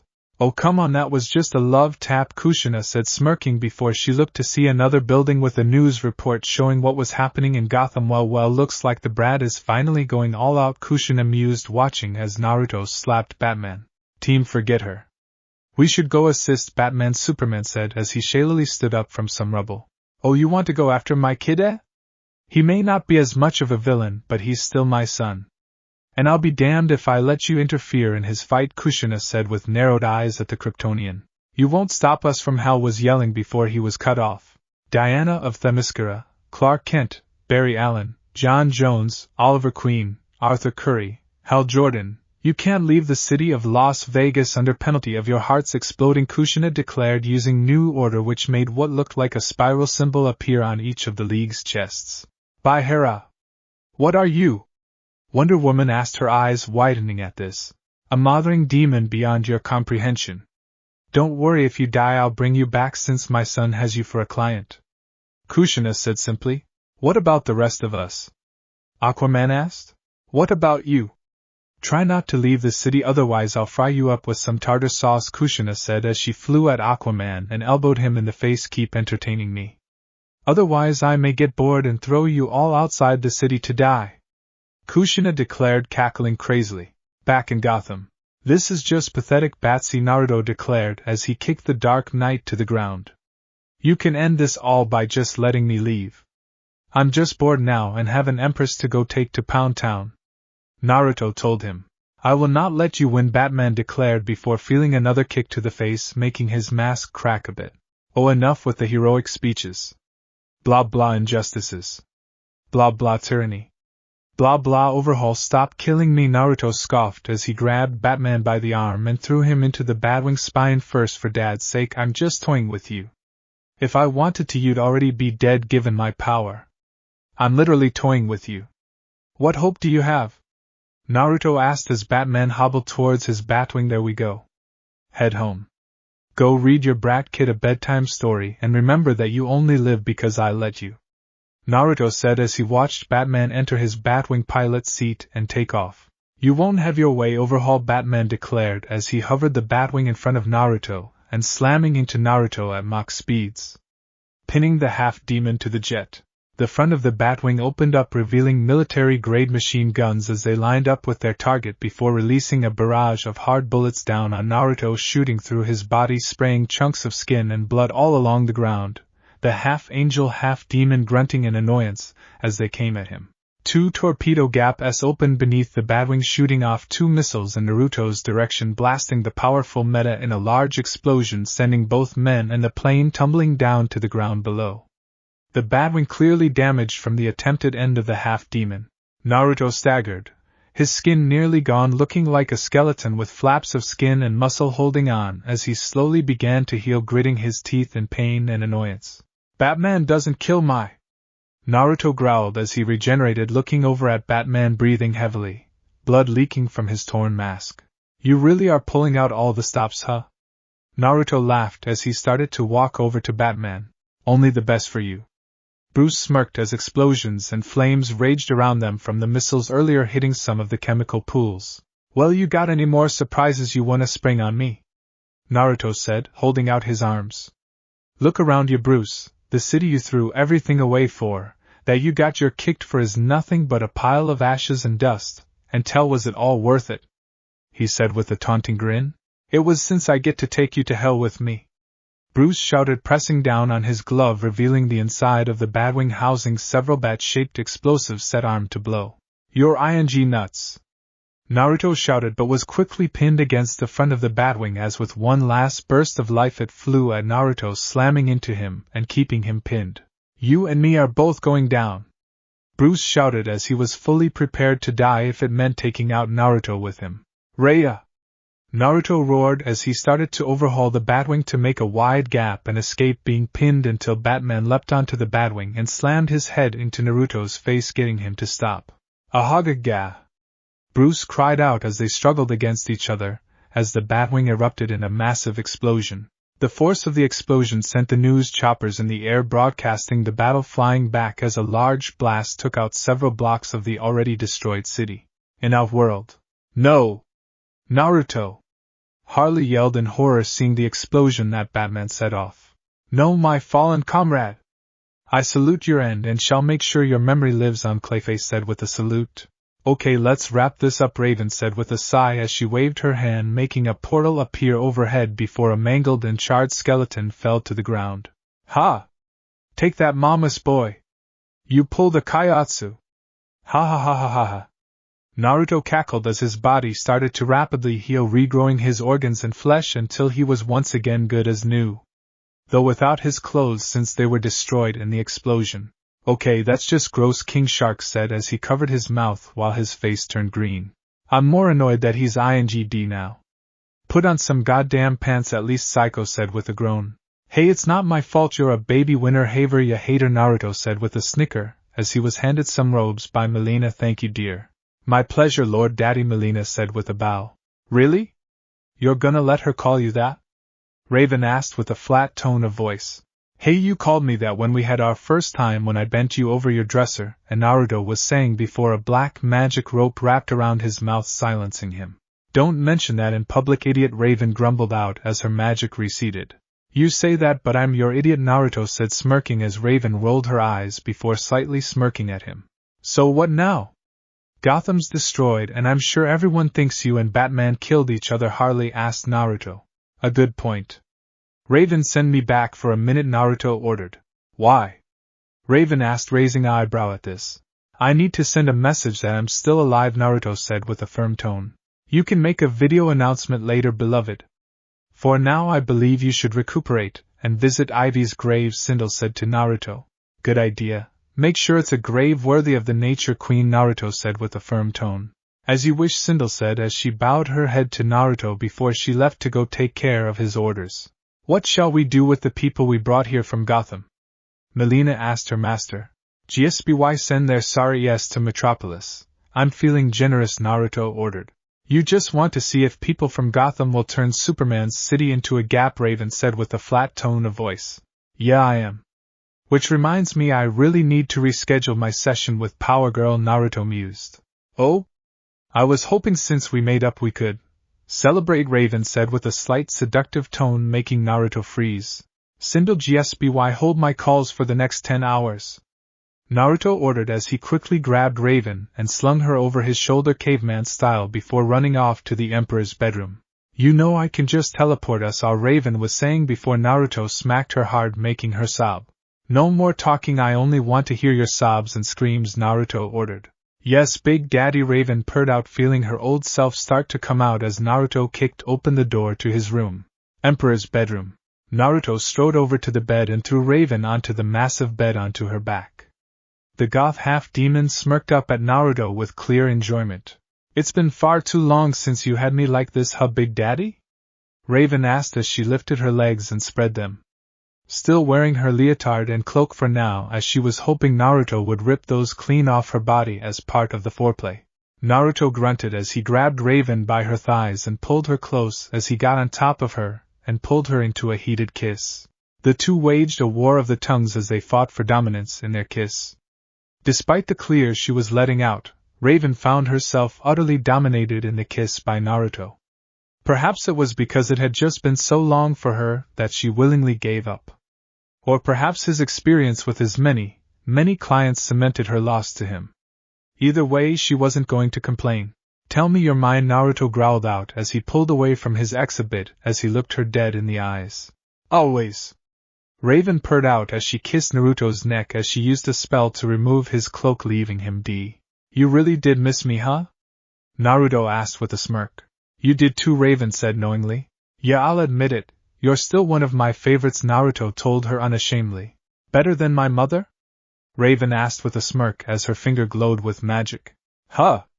I never got to he, Naruto was saying before a portal appeared as a woman that looked very much like an older Raven, only her skin was normal, and she was wearing the same cloak and leotard, only her cloak was white.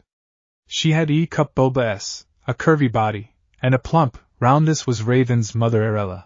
Rachel? Naruto? Arella asked wide-eyed. Okay, so maybe I did. I didn't know that was your mom when I had her, and I'm not helping my case, huh? Naruto asked weakly. It's fine, we were broken up. I just thought you would like a present to celebrate us getting back together, Raven said with a sultry smirk before she licked Naruto's cheek. How did you even? Wasn't she trapped in another dimension? Naruto asked. GSBLNTZ, Raven answered simply. You're welcome, said Redhead was heard yelling outside the bedroom door. Rachel, I don't know if Arella was saying before Raven cut her off. Mother, he is willing to kill Trigon, all he needs is incentive, Raven purred out as she wrapped her legs around Naruto's hips. Which gap first, and how many heirs shall I be bred with? Arella asked immediately as she without hesitation pet off the cloak and leotard. Dad, you're my top girl and I expect you to keep my other girls in line, Naruto growled as his throbbed against Raven's covered. What about GSBY?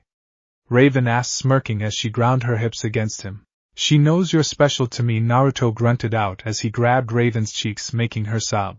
I'll make a hierarchy table later. I'm still his head secretary though, GSBLNTZ was heard saying yet again through the door. Is she watching us? Arella asked as she looked around a bit. I'm also filming this for the archive, GSBLNTZ said unashamedly. Archive? Raven asked, raising an eyebrow at this. Oh, don't act so shocked, you've seen me plow other Super S and it being filmed, Naruto said with a shrug. Oh, that's fine. I just want to be sure your other girls will see this. If I'm gonna be your top girl, I'm gonna show them why. Raven purred out as she kissed Naruto's neck some more, making him growl in.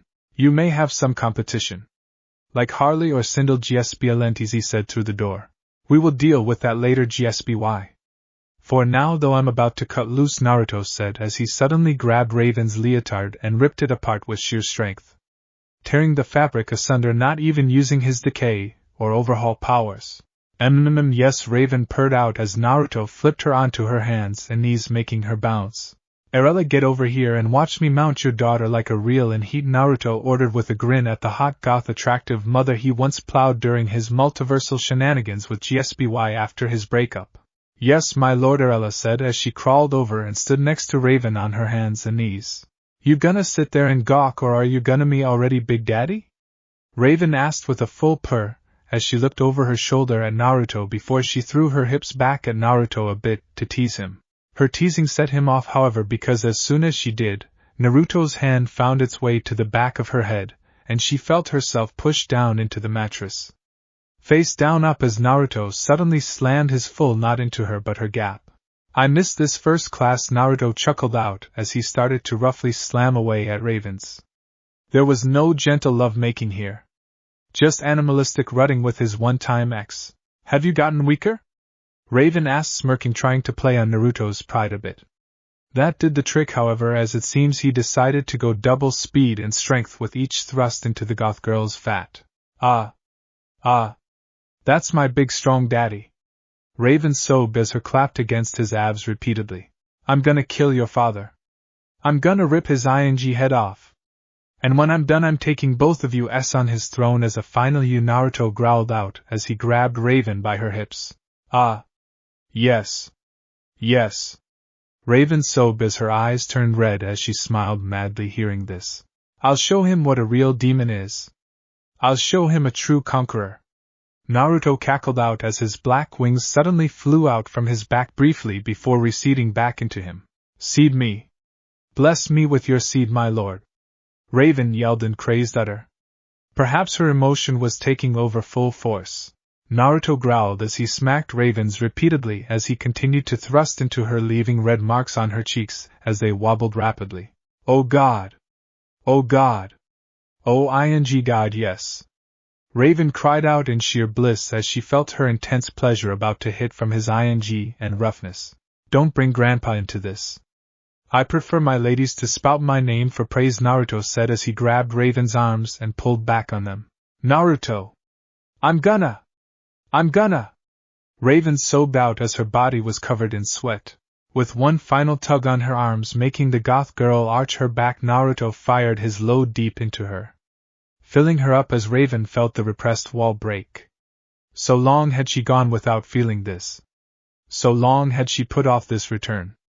So long had it been since she felt so damn good. It made her own release hit that much harder. Her sopping wet sprayed her juices all over the Emperor's bed sheets as she fell forwards, eyes half-lidded and her tongue hanging from her mouth.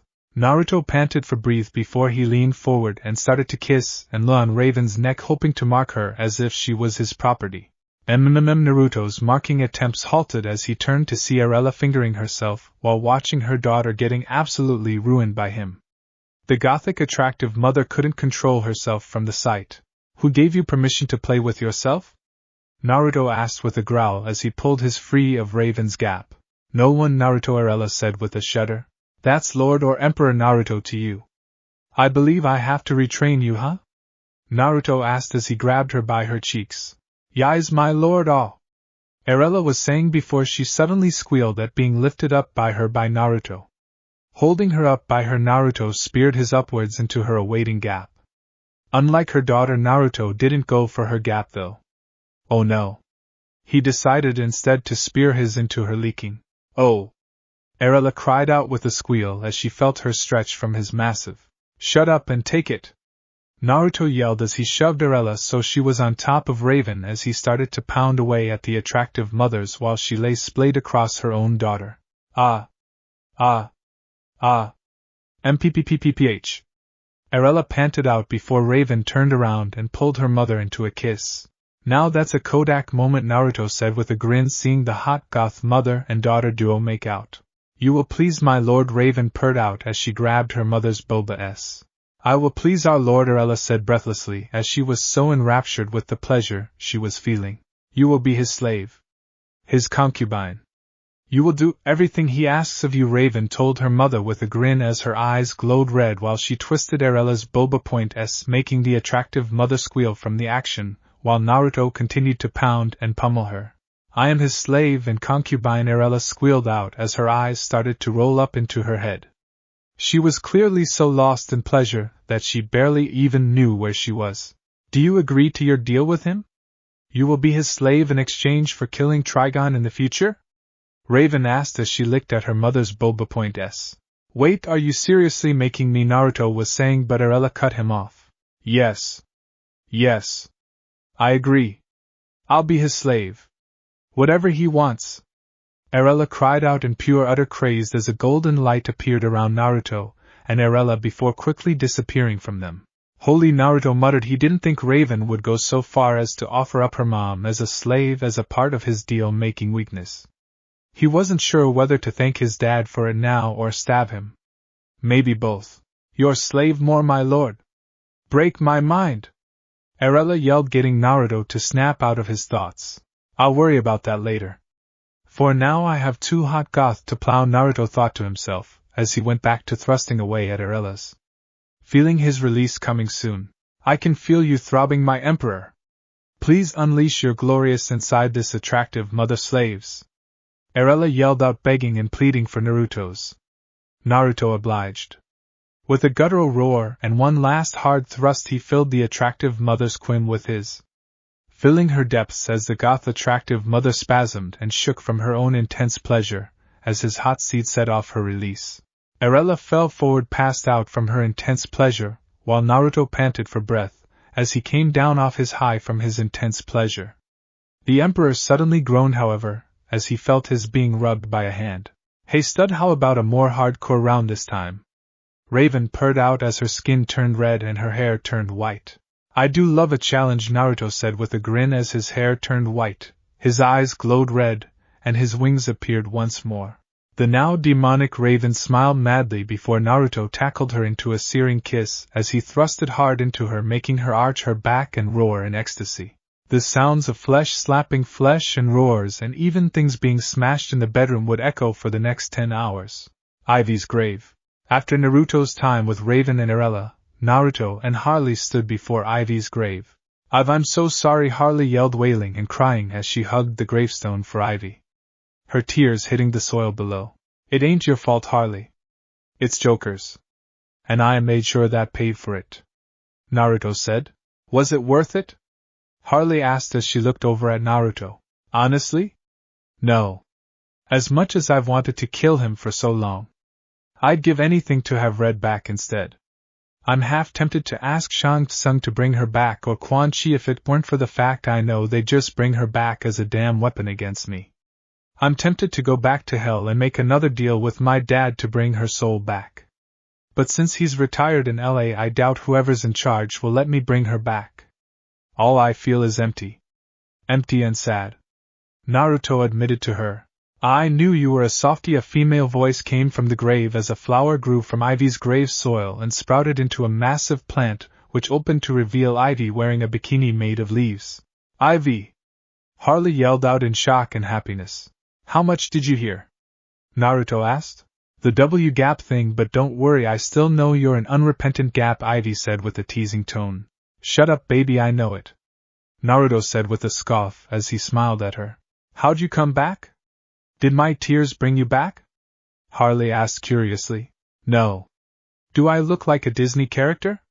Ivy asked with a raised eyebrow at the thought. Well, I mean, you look like a cross between Ariel and a Venus flytrap, so maybe, Naruto said, smirking. Shove it, Gap. No, I was brought back with the renewing power of nature. And maybe the tears helped too, Ivy said with a small smile as she looked at Harley, who grinned at her. Well read, glad to have you back. Harley can catch you up on everything. Enjoy your stay in Outworld under my protection, Naruto said. Where are you going? Harley asked curiously. I have a press conference to do. To show Earth I'm still alive. Naruto said with a mad cackle as he left the room to send his message. Oh, I have to see this, Harley said as she took out her phone. Outworld gets Wi-Fi? Ivy asked, raising an eyebrow at this. GSBLNTZ, Harley said simply as she turned on the news broadcast showing Naruto sitting on his throne, Sindel in his lap, Kidana, and Melina at his side as he spoke into the camera. You fools thought a self-sacrifice move could kill me? By some hero who only has an approval rating of 50% in his own city? I am the leader of Outworld. My approval rating is 100%. Naruto yelled out with authority. It's 99.9%, sire, someone off stage said. Kill him. Naruto yelled loudly before a gunshot was heard and someone yelling like I said. My approval rating is 100%. Naruto yelled as his people cheered for him. To the people of Outworld, your emperor cannot be killed by such pathetic means. To the people of Earth, your worst nightmare still lives on. To the people of Metropolis, your Boy Scout idol. To the people of Gotham, all of you will remember it was Overhaul who destroyed your city. Not Joker. Not Two-Face. Not Bane. Overhaul did so. Naruto yelled as the cheering grew louder and louder. To the Justice League, nurse your wounds, and when I have business with you all again I'll crush you like I did your gothic sugar daddy. To Wonder Woman, when you're healed, come find me so I can pound that wonderful of yours. And to Batman, if you survive that explosion, I'll see you again for our next fight, Naruto said, smirking. Oh, and to my mom, please forward my stuff to Outworld now that I actually have a decent place, Naruto said quickly before the video went off. What the did I miss? Ivy asked, genuinely confused at this. A lot, Ive. A lot. Harley said with a chuckle as she started to tell Ivy what happened after she was killed by Joker. With Naruto, Gotham's in shambles. Batman is dead. Those criminals are gonna run amok in Metropolis and Gotham. I wonder what sort of chaos I can cause next? Naruto mused to himself, as he looked outside his window staring at the Outworld night sky. My lord, come to bed, Sindel purred out as she laid on Naruto's bed alongside Kidana and Melina, all three ready to fulfill their duties to the Emperor. I love this realm. I'm coming, my yes, Naruto said happily as he approached the three bombshells. Not too soon, I hope, beloved. We have all night after all, Sindel purred out in as she embraced Naruto from behind, pushing her large boba S into his back while Melina and Kidana each grabbed his arms, pushing his arms between there to entice him. I love Outworld, Naruto said with a grin as he let the three royal ladies drag him back onto his bed. Naruto found himself on his back as Sindel laid his head on her lap, while her daughters removed his robes, leaving him as the day he was born. Naruto grinned up at his empress as she moved her hand to her back and started to remove her clothes as well, freeing her large to entice her lord. Kidana, Melina, pleasure, your emperor, Sindel ordered with a grin at her two daughters. Kidana hesitantly started to remove her own clothing. While she did agree to let Naruto use her body if he overthrew Shao Kahn, she was still a bit nervous on actually following through. Melina, on the other hand, held no reservations, eagerly pinging out of her clothes with vigor and fervence, all under the gaze of her emperor, who fixed her face. Hell. If I knew Outworld existed so long ago, I would have come here and taken all three of you sooner, Naruto admitted, looking at the three bombshells before him as Kidana and Melina crawled onto the bed towards his hardening. Lick him, my daughters. Lick your lord, Sindel ordered with a grin. Kidana took the initiative despite her hesitation, gripping Naruto's massive vok with her hand and giving it a long, slow lick. Her inexperience was palpable at this, but she made up for it with her willingness to try. Let me have a taste, dear sister, Melina said as, unlike Kidana, who was slow and hesitant, Melina immediately engulfed the head of Naruto's with her mouth, eagerly licking and away like there was no tomorrow. Damn, that's a good girl, much better than the original, Naruto grunted out as he ran his hand through Melina's hair. The action caused Melina to work her mouth even harder, taking half his down her throat in seconds, making Naruto sob at her actions. Kitana scowled at this obvious dig at the fact that Melina was who she was based off of as a clone, and yet was being called better. Perhaps some resentment still remained at Melina even being created by Shang Tsung. Or perhaps her pride just couldn't handle being seen as inferior. Either way, Kitana moved her mouth to Naruto's balls and started to on them. Melina may have had a handle on his shaft, but that didn't mean it was the only part to lick. Using her anger at the insult to please him with even more passion. Ing on his with force and grit to prove she was better. Such a needy pair, Sindel said as she chuckled at the two sisters before bending over and pushing up her boba s like an offering for Naruto. Don't forget about your lovely empress, my beloved, Sindel purred out. Of course, my dear, Naruto said with a grin as he used his free hand and grabbed Sindel's boba and moved it so he could lick and let her boba point s, making the attractive mother empress sob as his tongue worked over her sensitive boba s. While Naruto's hand and mouth teased their mother, Kitana and Melina had swapped places. Kitana was now ing on Naruto's with newfound determination, while Melina licked and kissed his balls like it was her last meal. Never thought the W-Gap family would be this tie, Naruto said amused as he briefly stopped ing on Sindel's to joke. We live to serve you, my lord, the three bombshells said in complete harmony. Naruto chuckled at this. God, he loved these three. I believe we've done enough foreplay. Sindel, as my empress, I will allow you to choose which of your daughters will meet first, Naruto ordered. Kitana, you made a deal with our emperor. You will fulfill it now, Sindel ordered with a grin. Yes, mother, Kitana nodded as she crawled on top of Naruto and hovered her wet lussie above his. Shall we play until our lord is done ruining, sister mother? Melina asked as she laid on the massive bed. Of course, dear daughter, Sindel said with a grin as she crawled over to her other daughter and proceeded to kiss her as the two started to grope and fondle each other. I have been looking forward to this. I've been wanting to break you since I broke Jade into my dump, Naruto said as he held Kitana's hips. You shouldn't underestimate an Edenian princess, Kitana warned, a little myth that he thinks she'd break so easily to some. Tell me that again after I'm done, Naruto said as he pulled Kitana down, impaling her with his rock hard, and making the princess' eyes widen. She could feel the massive log stretching her in ways she had never felt. By the elder gods! Kitana yelled out in shock at the feeling. Sorry, I'm the only thing you'll be worshipping anymore, Naruto told her with a grin as he lifted her up with his grip on her hips and pulled her back down onto his. Over and over and over again. Each thrust making Kitana squeal. Ah! Ah! You're reaching so deep, my lord. Kitana panted out as she leaned forward, squishing her boba s against Naruto's chest. If I knew you were gonna be this tight, I'd have edged you right over Xiao's body after I killed him, Naruto said with a grunt. You can make up for it by using her, as you see fit, Sindel giggled out, while she and Melina were currently scissoring next to them. Yes, dear sister would make the perfect slave for you. Wouldn't she, Lord Daddy? Melina said with her own grin. Indeed, would you like that, my dear Kitana? Naruto grunted out as he held her close as she bounced on his. A prince, Cess.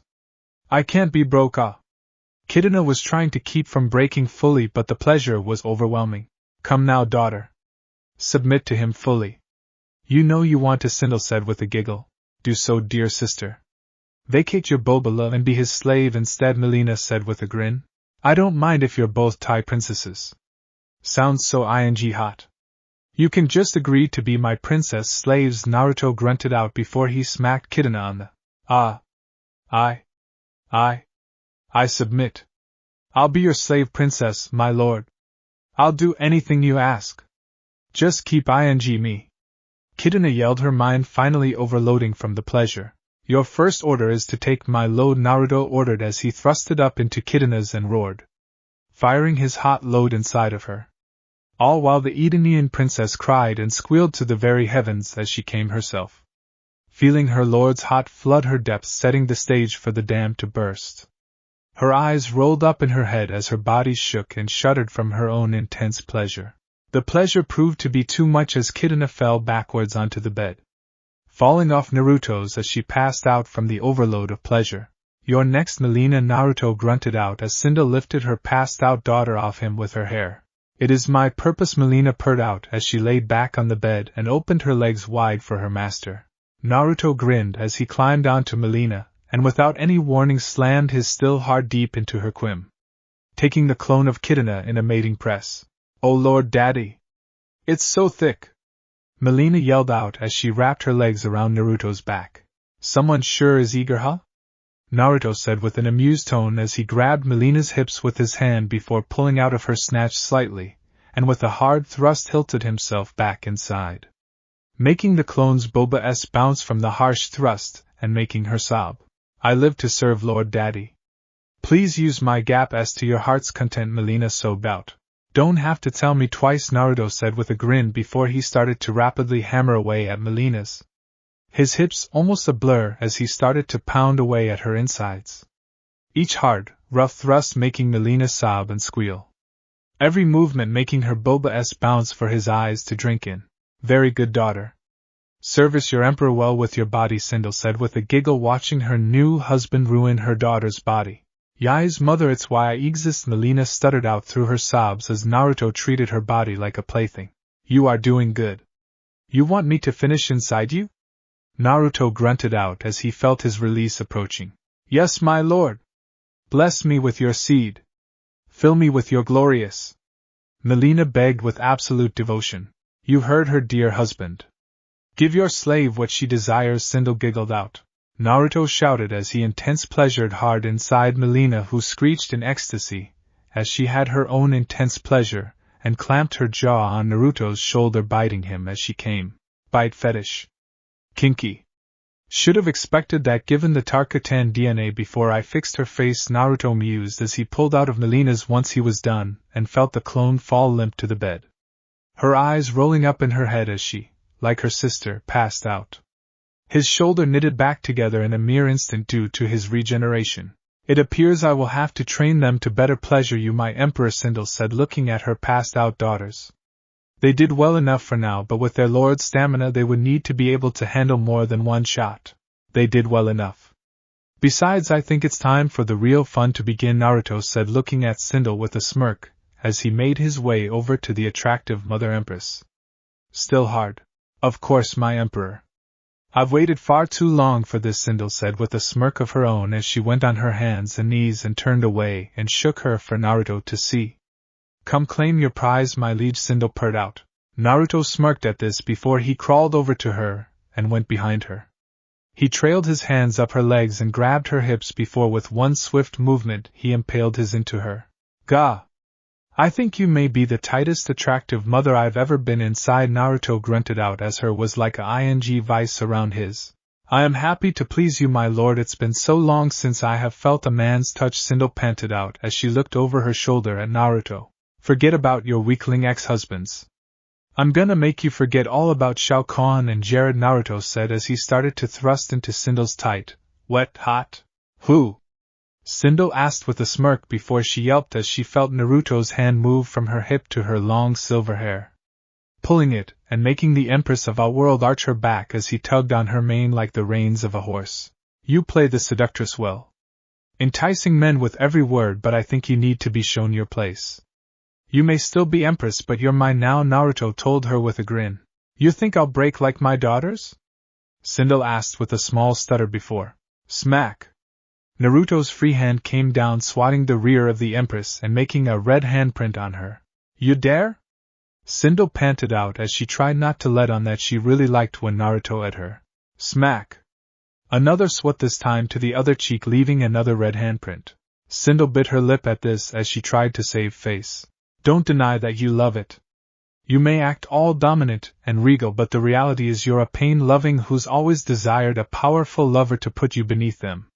You want a man to command you, to order you around. In public you want your standings to be equal. In private, though, you want a man to make you his slave. And that's what I'm gonna do. You, your daughters.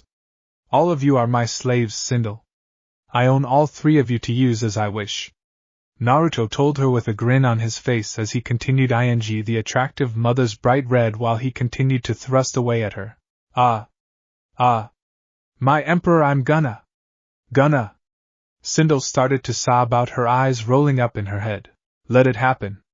For your emperor. For your new Khan."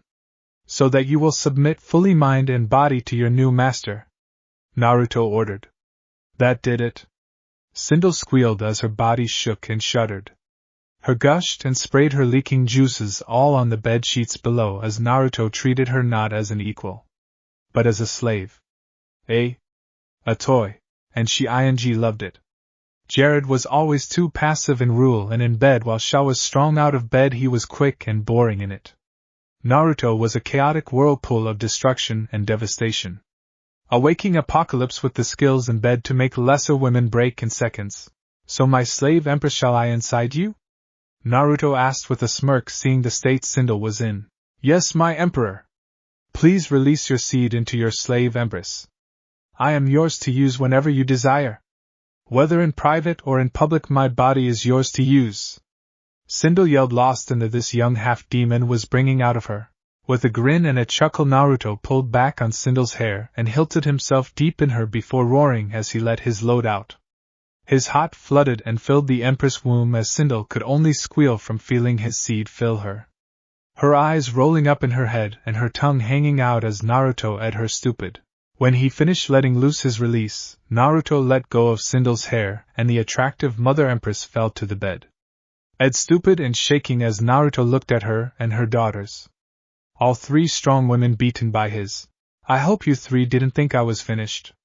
We're just getting started. I'm gonna be each of your gap-s for the next 10 hours, Naruto said with a grin as he looked at Sindel, Kitana, and Melina. This time though his wings shooting out of his back to show how serious he was. Before the three royal women could react, Naruto pounced onto them. Their screams and cries and sobs would echo through the entries of the palace, nay perhaps even all of Outworld for 10 hours straight. The three were but outlets for their lords. And they loved every moment of it. 1 week after Gotham's decimation, a live broadcast played of the President of the United States of America appeared on every phone and TV screen in the country, including one in the abandoned mall Harley and her crew were using as a base of operations. My fellow Americans, it's been decades since Gotham City once exemplified American prosperity. But 1 week ago it hit the point of no return. When the Joker seized control of the city only for the new emperor of our world, Naruto Uzumaki, otherwise known as the villain Overhaul, murdered him and destroyed the city in their battle. Batman has vanished with no sign of being alive, and now Gotham is beyond saving. Its criminals are running amok in the ruined land. And even the currently injured Justice League can do nothing to help after their battle with the famed villainous Kushina Uzumaki. And so it is with a heavy heart I must declare Gotham beyond saving. I hereby declare Gotham City no longer part of the United States. It is civitas non grata. God bless the United States of America and God help Gotham City, the president declared as the crew looked on in shock. Yeah! Harley and Naruto yelled out happily as they high-fived as they watched this broadcast on the mall TV. Okay, the crew barring Harley and Naruto. This is probably bad, you two, Psycho told them. Oh please, this is gonna be awesome. No rules, no laws. Only anarchy and chaos. Harley yelled. So an average Tuesday in that moron's new kingdom, Psycho asked with an eye roll as he pointed at Naruto. Just for that I'm gonna have Sindel lead an army into the city and take over. Yes, I'll declare Gotham part of our world. The Tarkatans will eat everyone. They'll have food for a week. Naruto declared savagely. Psycho paled at this before he fell over in a faint at the thought of getting eaten by the Tarkatan hordes. Nice job, moron, Ivy said with a flat tone as she walked into the room carrying a box. What? You hate him too, and you and I both know his voice grates on you. At least like this he's silent, Naruto pointed out. Are you seriously gonna lead an army and take over the city? Shark asked. Well, it would probably be better than this and have some semblance of order, Naruto mused. That, and you want to bait Batman out of hiding, Ivy said as she put the box she was carrying down on a table. Oh God, yes. I haven't had a good fight like that in a long time. I want a rematch with Adder. Naruto declared. Are fights even worth it when you can get your head blown off and keep going? Clayface asked curiously. They are when you play down to the level of mortals. Naruto said with a grin. Yo, we still have to talk about the W-Gap wings and angel blood thing, Ivy said. Not that hard to explain. Mom is a demon and Dad. He's the devil. I think that sums it up, Naruto said. Now when you say devil? Harley asked as she raised an eyebrow at the blonde. The actual devil. Lucifer Morningstar himself, and no, he doesn't look like a clown, damn it. ING has been Hotel Bull, Naruto grumbled. Oh please, you laughed at the show too along with me, Harley said with a grin at the blonde. Yeah, 'cause I was rooting for Adam. Redemption is bull, Naruto grumbled under his breath. You heartless monster. Clayface yelled, overhearing that. Don't sweet talk me. Now what you got there, babe? Naruto yelled at his friend before he looked at Ivy. Some random flaming portal opened up and dropped this thing in my room. It's addressed to you, Ivy said. Naruto looked at the box and saw on the label it said, please forward to the brat sticking it to you. I'd ask GSBLNTZ, but she is avoiding my calls. Signed, Kushina. Oh, mom sent me my stuff. Alright, everyone stand back while I open this, Naruto said as he walked towards the box. Why do we need to stand back? Shark asked. 'Cause this may have volatile demon stuff and our screaming souls. Or possibly even a succubus. I forget what she said she was sending, Naruto admitted as he opened the box, which revealed a stuffed fox toy with 9 tails, which promptly smacked in the face Naruto with his tails. Finally! Do you have any idea how long I've been sitting in your mother's ING room? The things I've seen, man. They scare even me. The toy said in a grumbling deep voice. Holy Kurama!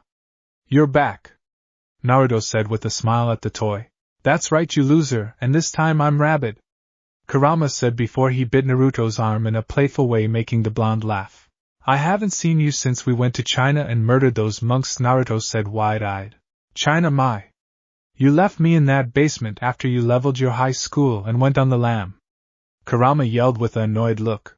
Hey, I didn't run because of the high school, I thought I accidentally knocked up my homeroom teacher on graduation day, Naruto said with a pout.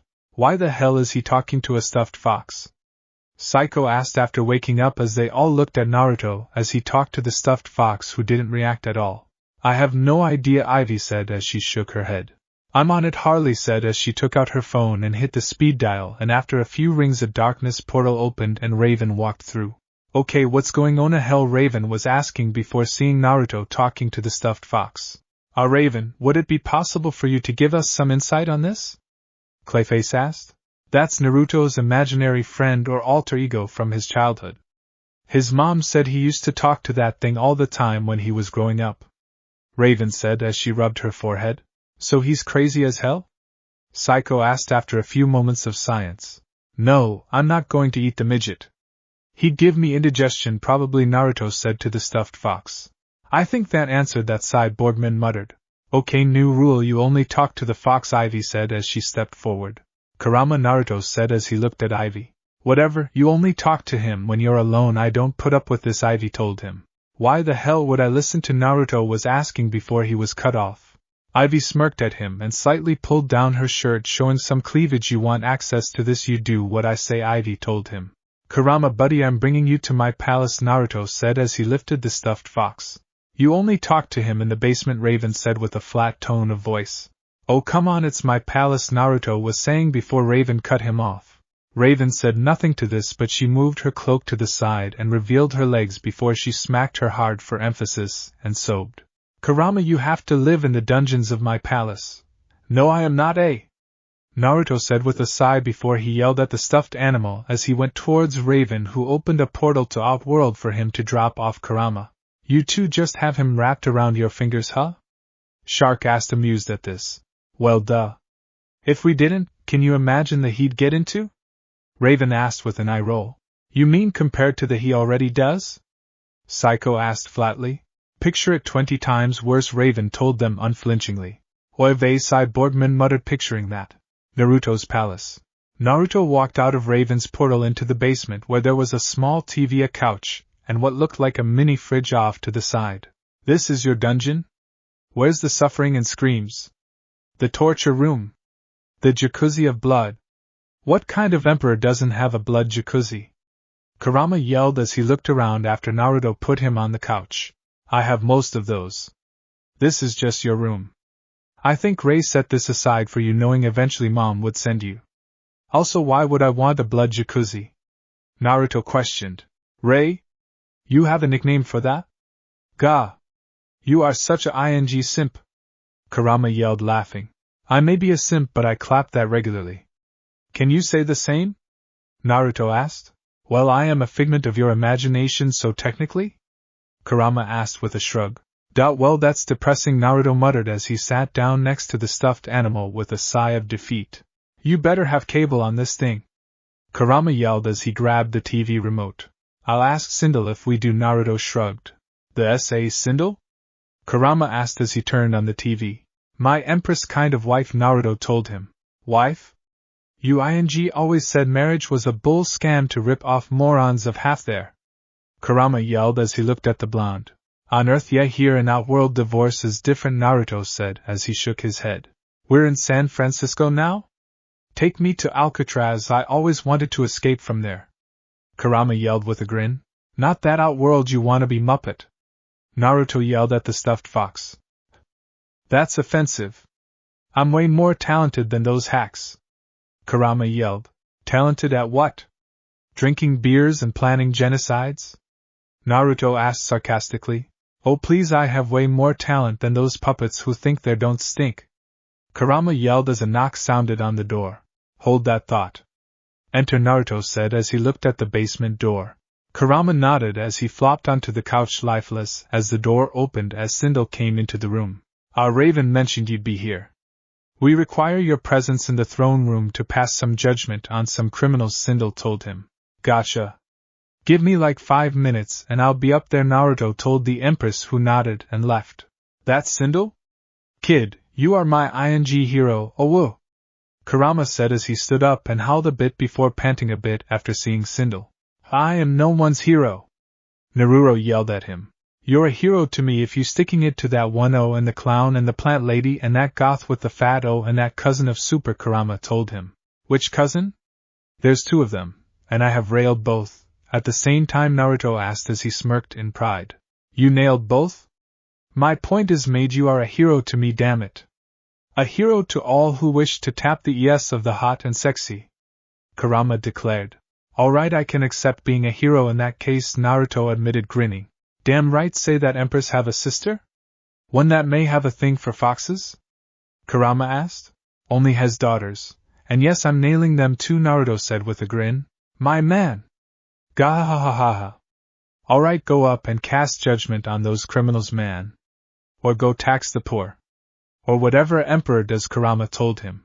Yeah, I'm looking to make plans to take Gotham and make it part of this empire. Maybe I can frame them for attacking us and start a war, Naruto mused. That's over the line. We're not war criminals, we're just serial killers. Kurama yelled. Naruto and Kurama both looked at each other for a few moments before they both started to cackle madly before Naruto went upstairs to his throne room. Outworld throne room. Naruto walked into his throne room to find Sindel, Kitana, Jade, Melina, Sonya Blades Kano, Shang Tsung, Quan Chi, Baraka, Blackfire, GSPLNTZ, Ultra Girl, Superwoman, Queen of Fables, 3 restrained people, and several slave girls cleaning the floors. Alright, so what am I doing exactly? Naruto asked as he sat in his throne before Sindel sat in his lap with a grin and a slave girl brought them over glasses of wine. My emperor, we have 3 prisoners here for you to cast judgment on for their crimes against Outworld, Baraka said as he escorted 3 people by their chains. 2 men, 1 blonde and 1 brunette, and a buxom redhead woman. Ah, very well. Let's start with you. What did you do? Naruto asked, pointing to one of the men. The one with brown hair specifically. I stole bread to feed my starving family. Please have mercy on me, my emperor. I only wish to help them survive, the man begged on his knees. I see, remove his limbs. All of them, Naruto ordered as the man was dragged away by the guards kicking and screaming in fright. Now what did you do? Naruto asked, turning to the buxom redhead. I murdered my husband after I caught him in bed with a centaur, the woman said simply and uncaringly. Had it coming as far as she was concerned. Ah, lovely. 1 year house arrest for her, Naruto declared, pointing at her. A year? The woman asked wide-eyed. Chill out, the house arrest is in the palace here, Naruto said, smirking as the woman was brought away before turning to the blonde man. And what did you do? Naruto asked. I killed a ramen chef and burned down his stall, the blonde man said with a shrug. You what? Naruto asked with a cold tone. Ah crap, GSBLNTZ groaned out as she slammed her palm into her forehead. You dare slaughter a holy man! How dare you! Baraka, take him to the Tarkatan horde. He is to be boiled in a giant ramen pot alive for your people to feast on. Naruto yelled in fury. As you desire, my Emperor, Baraka said, dragging the man away. Well, that went well, mate, Kano said, smirking at the chaos Naruto caused.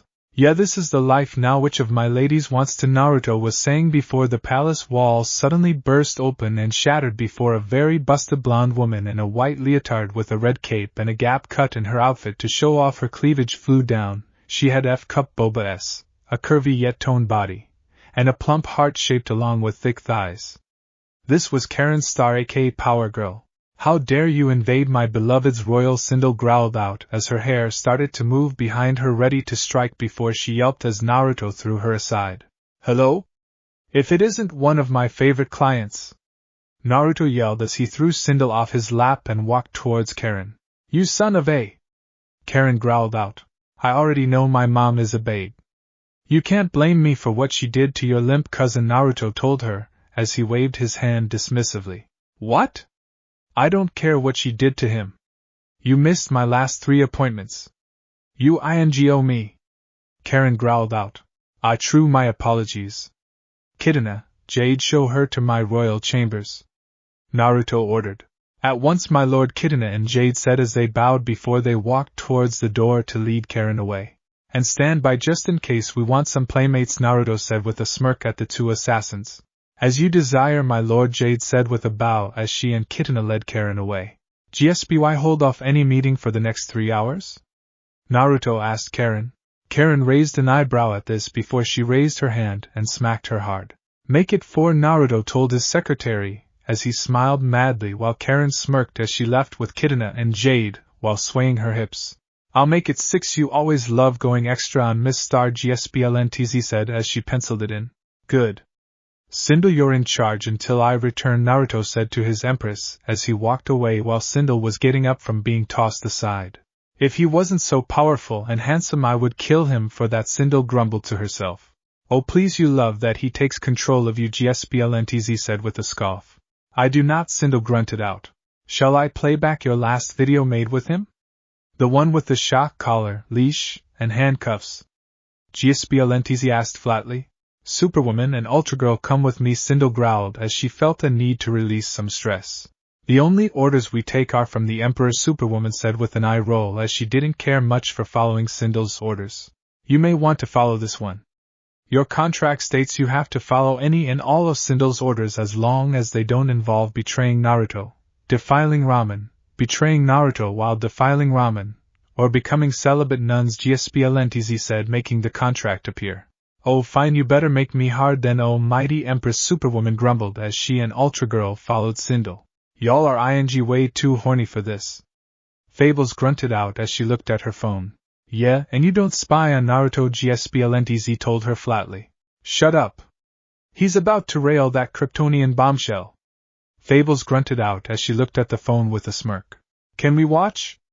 Melina asked, gesturing to herself, Sonia, and Blackfire. You all have fun with that, I'm hitting up the bar, Kano said as he left to get his drink on. With Naruto. Naruto entered his chambers and smirked, seeing Karen removing her cape and laying down on his bed while Kitana and Jade stood to the side. It's been far too long since I had you around, my dear, Naruto admitted as he threw his shirt aside. That's your fault for canceling the damn appointments, Gap, Karen told him, annoyed. Gap? How dare you, woman? I am a through and through. Naruto yelled in faux accusal. Yeah, let's do this, those two will be good to go after the first round, right? Karen asked as Naruto approached her while she gestured to Kitana and Jade. Wow, someone's in a rush, huh? If you're that short on time we can always reschedule, Naruto told her with a tone of mockery as he removed his pants. I have plenty of time, I am just done waiting. I had to talk Kara into watching over Metropolis since crime went up 40%, Karen told him with a tone of annoyance, as he was the reason for the crime increase after he dropped off a ton of Gothamites in Metropolis that stuck around once Kushina injured Superman. I'll be sure to make you see stars to make up for that, Naruto said with a smirk, as he got on top of Karen as she wrapped her legs around him. You're good, Karen sobbed as Naruto leaned forward and licked her neck and rubbed his hard on her covered. I'm the best there is at what I do. And what I do is make yes howl. Naruto grinned before he placed his left hand on her leotard and decayed it, leaving the Kryptonian bombshell in nothing but her red boots. Hey, that suit is expensive, you know, Karen grunted out. Oh please. You act like we don't reimburse any costume destruction, Naruto said with an eye roll before he reached up towards one of Karen's Boba-s and gripped it, making the blonde sob at the villain's rough hands. I wonder what your cousin would say seeing the person he trusts to watch over his city sobbing like a common street to the villain he despises, Naruto said amused as he ran his other hand up and down her thighs while he continued groping Karen's chest. Who cares what he thinks, Karen sobbed out as she bit her lip to keep from screaming. You know there's always a place in my empire for you and Kara. I mean as slave girls, but it's on the table, Naruto offered with a grin. You think I'd sell myself out just cause you can a Kryptonian woman well? You're still an evil villain, Karen asked with a glare of defiance at Naruto before she sobbed as she felt his rubbing against her moist. Oh, you can stop the tough girl act. We both know you're too hooked on my to think about anything else power, Naruto told her with a smirk as his hand gripped one of her Boba Point-s and pinched it, making the Kryptonian woman yelp from the sudden action. It told you to stop calling me that, Karen stuttered out, trying not to sob. Fine, I'll just call you my favorite nickname. Mine, Naruto said with a smirk as he leaned into Karen's ear and whispered the last word before he thrust it hard into her wet. Oh Rao! Karen yelled out, arching her back as she felt Naruto's stretching her. You still want to deny you want me, whoa? Naruto asked with a smirk before he yelled as Karen flipped them over so she was straddling him on top. Eyes on me, stud, Karen purred out as she licked his cheek before she leaned back and started to bounce on his as she sobbed happily, and ran her hands through her hair as she sobbed with no shame. And here I thought Kara was more of the cowgirl between you two. Then again your udders are bigger, Naruto told her, smirking as he watched her Boba-s bounce and jiggle from her movements.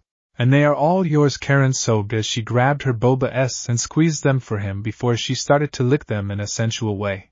I'll remember that next time I'm in Metropolis. I'm sure the Daily Planet would love a pic of me groping you mid-fight for a cover story, Naruto said, grinning like a loon as he watched the Kryptonian woman act so lewdly and wild. It was such a far cry from what every hero expected of her given her cousin. You are so deep, Big Daddy, Karen purred as she bounced in Naruto's lap. I think it's more how tight you are. It really has been a while since I plowed your field, huh, farm girl? Naruto asked with a grunt as he grabbed Karen's hips and helped her bounce on his. You getting close, stud? You gonna paint my insides white with your? Karen asked with a manic giggle. That's the plan, you want this nut, my little power? Naruto grunted as he smacked Karen on the, making her jiggle. Yes. Fill me up, you hung son of a... Karen demanded as she started to bounce on him harder and faster, the bed beneath them creaking from their rutting. As you wish, my dear, Naruto grinned as he grabbed Karen's hips and pulled her down fully onto his and let loose his load, his hot white seed flooding her depths as she let out a loud cry of unrestrained pleasure, her own intense pleasure hitting like a ton of bricks before. Crash! The bed beneath them shattered. I thought Shang Tsung was supposed to reinforce this thing magically? Naruto asked, turning to Kitana and Jade. I believe he was busy with a new experiment, something about a woman with blood magic he was training in the flesh pits, Jade admitted as she bowed her head, trying not to let on that she was very turned on along with Kitana. I'll come back to that later, Naruto shrugged before turning to the panting Kryptonian woman. So how was that power? Naruto asked, grinning at the pleased Kryptonian bombshell as she kissed his neck. I said stop calling me that. And oh, that was so good. You and your two girls there are good to go, right? Karen panted out as she rested on Naruto's chest, her breath squishing against his chest as she pumped his with her hand as she got off his lap a bit. You bet, just don't break them, they are favorites of mine, Naruto warned her. You bet, stud. Okay, blue one, come here, Karen said with a kiss to Naruto's cheek before she turned her gaze to Kitana. I am Kitana, princess of our world, and I demand respect, Kitana was saying, trying to put up a front of royalty, but she was silenced when this blonde bombshell suddenly appeared in front of her faster than a bullet, shoving her tongue down the blue-clad assassin's throat. Yeah, you will be fun, Karen said with a smirk, as she licked her lips at the panting princess. The strap-ons are in the chest nearby, Jade said with a bow. Jade! Eep! Kitana yelled wide-eyed at her friend and bodyguard selling her out before she yelled in surprise as Karen appeared behind her with a strap-on rubbing against her wet as she shoved her against the nearby wall. "Try to show me a good time, oh," Princess Karen said with a smirk as she thrust it into Kitana's, making the princess sob as she started to take her against the wall. "Good girl, Jade. For that you decide how I take you," Naruto said as he approached Jade and placed his hand under her chin so she would look him in the eyes. "Please, my lord, will you take my?" Jade panted out as she felt her arousal rise. "I love this realm," Naruto said with a crazed grin as he decayed Jade's outfit and pushed her onto the floor on her hands and knees before sidling up behind her. "Want me to go slow and soft?" Naruto asked as he rubbed his against her. "My lord may take my as he wishes. I am not some pathetic weakling after all," Jade said with devotion as she raised her up towards him and shook it like Sindel taught her. "I love this place," Naruto said with a grin as he slammed his fully into the green-clad assassins without any hesitation, completely thrusting it inside of her as Jade let out a scream of pleasure. "So deep!" Jade yelled as her eyes rolled up in the back of her head from the intrusion. "And I'm just getting started." "Get ready for a real ride," Naruto told her before he slapped her, making it jiggle, and started to thrust away at Jade's gap like a man. Hard, fast, rough. Her emperor was pulling out all the stops, slamming away at her like a feral beast in the throes of mating season. "Come on, don't just take it. Shake that of yours," Naruto ordered as he thrusted away at Jade's as she was slowly losing herself to the pleasure. "Apologies, my lord," Jade sobbed out as he started to thrust her hips back towards the emperor, twerking her fat on his as the rutting between the emperor, his assassins, and the Kryptonian continued for 6 hours non-stop. Gotham Mall 2 weeks later.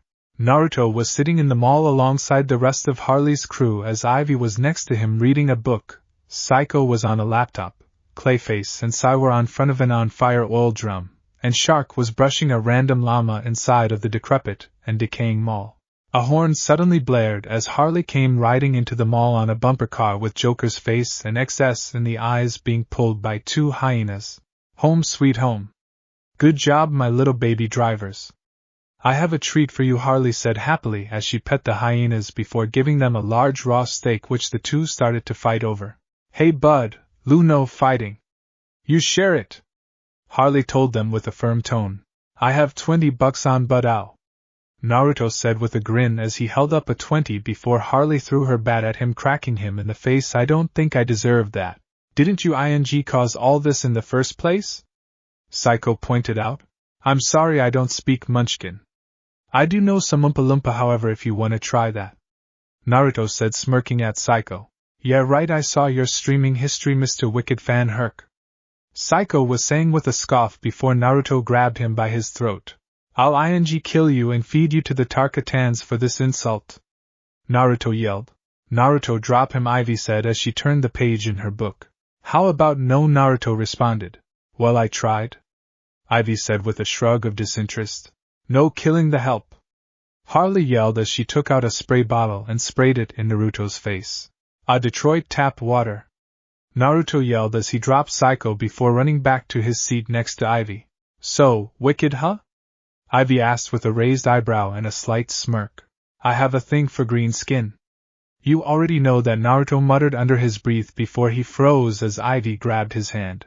"Love you too, softy," Ivy said with a slight chuckle while Naruto grumbled. "Anyways, I got food, guys," Harley said as she opened the trunk of the bumper car, revealing a gagged and bound Japanese man.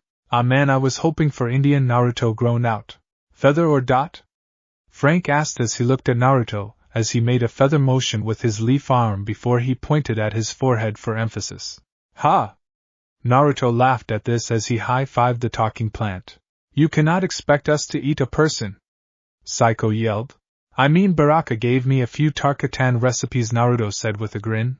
"I wouldn't recommend it. They burn the flesh a bit too much," Shark said as he shook his head. Plus we would be hungry an hour later anyway," Naruto as he nodded. "That's Chinese, you idiot," Sai yelled as he waved his robot hand. "We're not eating him. This is Takashi. He's a sushi chef with a Michelin star," Harley said, gesturing to the old man before throwing him to Shark. I gotta admit I was excited to eat a person since I just had sushi, but I guess it's fine, Shark said as he picked up the old man and carried him away. Takashi, would it be gauche to ask for a spider roll? Or are you strictly omakase? Clayface asked as he, sigh, and Psycho followed Shark and Takashi, leaving Naruto, Ivy, and Harley alone. Are you not jazzed about sushi? Haruki asked, seeing Ivy not moving towards the chef with the others. No, I mean I like Takashi's hand rolls as much as the next gal, but don't you think it's time kind of like wrap this party up?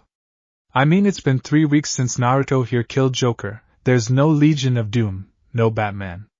Gotham is yours for the taking, Ivy said as she looked at the blonde woman. I am having a blast. This is what I've always wanted. Anarchy and sushi, Harley declared, grinning before pulling out an air horn and blowing it. Preach, you crazy!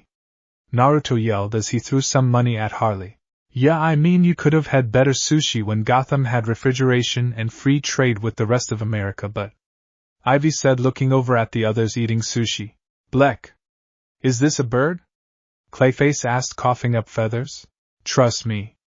Seriously, you're gonna be kicking yourself if you don't take charge. Ivy told Harley seriously. The best part of living in an apocalyptic wasteland is no one's in charge. Who? Harley cheered before blowing the horn again. I thought the best part of the apocalypse was the lack of proper clothing, meaning every woman wears something skimpy. Naruto asked. Like you need the excuse to make your ass dress up in little to no clothing. For S sake, look at what Wonder Woman wears. Psycho pointed out as he ate some sushi. Don't test me, Gollum. I'll do to you what Dedelic did to your game. Only worse. Naruto yelled at the midget. It's chaos, baby. It's like Nam after the U.S pulled out. Sai said before looking on at empty space with a faraway look in his eyes. I don't think it's exactly like that, Harley said as she and Ivy looked at the old man oddly. Hey, you're on penguin turf. Get the hell out of here. A voice yelled as everyone turned to see 2 tuxedo-suited men enter the mall, one carrying a crowbar. The hell are you talking about? Harley demanded. Penguin called dibs on the mob. One of the men told her. We've had this place for like ever. And dibs? There's no dibs. The city's in ruins, dumbass. It's a post-dibs world. Nobody owns anything except me owning this mall. Harley yelled. It's chaos, baby. It's like Nam after the U.S pulled out, Sai repeated, staring out at nothing with a faraway look. Stop. No more flashbacks. Harley yelled at the old man, and as for you two, go back to the penguin and tell him to go screw himself, Harley demanded. Oh? And who's gonna make us? You. Please, you're the Joker's sloppy seconds. And he didn't want you the second time, one of the men said. Who are you insulting my girl? Naruto yelled as he stomped forward. Oh, look, the guy who ate everything up. Bravo, man. What, you wanted to create a gap that you hadn't ed in Gotham yet? The same man asked with a scoff as Naruto approached. Oh, that's funny. Here's another good one. Naruto yelled as he grabbed the man by his face with his right hand and splattered his head in an instant. The blood spraying all over his partner, who looked on in terror. Here's a tip. Next time Penguin sends someone near me, it better be those 2 assistants of his. 'Cause if any of you bird ters come here again, I'm gonna test and see if penguins can really fly or not. Over and over and over again. Capiche? Naruto asked, turning to the other goon who ran the hell out in fear. I had dibs on that gap. Harley yelled at Naruto as she held up her bat. Well, you should have been faster then. Old Cobblepot has been ing me off for a long while now. Long before I joined up with you guys, Naruto said as he rolled his eyes. What the hell did he do to you? Psycho asked curiously. He had his goons murder a ramen vendor in front of me. Before I could even order. It was dark day. A day where I was denied the glorious food even Gids would weep for, Naruto said with a sad tone and far-off look in his eyes. You're an idiot, Ivy said flatly. An addict, but we already knew that by now, Harley said with a nod. Yeah, well, this idiot is gonna head back home and rule over his realm and rail some ES. Alongside his hot as Empress, Naruto said as he took out his phone and texted GSBLNTZ. Yeah, right, you're gonna get drunk and talk to your stuffed animal. Harley yelled as he walked towards an opening portal. You don't know me! Naruto yelled as he jumped through a portal made by GZSPLNTZ back to Outworld. Minutes later, Naruto was sitting in the basement with Kurama drinking a few beers while talking to the stuffed animals. And then Harley called me an addict, can you believe that? Naruto exclaimed, crushing a beer can. Oh, what a monkey on your back! Kurama yelled with heavy sarcasm. I know, right? Naruto yelled in agreement. Let's expose this myth. All guys want, it's not a disease, it's a pathetic excuse for someone cheating on their wife. Funny how the disease only occurs around hot chicks. If you can't control yourselves around fat chicks over 40, then you have a ing disease. Kurama yelled as he took another beer offered from Naruto. Ing preach, dude! Naruto exclaimed before chugging another beer. Suddenly the room shook as a loud boom echoed from upstairs. What the was that? Oh God, have they found me? I knew this day would come. That Renamon plushie found me to make me pay child support. Kurama yelled as he hid under a pillow. I don't think that you ate a Renamon plushie? Naruto asked, turning to the fox under the pillow. Oh, like you wouldn't do the same. I have seen your saved photos of that Luna. Kurama yelled. Okay, either the palace is being attacked or I accidentally brought the good down here, Naruto said as he ignored his alter ego. You brought me cheap? What the man? You're a ing emperor and can't afford better than $3 in a can? Kurama yelled before he threw the full can of beer at Naruto, nailing him in the head. Hey, it's not my fault our raids on the downtrodden and poor of Outworld only net us so much good booze. I wonder what we're doing wrong. Naruto mused. No excuses. I demand good booze. And satellite TV. And a harem of my own. There's a toy store that has good recruits in Metropolis, Kurama said as he listed his demands. You know Outworld has a donation box to Honduras. How would you like to wake up in that? Naruto asked as he glared at the toy. Do it if you have the guts. You don't you? Kurama said as he started to growl at Naruto. Naruto growled as he clenched his hand as he held it up before the door to the basement opened and Sindel was rushed and unconscious and bleeding as Kidana and Melina helped her inside while Kurama quickly flopped onto the couch lifeless. What happened to her?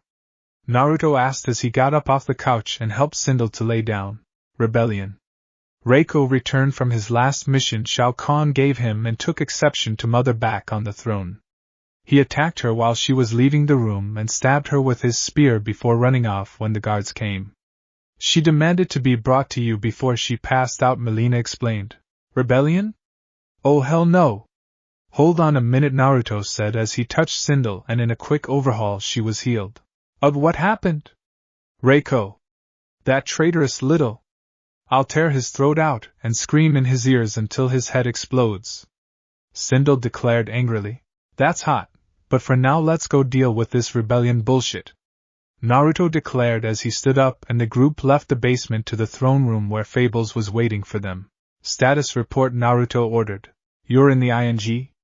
That Reiko bag freed a bunch of prisoners after killing the guards and fled into the woods. Fables told him. Prisoners?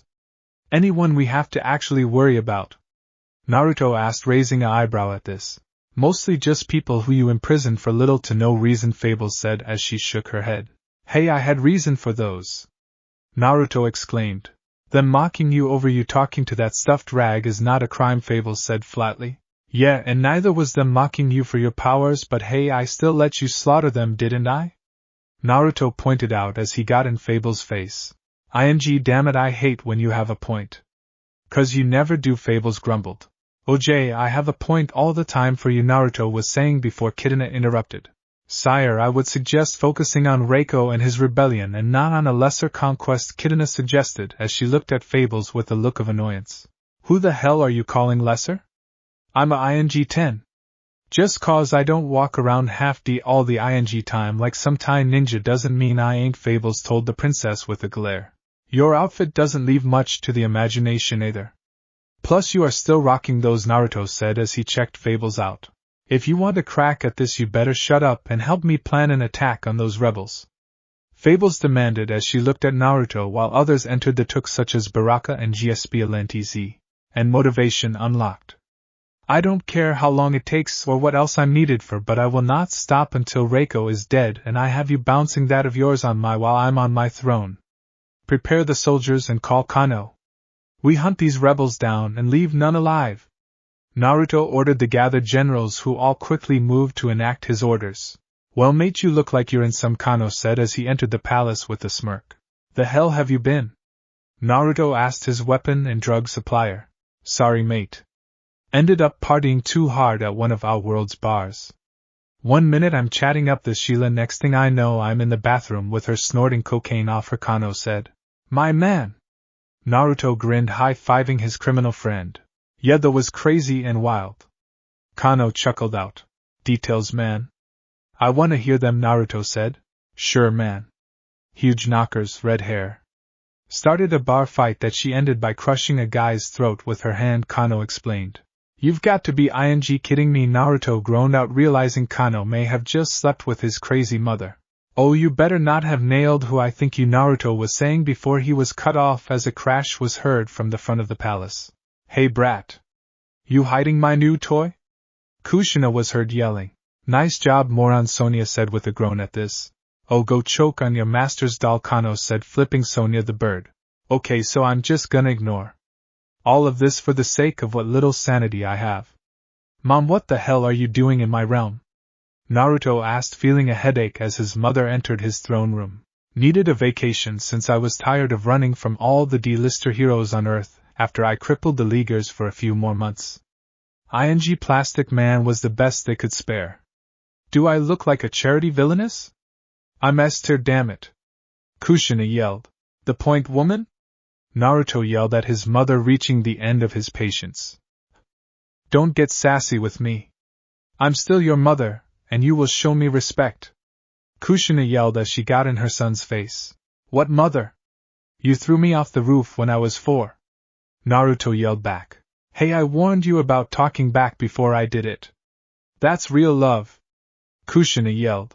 And now you're one of my friends and supplier. Mother of the year, folks, Naruto scoffed. So? I have a list of the friends of mine you.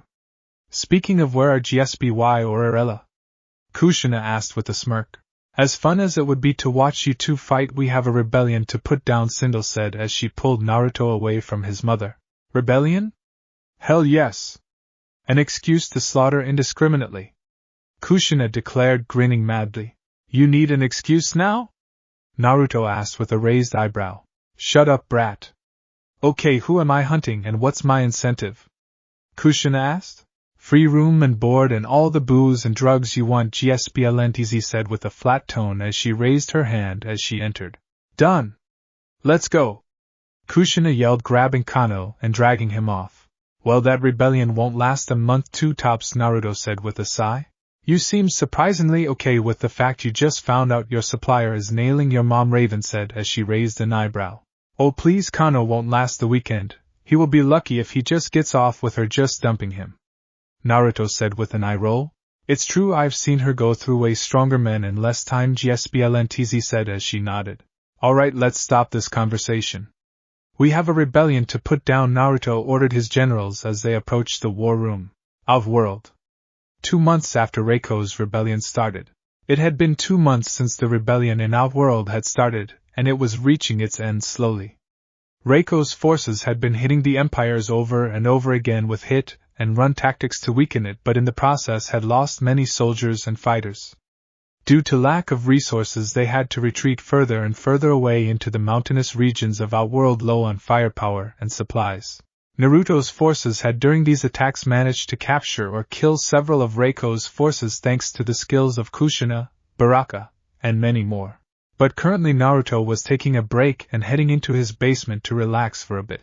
Ugh, Naruto said with a groan as he sat down on the couch next to his stuffed fox, who stood up now that the blonde was within earshot. Ugh, what a day, Naruto said as he took a beer which was offered by the stuffed animal. Not right now, dear, I'm tired, Kurama said with heavy sarcasm. Oh, off, Fluffy, Naruto said with a roll of his eyes at his alter ego's jokes at his expense. Oh, don't be that way, tell Kurama all about it. I may not actually care, but I always did a good job as your therapist when you were a brat. Hold on, let me get ready, Kurama said before he started digging through the cushioned seats. Naruto watched the stuffed animal for a few moments before Kurama put on a pair of glasses and put a pipe in his mouth. Well then, tell me, when did you want to have with your mother? Kurama asked with a very exaggerated accent as he looked at Naruto. I think I'm switching to Harley as my new therapist, Naruto muttered as his face turned green about to puke, while Kurama spat out his pipe. Oh please, you just want an excuse to her mid-session, Kurama scoffed, dropping the accent. Well, that would be a hot role play. I wonder how she's doing. Any calls from her? Naruto asked curiously. Do I look like your goddamn secretary? Kurama asked as he scoffed at this. I mean, I left you my phone for that while I helped fight in a war, Naruto said. I don't exactly have fingers. The Chinese slave child who made me forgot to give me actual fingers, though they did leave notes asking for help in me, Kurama explained as he grumbled to himself. What about your tails? Can't you use those? Naruto asked curiously. Do I look like a contrived magic pet? I'm in your head, Kurama said as he shook his head in embarrassment. Oh, that's right. Wait, why do you have my phone then? Naruto asked curiously. Because you left it down here after you ran up in a hurry after gooning over pics of the clown and the plant lady. Sidebar. Nice. Kurama told him with a grin. That was 2 months ago. Oh, my phone's lost, isn't it? Naruto asked. Yup, it's under the couch. FYI, you have some ing sobbing as your message chime. Who is it? Kurama asked. Oh yeah, I set Giganta having into my notification tone to off psycho. Forgot about that, Naruto recalled with a smile. Ha! Take that tattoo, Kurama said as he burst out laughing at this. Wait, I got messages? Naruto asked as he took the phone from under the couch. Yup, been using it to stream some new content since that fat Ed demon broad only got me basic cable. Kurama grunted. Watch it, she's an MVP, Naruto said as he unlocked his phone to see it on 1%. Faye, that's not hard to do. All it takes is a fat girl with daddy issues begging you to, and I quote me like I like daddy whiskers. Unquote, Kurama said with a scoff before he did a bad imitation of a female voice. Kurama, shut the up. I'm trying to read through my messages and my phone's dead. Dad damn it, Naruto groaned as he saw his phone was dead. Yeah, that's what happens when you forget your phone for 2 months under a couch, Kurama told him. I have been in a war, Naruto pointed out. Oh goody. Any war crimes, or did you leave that to your mom like, eh? Kurama asked sarcastically as he clapped his paws together. I'll have you know I had several prisoners tied to a chair and forced to listen to It's a Small World over and over again on repeat for 10 days straight, Naruto said with a grin. Too typical, I say, force them to watch bad television until they beg for the sweet release of death, Kurama suggested. Damn, that is good, hold on, let me make a note of this in my phone, oh god damn it, I need to put this on charge, Naruto groaned out in frustration. Check under the table, I think you left one there, Kurama said as he gestured to the table nearby. You couldn't charge it yourself? Naruto asked curiously as he approached the table to look for the charger. We've been over this. I have no fingers, you moron, Kurama reminded before the door suddenly burst open as Kushina came downstairs. This resulted in Kurama flopping onto the couch lifeless. Oh brat, we got a lead on the base for Reiko's idiots. They're gapped up in some mountain cave. One way in, no way out. Stop talking to your emotional support rag and get off your and go lead your people into battle so I can kill them already, Kushina ordered her son. Surprised you didn't just run off yourself, Naruto admitted. Oh, I wanted to, then Gaispi teleported me back and said wait for your to give the command. Get going so I can kill some fools and maybe have some real fun afterwards, Kushina ordered before she smirked a bit. Fun, sure. I'm sure Kano will love that, Naruto rolled his eyes. Oh please, he couldn't keep up so I tossed him aside. I got a new man now, Kushina said snickering. Oh goody, I won the pool on Kano not breaking the last record on your flesh-s lasting. So close though, I'll give him that. Naruto snickered. You get your moving, brat, Kushina ordered. Aye, Captain Crazy. I know I can do better, but I'm on the clock, damn it, Naruto said as he saluted Kushina before he went upstairs while yelling at the lifeless Kurama. There's something wrong with him, I swear. How did I produce such a crazy kid? Kushina muttered as Naruto went upstairs. You're the authority on sane? The coke snorting, beer chugging, lunatic demon? Kurama asked sarcastically after looking up for a moment before he went lifeless again as Kushina looked at him. Oh, choke on a sandpaper gap, Kushina scoffed as she moved to the door to leave before pausing. Who the hell just spoke? She asked, looking around only to see Kurama lifeless on the couch. Maybe I snorted too much coke. Nah, not possible. Kushina snickered before leaving the room. Ugh, finally! Now back to how life was meant to be lived, Playboy Channel and the good booze. Kurama said as he came back to life before he reached between the sheets and took out the TV remote and a bottle of malt liquor. The channel you are attempting to watch is not covered in your current bill. If you would like to purchase said channel, please contact your cable provider to add it to your plan for an additional fee, the TV said as soon as Kurama went to the channel. That cheap half-breed daughter of a wannabe devil. Kurama bellowed before he threw the remote at the TV, embedding it into the screen. I'll blame it on that Fables chick if he returns, Kurama muttered out sheepishly. Throne room. Naruto walked into the throne room where GSBLNTZ, Sindel, Kidana, Jade, Melina, Fables, and Sonia were waiting for him.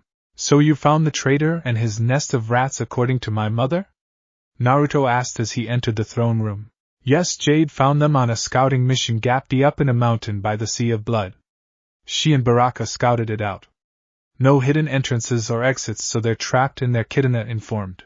Very good, Kidana. You and Jade get the usual back-breaking reward and Baraka gets his pick of prisoners to feast on, Naruto said with a grin at the two who blushed behind their masks and bowed in respect. The question is, if there's no way out for them, is this just a trap for us? Sonia pointed out as she knew this was a common tactic. Who cares?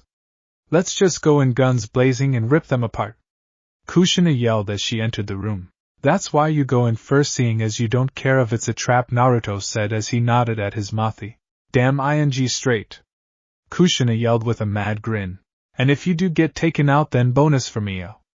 Naruto was saying before Kushina grabbed his ear and twisted it. Don't you dare disrespect your mother. I raised you, Kushina warned him.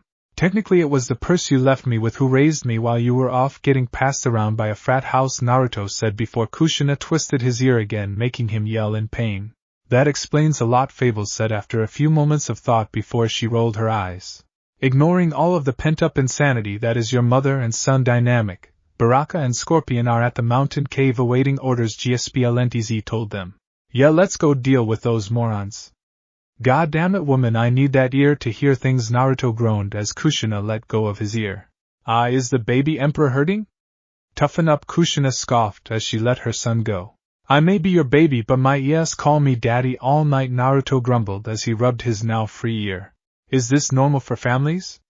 Melina asked curiously. Only the ones who need many years of therapy, Fables said as she shook her head. I'm not seeing a quack. I'm perfectly sane. Kushina yelled hearing this. Yes, sane. Just like Norman Bates Ska. Naruto was saying before Kushina elbowed him hard in the gut. If you're gonna compare me to a serial killer, compare me to one of the cool ones, not some punk with mommy issues.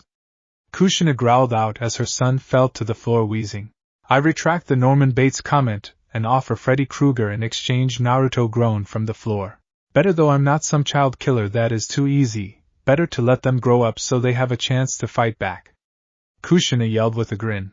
Oh yeah, that's the reason, and not so you can go all cougar on them when they're 18, Naruto said as rolled his eyes. Enough wasting time. I want Reiko's head mounted on my wall today, Sindel demanded with a scowl. You making demands? Naruto asked with a slight edge in his voice as he looked at Sindel. My apologies, beloved. I meant no disrespect, Sindel said as she bowed immediately.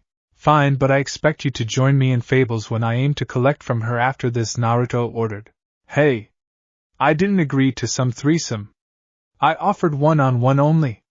Fables yelled hearing this. Like you could keep up with my beloved alone. You don't have the stamina to keep him satisfied, unlike his beloved Empress, Sindel told her smirking. You want to repeat that, you banshee? Fables growled out at the silver-haired Empress. Enough. Time is wasting. Sonia yelled at all of them, tired of the arguing. Sonia is right though, save that energy for later, Naruto said with a nod and smirk at the former U.S. Special Forces agent. Let us leave then, GSBLNTZ ordered as everyone in the room vanished in a flash of light. Mountain Cave. In seconds the group had been brought to the mouth of the cave where Baraka, Scorpion, Blackfire, Superwoman, and Ultra Girl were waiting. So this is the cave they chose? Naruto asked as he looked at the cave. Indeed. What are your orders, my emperor? Baraka asked as he extended his blades. Wait out here a moment. Mom, you're up, Naruto told the redhead demon. Oh, this is gonna be fun. Kushina grinned viciously as she entered the cave. So how sure are you that it's a trap? Naruto asked Sonia before the sound of explosions rang out and flames shot out of the cave mouth. That's sure, Sonia said flatly, seeing the geyser of flames shoot from the cave. That's all you got? I give it to my exes rougher than that. Kushina was heard yelling. Demon! Demon woman! We're all gonna die! A voice yelled from inside the cave. Should we go inside and assist her? Jade asked curiously. Let her have her fun for a few more minutes, Naruto suggested as he looked at his wristwatch. Squeal for me, piggies! Squeal! Kushina was heard yelling before the sound of flesh being torn echoed from the cave. Oh God, not the teeth! Not the teeth! A voice was heard screaming in pain and agony.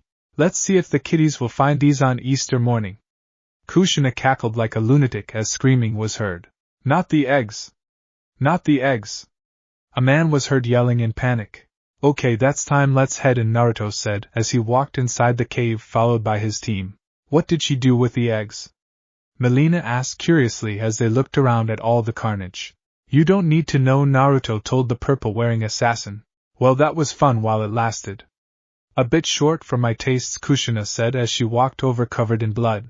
So exactly like your life, Fables snorted under her breath, getting a laugh from Naruto and making her smirk. Oh, you! Kushina yelled at Fables. So I see the prisoners that escaped and some soldiers. Where's Reiko? Naruto asked as he looked around. I don't know. Maybe he's not here. Kushina suggested, only for the cave mouth to close from an explosion that caused rocks to fall. So his plan was to trap us inside a cave? Sonia asked, unimpressed. Kara? Naruto asked as he looked at Ultra Girl, who quickly scanned the area with her X-ray vision. There's some guy with guyliner and mini Shao Kahn-like armor on the other side with a squad of soldiers armed with spears. Okay, I'm bored now, Mary fetch, Naruto said as he snapped his fingers and pointed at the caved-in entrance. On it, Mary said, smirking as she flew at the fallen rocks and smashed through them, obliterating the cave-in as she flew right at Reiko and punched him in the face. General Reiko! A soldier yelled in shock, seeing his leader get sent flying. I think you have more pressing matters to attend to, Naruto said as he and the others walked out of the reopened cave. The false emperor! You will die for claiming the throne as your own. You are not worthy of sitting upon the throne of our world. A soldier yelled as all of them pointed their weapons at the group. Sindel, my dear, do you want any of them alive? Naruto asked as he looked at the soldiers. Reiko, I want alive, the rest can all be slaughtered and fed to the Tarkatans, Sindel told him with a hard tone. Very good. Stand back, then I'll deal with them, Naruto said as his black wings unfurled from his back and he dashed at one of the soldiers. His right hand on his face as he splattered the man into a bloody pool before taking the spear and chucking it at another soldier. This sailed through the air before impaling Reiko's underling through their knee, making them fall to the ground in agonizing pain. Gah! Damn you, pretender! Damn you to the nether, Agak! The soldier yelled out through the agony before Naruto was in a mere instant on them and ripped out the spear from their knee with a twisting motion. You should stop insulting the guy who keeps stabbing you with a spear, you know, Naruto said with a chuckle. You only stab me once, you pretend, Gaga. The soldier was saying before Naruto stabbed through their other knee with the spear. See? Now do the Ace Ventura thing. Go on, do it. It'll be funny. Naruto ordered the injured soldier, as 3 more soldiers ran up behind Naruto and stabbed him with their own spears through his back. Die, pretender! Reiko will take the throne, for he is truly worthy of it. A soldier yelled. Gah! Do you have any idea how much that hurts? Naruto yelled as he turned around to glare at the soldiers, obviously not actually bothered by being stabbed. Very, 'cause you should be dying from pierced organs and blood loss? The soldier asked, blinking in surprise. Yeah, here's the thing, head, Naruto said as he ripped the spears out of his body, and his body quickly healed before he decayed the spears with his left hand, turning them to dust. I'm immortal, mother, Naruto said with a wise smirk. Oh please, you're not immortal, you just have a broken healing factor as long as you keep your deal with that idiot, Kushina said with a scoff at this. Quiet. Thanks to denial, I am immortal. Naruto yelled before a soldier tired of this tried to punch Naruto in the face. Really? You just stabbed me with spears, but a punch is gonna take me out? What do you take me for? Naruto asked flatly. A crazy lunatic with a penchant for massacring random morons? Fables asked, holding up her book to summon some minions. A crazy with mommy and daddy issues that make me seem tame? Blackfire asked as she threw some star bolts at some retreating soldiers. I'm gonna say all of the above, Alex, Kushina said with a snicker at her son's minions roasting him. Hey! Don't forget my skills with the ladies, Naruto pouted before the soldier tried to punch him in the face again. Is this all you can do without your weapon? Seriously? Naruto asked, now more annoyed than anything else. You have no right to mock me, pretender to the throne. Reiko Wilgak. The soldier was saying before Naruto grabbed him by the throat. Reiko this, Reiko that. Go his if you love the gap so much. I mean, assuming Mary doesn't tear it off.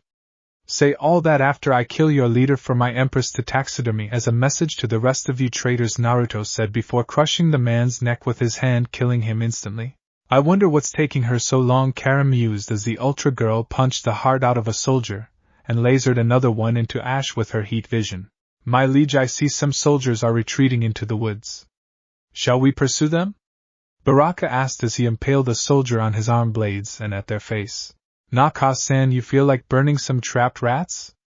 Naruto asked with a mad grin as he held up his overhaul hand before he slammed it on the ground, which resulted in the forest being barricaded by a giant wall of rock and dirt, trapping anything living inside the forest.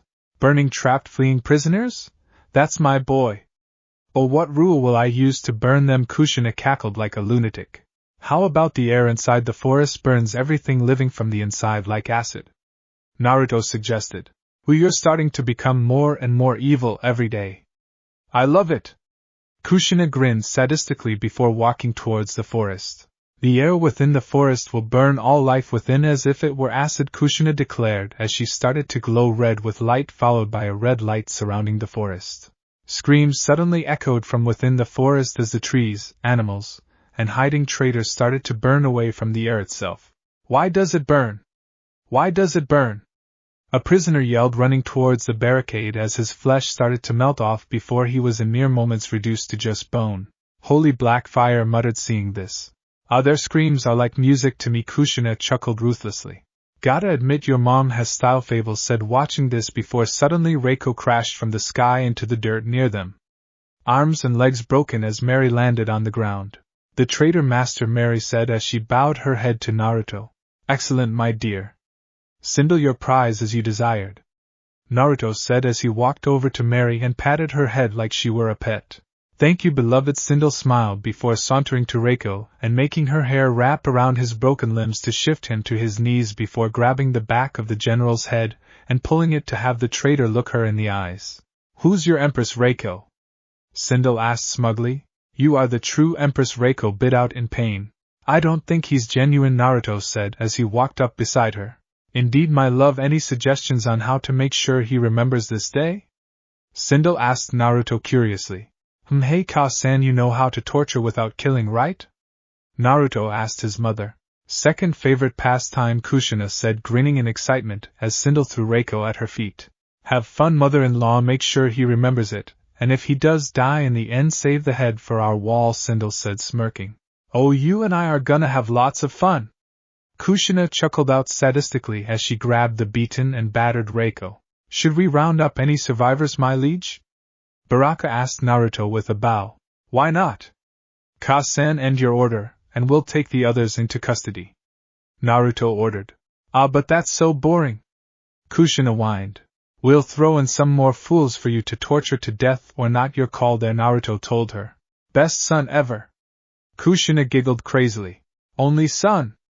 I hope. Wait, do I have siblings? Naruto asked, raising an eyebrow at this. Nope. Just messing with you. You know your dad was the only one I let bust a nut in me, Kushina said with a laugh at her son's face as it turned green. As if I didn't already need therapy. Naruto muttered, about to puke. Throne room.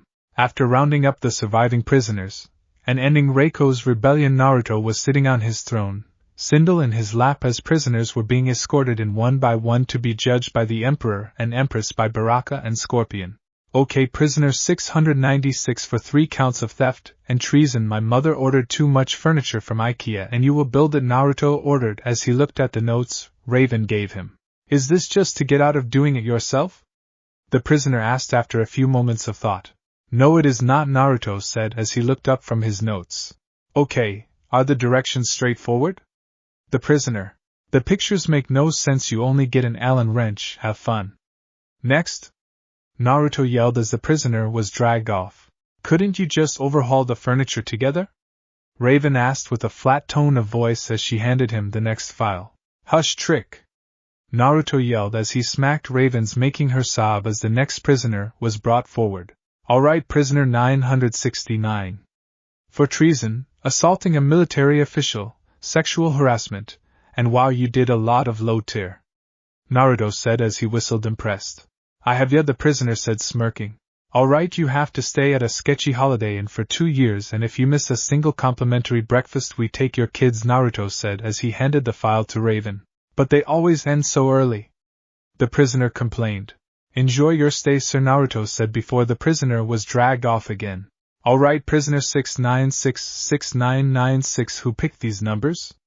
Naruto asked as he looked at the file Raven handed him. Kano, Raven said flatly as she pointed at the one-eyed arms dealer drinking a bottle of beer with a smirk. Yeah, that makes sense, Naruto said as the prisoner was dragged forward. Alright, for treason and murder in the first degree you have to go through airport security 1,000 times for every one person you've killed, Naruto ordered as he handed the file to Raven, who rolled her eyes at the sentence. Do I get TSA pre-check? The prisoner asked. No, Naruto said simply. That's a little harsh, don't you think? The prisoner asked. Shouldn't have killed all those people, Naruto said as the prisoner was dragged off. Ain't that a drop in the bucket compared to your mom, and you let her sponge off the palace, Raven pointed out. I don't let her sponge off us, Naruto said before a crash was heard as Kushina crashed through the wall of the throne room. Hey brat, that 4-armed wad broke while I was taking him for a test, Kushina declared as she adjusted her outfit. She went for Goro? Sindel asked, baffled at this. Barely lasted a round before he gave out. Pathetic. So I ditched him. Say Kano! Kushina said before she yelled at the weapons dealer. Nope. I learned my lesson, go after Cable or Aaron, you crazy. Kano yelled as he shook his head. Cable, eh? Haven't had a speedster in a while, Kushina mused with a smirk as she looked at said fighter, who gulped at her gaze. I should have stayed a cop. Cable muttered as Kushina grabbed him by the neck with his own hooked swords and dragged him off. Follow me, stud, we're gonna throw a party, Kushina giggled crazily as she smacked her for emphasis. Sindel, Naruto was saying before she handed him a bottle of vodka. There you are, beloved, Sindel said with a bow. Thank you, I'll be in my basement, Naruto said as he got up from his throne. What about the rest of these prisoners? Raven asked. Sindel, you can charge them how you see fit, or give them to the Tarkatans, Naruto said as he went downstairs. Thank you, beloved. I'll be waiting in your bed tonight along with Fables, Sindel said, grinning as she looked at the gathered prisoners. Well, at least we won't have these inconvenient tasks as our punishments, a prisoner said with a sigh of relief. Okay, prisoner 7, for treason and terrorism you have to file my beloved's taxes, Sindel ordered. Can I get the death penalty instead? The prisoner asked after a few moments of thought. No, take him away, Sindel ordered as she looked away from the prisoner. No, please. Death is preferable. Death is preferable. The prisoner yelled in horror as Baraka dragged him away. My emperor is right, these inconvenient punishments are fun, Sindel mused while Raven rolled her eyes at the empress' antics as she continued to sentence more prisoners with inconvenient punishments. Basement. Meanwhile, as Sindel continued punishing the traitors to our world, Naruto sat on the couch taking a swing of vodka next to Kurama. So what happened to the TV exactly? Naruto asked, seeing a remote through it. That Fables chick did it, Kurama said with shifting eyes. Why the hell would she even be down here? Naruto asked, confused. What's with all the questions? I'm innocent. You can't prove a thing. I want my public defender. Preferably a female lawyer with a short skirt and heels, Kurama yelled out in a panic before smiling as he made his demands. Okay, geez, I believe it wasn't you. Christ, I think I'd rather be dealing with my mother's bull right now, Naruto grumbled as he drank his beer. Let me guess, she's making your minions your new uncles? Kurama asked with a snicker. I don't want to talk about it, Naruto groaned out. Wait, which one this time? The gunslinger? The undead ninja? The cannibal? The necromancer? The wizard? Kurama asked curiously. The hook sword-wielding speedster. Why is this something you care about? Naruto questioned. I have a bet with some other plushies on who she goes after. Seems luck is on my side with the legacy of the red-headed living on, as he was my pick. Kurama cheered before Naruto's charging phone suddenly rang. Hold that thought. Hello? Naruto asked, picking up the phone. Where the have you been these past 2 months? Ivy was heard screaming into the phone. Hey babe, sorry, I had a rebellion to deal with, and I forgot my phone in the basement, Naruto told her. For 2 goddamn months, you idiot? Ivy yelled out in a rage. Do you have any idea how hard it is to keep a leash on my mom while there is a war going on? It ain't easy, let me tell you, Naruto said as he shook his head. Unless you're the guys she's ing, then it's easy to keep her on a leash. Hiya! Kurama yelled, laughing. Save your bull for someone stupid who will believe you, Ivy grunted out as to her. Naruto had paused for a moment, so she figured the blonde was listening to his plushie. You know you're being younger than usual. And not in the hot way, Naruto admitted as he raised an eyebrow curiously. You would still her? Kurama said with a grin. Well, duh, I'd tear her gap s up, obviously, Naruto responded to the stuffed fox. Not in the mood, Gap. After you left to deal with your rebellion, Harley got frozen by the Injustice League. Penguin's keeping her on display in his turf since they run all of Gotham now, Ivy told him, annoyed. What? What? Wait, what it? Naruto shouted into the phone in a rage before breaking the phone in half. Hey, I use that to stream Netflix. Wednesday has a new season coming, damn it. Kurama yelled, seeing this. I don't care about ing Wednesday. Naruto yelled out as he stood up from the couch. Blasphemy. You know you had a crush on Morticia. Kurama yelled at him. I did not. You don't know anything. Naruto yelled as he walked upstairs. I know you're gonna go pull some shining knight crap to save that clown bimbo. Kurama yelled after the blonde left the basement. Well, with him gone, I can watch some good old-fashioned, Kurama said, pulling out a laptop from the couch cushions and typing on it. Wi-Fi password. Should be Emperor overhaul and Password changed? Damn that fat Ed Goth. Kurama yelled in a rage. Throne room. Naruto marched into the throne room with a scowl on his face. Beloved, what's wrong? Sindel asked after just finishing sentencing a prisoner to watch an anime 1 episode per week only, and making them start with One Piece. I need to get back to Gotham ASAP. GSBY. Naruto yelled as the redhead woman appeared in a flash of light. Yes, darling? GSBL enthusiast? Send me back to the mall. I gotta meet with the crew. Harley's been kidnapped by penguins. Naruto yelled out as Raven used her magic to switch his outfit to his overhaul outfit. Don't you mean the penguin? GSBL enthusiast curiously. Don't argue with me, woman. Her sweet, Juicy is on the line. Naruto ordered. I'm right here, Raven said with a flat tone of voice. I mean your rival for best, Naruto said as he looked at Raven. Not really narrowing it down, dear, Sindel said, smirking as Raven's eyebrow twitched in annoyance. It's Harley now, get me a portal, damn it. Naruto demanded as he stomped his foot. As you wish, GSBLNTZ said as she snapped her finger and formed a portal for Naruto. Thank you, babe. Naruto exclaimed happily. I put a new phone in your outfit, Raven said as she crossed her arms. Thanks, Ray, you get the good stuff after I'm done with Fables and Sindel tonight. Naruto yelled as he dove through the portal. Damn straight I am, Raven grumbled under her breath as the portal vanished. Silence reigned throughout the throne room before a door opened and Cable hobbled into the room. That woman is a monster, the speedster groaned before falling to the floor as Kushina walked past him putting on her leather outfit. Ho! That was a good 25 rounds. You get 15 minutes and then we try to hit 60 rounds, Kushina said as she looked at the passed out Cable. Please don't torture the help, Raven said with a sigh. Don't order me around, you goth skank, Kushina scoffed at her. At least I don't myself because I got dumped, Raven said with a hard tone as she glared at Kushina, who paused. What was that? Kushina asked with a cold tone. You heard me. What are you gonna do about it? I don't have a you can, Raven told her, unflinching as her eyes turned red. "Ah crap," GSBLNTZ groaned, seeing the two about to come to blows before she snapped her fingers and had the two vanish from the plane. "Where did you send them?" Sindel asked. "I sent them to Metropolis to settle their differences," GSBLNTZ said, simply knowing the two would try to kill each other, and it'd be better there than in our world. With Naruto. Naruto meanwhile landed in the mall hideout in front of Ivy and the others. "Oy vey, where'd you come from?" "Giving me a heart attack there," Sai yelled, gripping his chest. "No time to enjoy your near death." "Penguin's turf. Where is it?" Naruto asked as he looked at Ivy. "No, hello?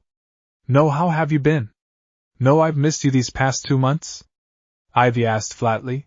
"Of course I goddamn miss you." "Happy?" Naruto asked with a sigh of defeat after a few moments of thought. "Oh my god, you did! You admitted it! Holy, I think you are growing softer," Ivy asked, laughing. "If you weren't in my top 5, Naruto grumbled as he crossed his arms in a huff. Alright. Come on. I'll lead you to where Penguin's keeping Harley frozen. We can make a plan with you since all our plans failed," Ivy said, chuckling at Naruto's pouting and grumbling. "I still say we could use my idea," Clayface suggested. "We're not going to a party of Penguin's rich jag-off partiers in his lounge in disguise to free Harley," Psycho told the shapeshifter. "I think with Naruto back we don't have to worry about getting Harley back," King Shark said as he looked at his laptop. "Oh yeah, we just have to worry about how much of Gotham he'll destroy in the crossfire," Psycho said with an eye roll. New Gotham Iceberg Lounge. Ivy led Naruto towards Penguin's prized new building after the takeover of Gotham by the Injustice League. A new Iceberg Lounge where the rich and wealthy mingle. Not a bad base of operations. "Where's Harley being held here?" Naruto asked, surveying the lounge. "Main lounge. She's his main art piece to tie the room together. We've failed to get her out these past 2 months on numerous attempts. But he won't expect you or your army," Ivy told him. "Oh, that's cute," Naruto chuckled out. "Huh?" Ivy asked, raising an eyebrow at this. "Who said I'm bringing my army?" Naruto asked as his black wings unfurled from his back once more.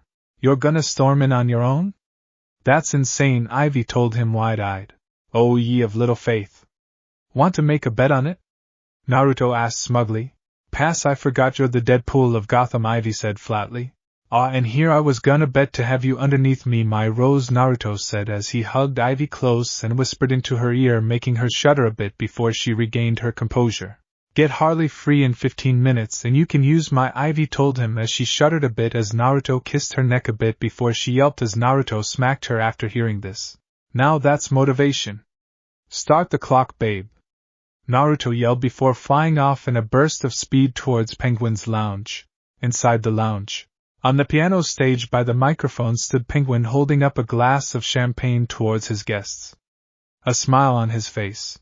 Next to Penguin were 2 buxom ladies wearing black and white dresses that showed off their bodies, one a pale woman with short blonde hair with D-cup boba S, a curvy body and plump round. This was Tracy.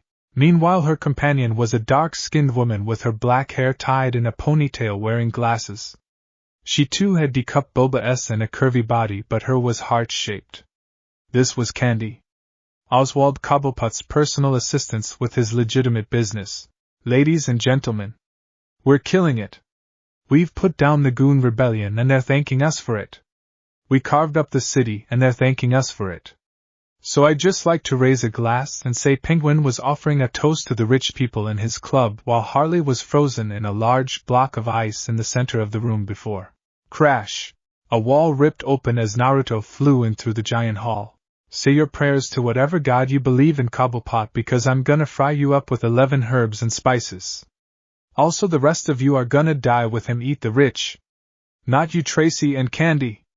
You two get a offer to join my har," Naruto yelled, laughing before the 2 assistants cut him off.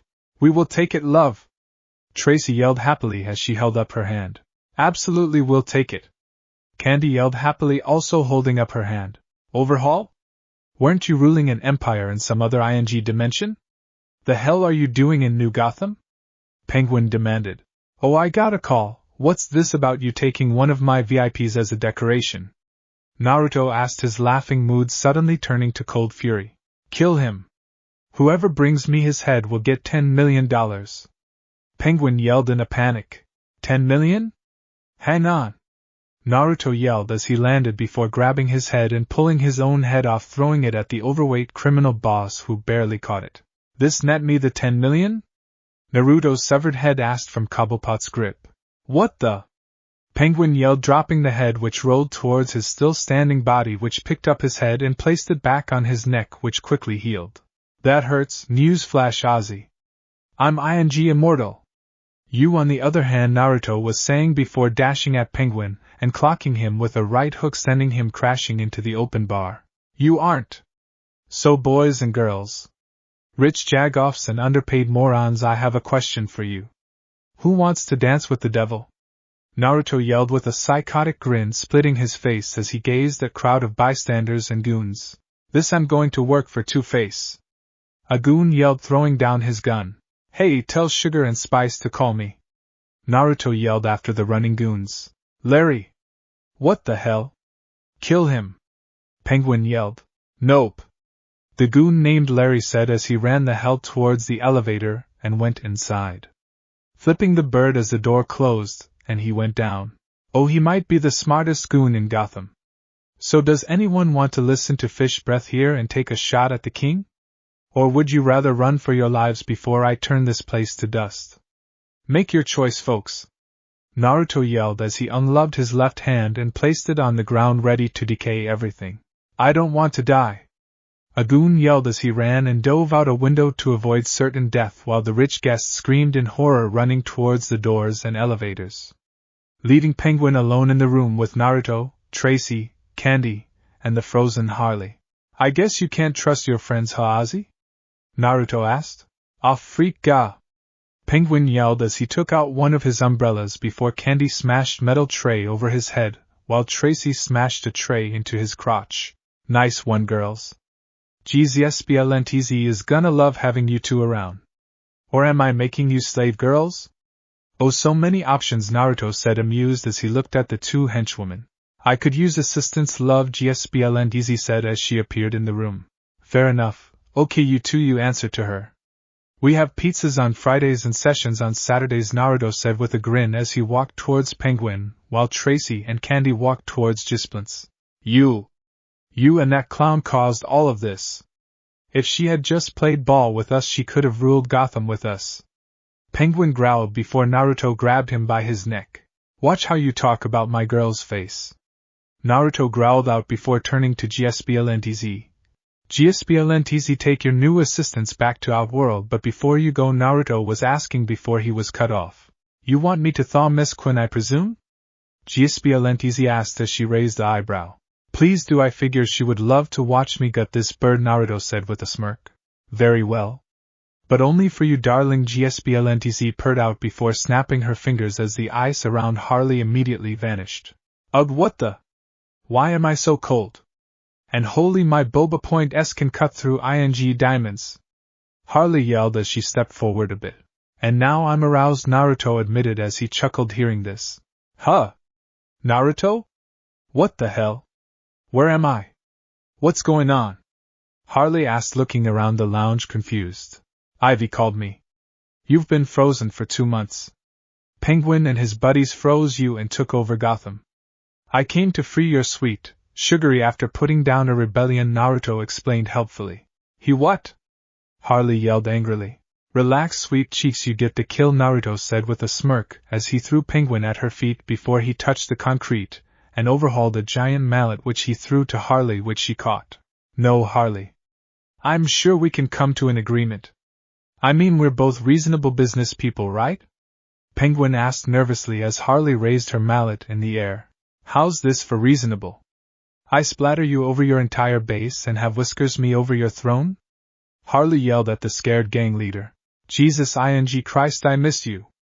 Naruto laughed at this. Save it for later, Whiskers. It's smashing time. Harley yelled, bringing the massive mallet down. No, no, no! Wait, hear me, oh, you, Penguin was begging before. Splat, splat, splat. Blood, brains, and other organs splattered all over the place as Harley slammed the mallet down on the pleading fool over and over again, leaving nothing but a destroyed suit, shattered bones, and pools of blood. You. Harley yelled as she smashed her mallet into the fully dead gang leader over and over again. Not even caring that all she was destroying was just remnants of a suit. She was just letting loose aggression. That's so hot, Naruto growled as he approached Harley, who was covered in blood head to toe. Come along girls, Gspialentis, he said as she made a portal for her Tracy and Candy. All we wanted to watch. Tracy pouted as she and Candy were pushed through the portal. Ha! Not so, why now are you Ozzy? Thanks for the save, Whisk MPPPPH? Harley yelled at the remains before she turned to Naruto, who pulled her into a heated kiss. If I didn't have a bet with Ivy, I'd the hell out of that right now, Naruto told her as he pulled back from the kiss. So the Emperor of our world can't make his ES wait? Harley panted as she felt a fire in her. Can you give me 5 seconds? I bet I could free you in under 15 minutes, and I have 7 to spare, Naruto asked the blood-covered clown woman. Harley ignored this as she sunk down to her knees and smirked as she unzipped Naruto's pants and fished out his hardened, which she started to pump in her hands. Gspialentisi, one more favor, Naruto was saying before a light flashed in the room as Ivy appeared. What the? Ivy yelled, seeing all the blood and gore and a blood-covered Harley on her knees. I meant like message her, I won the bet, Naruto said before he groaned as Harley pumped his. This is better. Come join the party, Red. Harley told her friend with a grin. It's scoot over, Ivy said as she walked over to join her friend on her knees. God, I miss you too, Naruto sobbed out with a grin, seeing the 2 bombshells on their knees before his as Harley gave a lick. And we missed this. It's been over 2 months since we had this monster beating our tight little pussies, Daddy, Harley said, giggling. Harley, you were frozen the W gap time, Ivy pointed out. So? Harley asked as she licked at Naruto's. So I wasn't, so I've been feeling the W gap, not getting Ed more than you, Ivy said. So? You can take his first, then I love watching Daddy work on S like me before he bends me over and rams my clown gap, Harley giggled out. Give me that ing. Ivy yelled as she immediately engulfed Naruto's in her mouth at that. I love my life. The only thing that can make this better is if Metropolis was ruined, Naruto mused as Ivy went down on him and Harley kissed his neck lovingly. And in local news, a fight between Kushina Uzumaki and Raven of the Teen Boba ANS ended with over 60% of the city of Metropolis being destroyed in a hero versus villain clash. When asked for comment on why she didn't interfere, Supergirl responded with the words, and I quote, "No way in hell am I dealing with that crazy redhead nutjob without a tub filled with cocaine to distract her," end quote. Lois Lane was heard saying through one of the lounge TVs as a report aired on the news. I don't know whether to laugh at the circumstance or ask what the hell caused my mother and Raven to fight to begin with, Naruto admitted hearing this. You think you can take me on, you goth? How I treat my brat is my business. Kushina was heard yelling as Raven threw a car at her that she punched into dust. I'll feed your remains to wild dogs. Raven was heard screaming as her red eyes flashed before she tackled Kushina into a building, which then toppled over from the force of the impact. Okay, should I stop them? Naruto asked as he looked down at Ivy while feeling Harley's nails dig into his back at his words. You leave this room and so help me I will put distilled poison ivy oil all over your basement, and thrown Ivy warned him with a glare as she wrapped her boba s around Naruto's to him off. That's hot. Okay, my rose, you want my seed then? I won't leave until you get enough, Naruto told the plant woman, amused. Good. Then shower me with your... I've waited 2 goddamn months and missed the taste, Ivy ordered as she used her boba s to smother and stroke his with even more vigor, hoping to coax his load out. Gonna need more than just a boba then, my dear, Naruto told her, amused. Oh fine, Ivy said with a scoff as she pulled away and walked over to Harley before pulling Harley away to whisper in her ear. Oh, plotting something I see, Naruto asked with a smirk at his 2 lovers. Oh yes. Harley cackled before immediately dropping her shorts and bending over a lounge table, using her hands to spread her cheeks in an effort to coax Naruto. Come here and ruin my big boy, Harley giggled out as she swayed her from side to side to get Naruto's attention. Don't have to tell me twice, Naruto said with a grin before pausing as Ivy bent over the table next to Harley, dropping her trousers to do the same thing.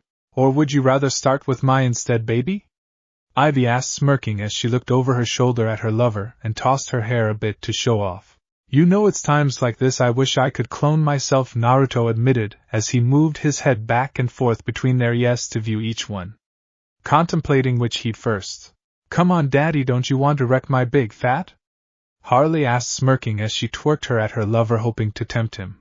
No, come ruin my gap instead, dear. I'll let you pull my hair as you do so, Ivy told him as she swayed her. Eeny meeny miny mo, Naruto started. Really? Ivy asked as she raised the eyebrow. I don't handle choice well, Naruto admitted. Come on already, I'm primed and ready to Harley was whining before Naruto grabbed her by her cheeks and slammed his in her gap. No hesitation as he fully hilted his inside her.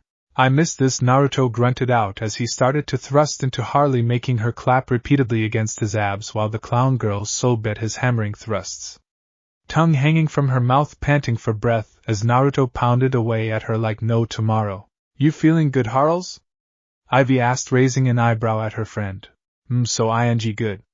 I never want this to end, Harley panted out as she let Naruto take her like a piece of meat on the table. Don't just take it like some henchwoman. You're more than that, right?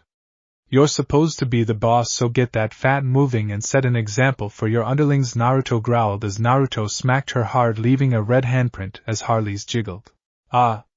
Oh, you are lucky you actually make me, Harley panted out as she shook her for her lover as he took her, making him grunt in approval. Did he just call me an underling? Ivy asked, annoyed at that wording. I thought you weren't part of the crew, Naruto told her cheekily as he continued to hammer away at Harley now that she was moving her hips back and forth against him, twerking her on his with a renewed fire in her eyes. You are so gonna get it, Ivy grumbled before yelping as Naruto's hand suddenly smacked onto her cheek with a hard slap. I think you'll be the one getting it, my dear Rose. And speaking of it, Harley, my dear clown girl, where would you like me to? Naruto asked as he went back to smacking Harley's with each thrust of his hips. Inside. Flood my with your hot daddy, Harley pleaded as her eyes rolled up in her head as she panted for breath, feeling her own intense pleasure reaching its breaking point as Naruto pounded away at her gap. Naruto grunted deeply as he pulled Harley close before he gripped her cheeks tightly as he intense pleasured inside her, letting out a thick load of into the clown girl's gap as Harley squealed in delight, her own intense pleasure hitting full force as her sopping sprayed her juices all over the table beneath them as Naruto pulled out of the squealing woman. Harley immediately deadweight onto the table, spent and exhausted as she laid on the table, out of her already crazed mind. Damn, gotta admit watching you work is hot, Ivy said with a whistle before feeling Naruto's hand grip her long red hair as she said as Naruto got on top of her, effectively mounting her. You said I could pull your hair, remember? Consider it a leash for me to hold while I make you my again, Naruto told her, smirking as he rubbed his still hard against her gap, making Ivy shudder at his actions. You just make sure you plant your seed deep, lover, Ivy purred out before squealing as Naruto slammed his into her gap. That's the goddamn plan, babe, Naruto told her as he started to thrust and pound away at Ivy's, making the table beneath them shake with each hard and rough thrust of his hips, each movement making the plant woman sob in utter delight from the rough treatment she was getting. God, I missed this, Ivy sobbed out as Naruto pounded her with reckless abandon. Me too, babe.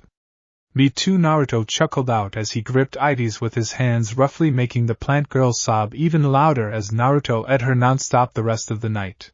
The next day in Outworld, after Harley and Ivy all night long, Naruto brought them and the rest of the crew to his palace in Outworld to party at Harley's return as well as for ending Reiko's rebellion.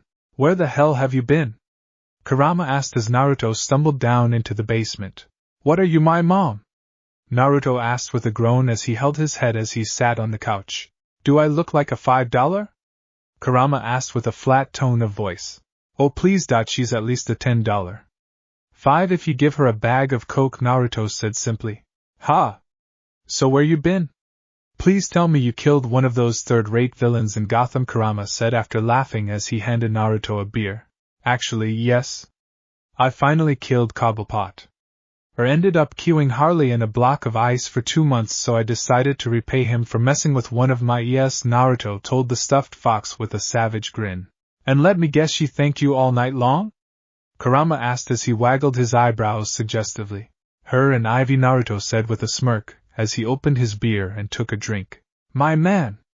Kurama yelled as he and Naruto toasted each other. Yup, rebellion is done. Harley's freed.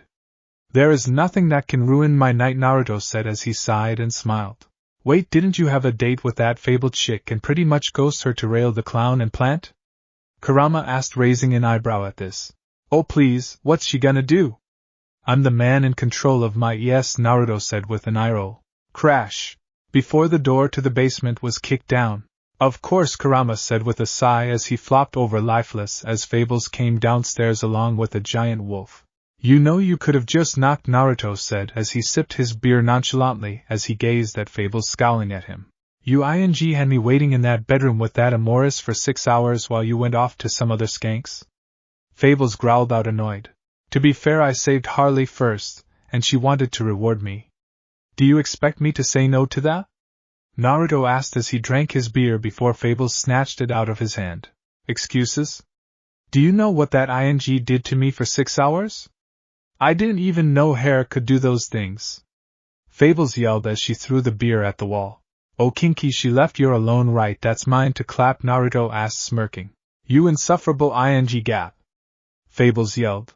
Don't sweet talk me, you smoking hot psycho, Naruto told her, still smirking. Fables growled as she glared at Naruto. Before she jumped into Naruto's lap, pinning him to the couch as she shoved her tongue down his throat. As this happened, Kurama lifted his head and looked at Naruto. Don't do it. She's got BBCD. The stuffed fox whispered as he shook his head. Come on, stud, you want to take this for a ride, right? Then you and I are gonna go all night long. Do well enough and I'll call you daddy, Fables told Naruto with a grin as she dry humped Naruto's crotch and smirked as she felt his erection. To my bedroom! Naruto yelled as his wings sprouted from his back and he picked up Fables, flying out the basement. Punk! Kurama yelled after Naruto as he picked up the remote and turned on the TV. And in local metropolis news, after the fight between Raven and Kushina Uzumaki, several buildings were destroyed, including the local orphanage, to which Kushina, in response to her destruction, said, and I quote, "Why is everyone upset about a orphanage being destroyed? It's not like they were wanted in the first place, and now everyone suddenly cares?" End quote. While Raven of the Teen Boba ANS vanished in the aftermath of the fight after a massive explosion, Kushina was last seen heading into LexCorp for reasons unknown, Lois Lane covered. God, I wish this was something degrading to women instead, Kurama grumbled, uncaring. And now we return to the Metropolis Beach Volleyball Championship with special guest referees Power Girl and Supergirl, Lois Lane said with a sigh. Jackpot! Kurama exclaimed happily as he tuned in to watch the sport, mostly to ogle at the bikini-clad women as they played. Off-World Palace. Many off-world residents of the palace would be used to the sight of their emperor flying through the halls of the palace with the woman in his arms. In fact, some even have bets on which one would be the one he brings in this time. So him flying through the hallways towards his chambers with Queen of Fables didn't rouse much reaction from any guards or slaves they passed before entering the bedroom and shutting the door with a loud slam. Told you it'd be that crazy, Fables, this time. You owe me 20, a slave cleaning the floors said, turning to look at a Tarkatan guard. I heard that. Fables was heard yelling before a smack was heard making her yell. You know they aren't wrong now, showed Daddy that big fat. We're gonna throw a party. Naruto was heard saying through the door with a grin. We really need to get that soundproofing in the royal chambers, the Tarkatan guard said with a sigh. Yeah, don't forget about the 20, the slave said. How about you forget the bet, and I don't eat you alive? The Tarkatan said with a glare and annoyed tone. Message received, the slave said, paling in terror. With Naruto. Naruto smirked as Fables assumed her ready position on all fours on his bed while still in her villain outfit, her on full display as she had tossed her cape aside, showing off her leotard wedging up between her cheeks. Oh, you know how long I've been waiting for this?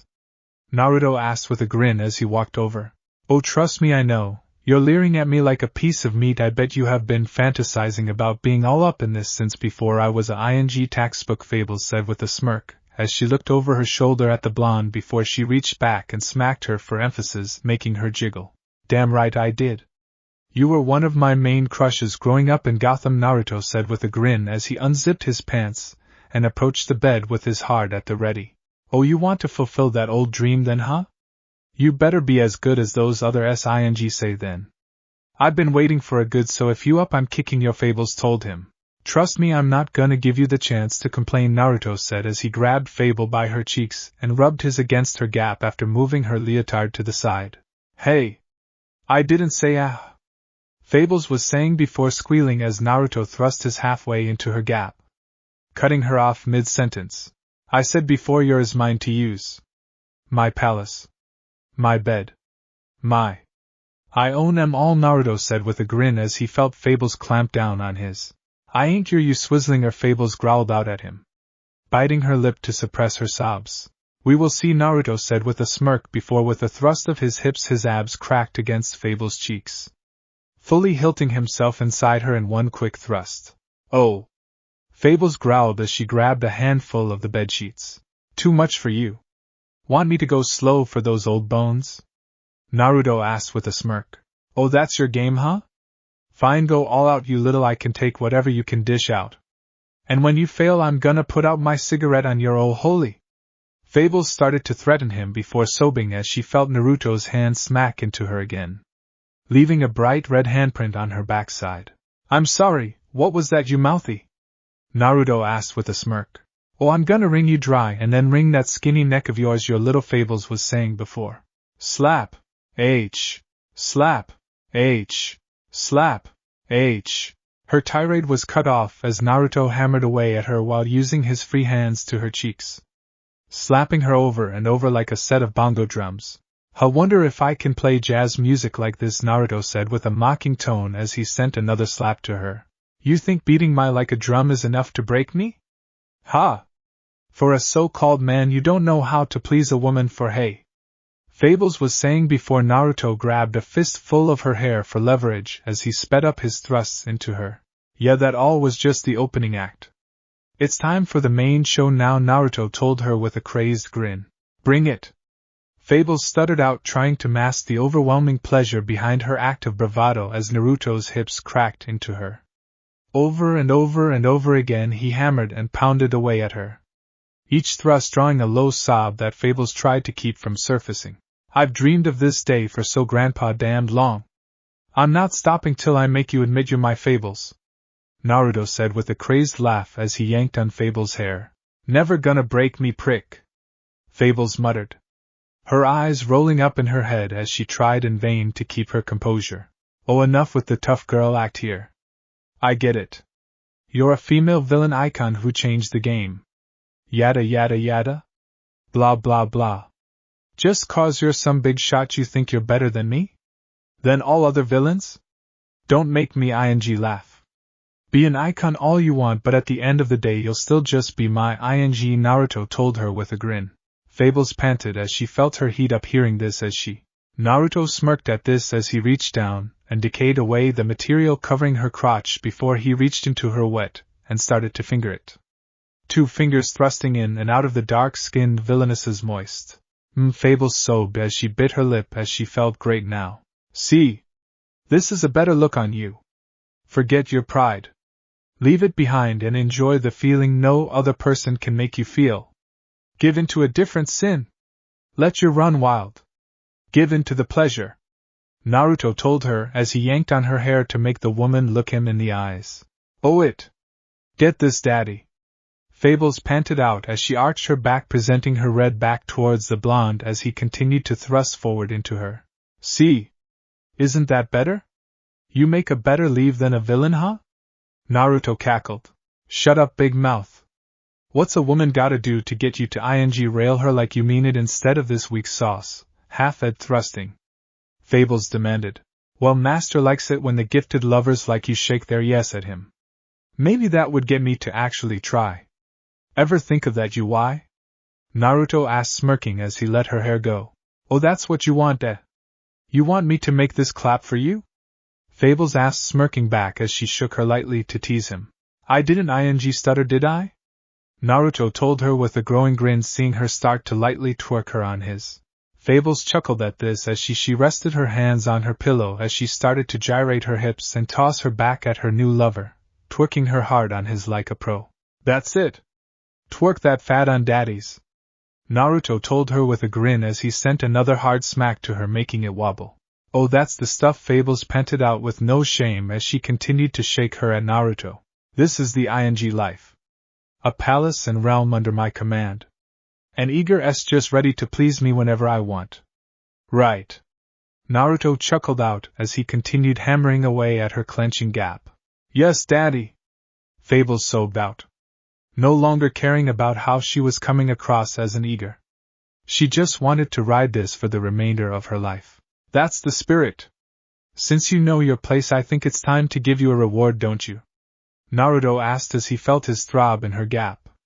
Ready to release his hot load soon. Yes, Daddy.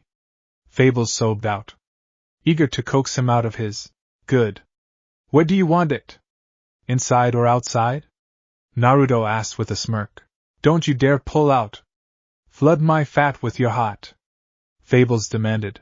I love a mouthy. All right, inside it is.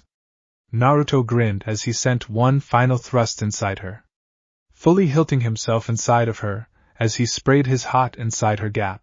The Queen of Fables let out a loud scream of pleasure as the feeling of the demonic villain's hot flooded her depths. Her body shaking and shuddering as her own slammed into her like a truck hitting an anime protagonist to ice-sky them. Eyes rolling up in her head as her gushed and sprayed juices all over the sheets beneath her. The moment her subsided, her legs gave out as she fell forward, panting for breath as she fell off Naruto's. Woo, I think I need a cigarette after that, what the? Fables panted out as she tried to take in calming breaths. Before she could recover, she felt herself suddenly flipped over onto her back, her leotard gone. She looked up wide-eyed to see a still hard Naruto towering over her. I'm just getting started. I always wanted to put those big of yours to use. Don't worry though, I'll have plenty of shots left for each of your gaps. We're gonna be busy until morning, Naruto told her with a grin. Oh, I'm so Ed, Fables muttered, now realizing all that talk of his stamina was not just BR for overly horny, yes. It was fact. That's the ing plan, Naruto said with a crazed cackle as he placed his between her boba s and started to hammer away at her. The screams and sobs of Fables would be heard until the next morning. The next day at the mall. After his fun with Fables, who was still passed out last he checked, Naruto returned to the mall with Harley and her crew, leaving Blackfire, Ultra Girl, and Superwoman behind in Outworld to assist Sindel with any issues that may crop up while he assisted Harley and Ivy in Gotham. Come on! Come on! Come on! Oh my god, you piece of... Harley groaned as she lit a match which immediately snuffed out to try and light up the darkness of the mall. Before she pulled out 3 more matches which all went out immediately. Ugh, damn it! How is a girl supposed to plan her takeover of Gotham if she can't see her kill board? Harley groaned, throwing the matches away.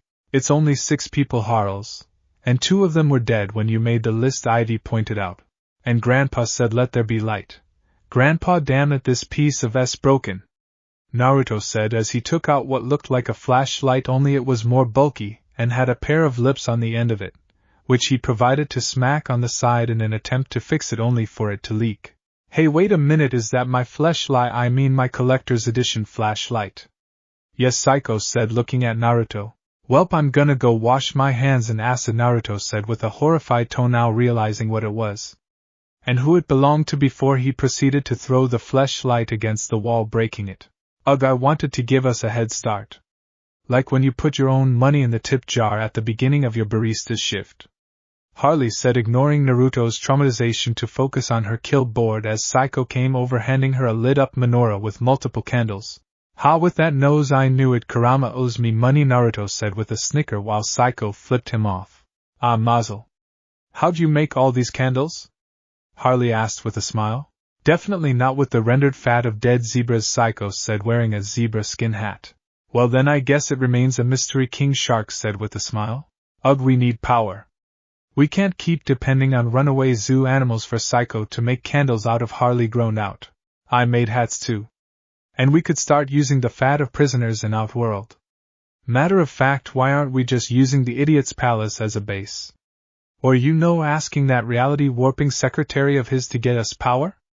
Psycho asked as he looked at Naruto. Pride, Ivy said with a flat tone of voice. Pride? Have you met us? We have no pride. That one talks to a stuffed animal for S sake. Psycho exclaimed, pointing at Naruto. I may be crazy, but Giganta still can't quit this. She and your son both call me daddy more times than they ever did you, tattoo, Naruto said with a smirk. Game, set, match. Frank yelled as he laughed at this comeback while Psycho's eye twitched in fury. Pride or no pride, Gotham is a wasteland. No one had reliable power. Clayface said with a sigh. Riddle me this, what's the only place in Gotham with a still intact power plant and running water? Well, it's right here at Riddle You, where the young and promising can charge their cell phones and their brains. Right, three girls? The voice of the Riddler said, drawing their attention to a large advertisement playing on a building nearby before showing him turn to some girls on a college campus by a water fountain. Including Barbara Gordon.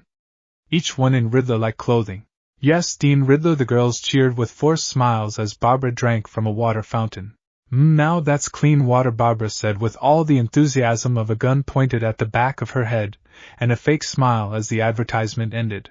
That Gap-'s the only one with power. We're gonna kill him next and steal it for ourselves. I've Naruto. Hope you two are vaccinated for HPV. 'Cause we're going to college. Harley ordered. Harley, you know we're too old to get the HPV vaccination, right? Ivy asked with a sigh. Okay, two things. One, my healing factor and my W-Gap demon and angel blood makes disease a moot point half the time, and anything else can be overhauled by me. And two, no. I refuse to deal with that idiot. Naruto yelled as he made a X with his arms. It's a college campus, Ivy said with a flat tone before smirking as Naruto froze at her words. College campus, so weed, drugs, alcohol, Thai sorority girls with daddy issues? Naruto asked as he smiled, which got bigger with each item listed. Welp, he's in. Okay, so here's the plan. We pretend to be students, sneak into Riddler U, kill the Riddler, maybe go to a sick party, and then we have all the power and water to ourselves, Harley said with a grin. In. I'll go pack. Naruto said before he took out his phone and sent a text to Jispy before a portal opened up in front of him. Wear a disguise and bring only the essentials and he's gone, Harley was saying as Naruto dove through the portal head first. We can text him to meet us near there, and he can fly us over, Ivy said with a sigh as she took out her phone to text the blonde. With Naruto. After diving through the portal, Naruto landed in the basement before he tossed the duffel bag into the couch next to Kurama. Alright, essentials. Essentials. Instant ramen. Ramen bowls. Chopsticks for my ramen. Whatever this thing is, Naruto said as he started tossing things into the duffel bag, including a book bound in human skin. Okay, where are we going and why do you have a book bound in human leather? Kurama asked, raising an eyebrow at this. I'm going to college. Also, I'm not sure, I think I took that from Shang-Tsung's lab. Naruto shrugged. College? You mean the place filled with horny s throwing away daddy's money to do blow and get their ES reamed for 4 years? Yes. Toga party. Toga. Toga. Toga. Toga. Kurama yelled, leaping up and down on the couch, raising his fist in the air. Damn right. This is gonna be awesome. Naruto said with a grin. Yup. Why are you going to college? You have a doctorate, don't you? Kurama asked, blinking at the realization. Only in genocide. And in love-making, Naruto said with a smirk. Like that's a real degree. Wait, didn't you go to college once before you got banned by Commissioner Alcoholics Anonymous? Kurama asked curiously, referring to Gordon. Yeah, he plastered dead or alive wanted posters on that campus for a year straight after he caught me plowing his fat Ed daughter. What a wildcat. Good times. She had me break her daddy's golf clubs over her. Total pain, Naruto said with a grin. Redhead? Kurama asked after a moment of silence. Redhead, Naruto said with a nod. It's always the redheads that are freaks. Speaking of which, if that drunk has a bounty on you, shouldn't you go there with a disguise or something? Kurama asked curiously. Well, yeah, I was gonna disguise myself anyway. Not that the bounty matters. Gotham has no cops anymore, so it's not like anyone can pay for my bounty, Naruto said before placing his overhaul hand on his face and giving him the ultimate disguise. Red hair. Nothing else, just red hair. That's it? Kurama asked after a moment of silence. Well, that and a fake name, I was thinking, Menma, Naruto said with a shrug. Well, it's better than burrito, Kurama said with a flat tone of voice. I was 5 when I tried to change my name, damn it. Naruto yelled out in frustration. Whatever, now you gonna take me too or what? Kurama asked curiously. Why should I? Naruto asked as he packed his bag. Oh, come on. Don't hog all the fun. Plus, some lucky female deserves to find out once you go fox, there's no going back, Kurama said with a suave tone of voice. I'm not sure that's the saying, Naruto admitted with a flat tone. I know your search history. I won't tell anyone if you take me with you, Kurama offered. Okay, deal, Naruto said as he grabbed the stuffed toy and shoved him into the bag and zipped it up. Moron, Kurama said with a snicker at the blonde, forgetting he was a figment of his mind. Okay, we're all packed. Now to meet with Harley and Ivy. Woo, this is gonna be fun. Naruto yelled with a grin before he texted GSBY to send him back to Harley and Ivy's location. Back with Harley and Ivy. The two stood on a rooftop in their disguises waiting for Naruto to show up. Ivy had makeup to cover up her green skin, making her skin look more like a regular human's, while wearing a gray t-shirt under some blue short overalls and a purple sweater tied around her waist. Harley also had her normal white skin covered in makeup to look more like a regular human, while wearing a light pink shirt under a darker pink jacket with black diamond-like designs and a black skirt. As the two waited, a portal opened up near them as Naruto with red hair walked out. Hey, you two mid-looking chicks, seen my girls? They kinda look like you, only way more unique and exotic. Which I love, Naruto said with a grin. It's us, you idiot, Ivy said with a flat tone of voice. Yes, stop kissing our yes, Harley said with an eye roll. Wait, that's you guys? Whoa, nice look, but I stand by my previous statement, Naruto said, blinking in surprise. Do we feel insulted for being called mid like this, or flattered he prefers our normal look? Ivy asked, raising an eyebrow at this. I'm gonna take the compliment because it means he's a simp, Harley said with a shrug. I'm not a ing simp for anyone. Naruto exclaimed in a rage. Oh please, you would level Gotham and Metropolis if we asked, Harley pointed out. I would not. I'm my own villain. Naruto exclaimed. You leveled Gotham when we thought Ives was killed, Harley pointed out. Grrr, I swear to Grandpa, if you two weren't some of the top fine ESI, I would be so ed, Naruto grumbled, as he slinged his bag over his shoulder. Let's just get in. You can fly us over to Sneak, and Ivy told him. We can't use the front door? Naruto asked. Harley just pointed to a guard in a tower with a sniper rifle shooting at people trying to get inside without paying for tuition. I see no reason the front door is out of the question, Naruto said as he rolled his eyes. Not all of us are demons with broken ing healing, Harley told him. Plus this is a stealth mission, and so help me you will be stealthy, Ivy told him with a firm tone. My worst nightmares rolled into one, Naruto groaned out. What about psychiatric medication? Harley asked curiously. Where? You won't take my sparkle. MPPPPH. Naruto was saying before Ivy clapped a hand over his mouth to shut him up. Just get us inside, you idiot.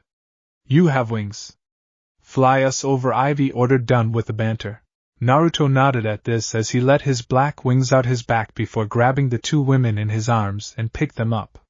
His black wings flapping as he carried them above and over the gates to the university. How you know this would actually be kind of a nice way to spend time together. Just flying over cities in your arms, Harley admitted as they flew. I mean, I'd prefer forests for my flyover, but yeah, I can see the appeal, Ivy said. Never had anyone actually want that from me, Naruto admitted. Seriously? Harley asked, surprised at this. Nope. Granted, I also kept the wings hidden for a while, so not many knew about him. That being said, you wouldn't believe how many requests I've gotten from clients to in the skies, Naruto said with a chuckle. Why does that sound kind of ing hot? Ivy asked after a few moments of thought. Oh, I would so do that. Just bouncing my fat on your 10,000 feet in the air. W gap new meaning to Mile High Club, Harley said with a lecherous grin. Well, I'm not saying no, Naruto said with a growing grin as they landed on the campus between buildings and his wings receded. Morning, students. Riddle me this. What's priceless but still costs 60K a year? Riddler's voice asked through a loudspeaker. Riddle you, it's better than Harvard, the students said with fake smiles as if rehearsed. Hee hee. Carry on, Riddler said with a chuckle before disconnecting from the speaker. Okay, I'm not drinking anything here, Naruto said with a flat tone of voice. Pretty lazy riddle, but he is right about Harvard ing, Ivy admitted as the three started walking before some college guy with a man bun approached Naruto. Hey buddy, you look familiar, have we met before? The man asked with a raised brow. Nope. I'm a new student transfer. Name's Menma Morningstar, Naruto said, simply, getting raised eyebrows from Harley and Ivy. Morningstar? Like the devil? The man said with a blink. Yeah, my family is kinda nuts with the last names, Naruto said with a chuckle as he looked at Harley and Ivy, silently telling them to go on ahead while he defused this situation. Unfortunately, they did not leave. Too curious on this interaction. Interesting. Sorry, you just looked a lot like Overhaul to me. Just with red hair. Come to think of it, you sound similar too. And those whisker marks are also similar, the man said with suspicion. Nope, not Overhaul. Overhaul S.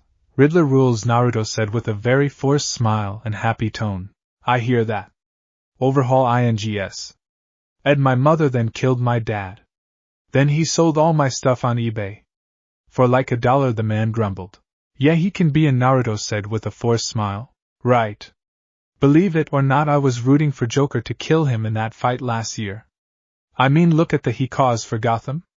And all cause that plant died to a ing harpoon? How stupid is that?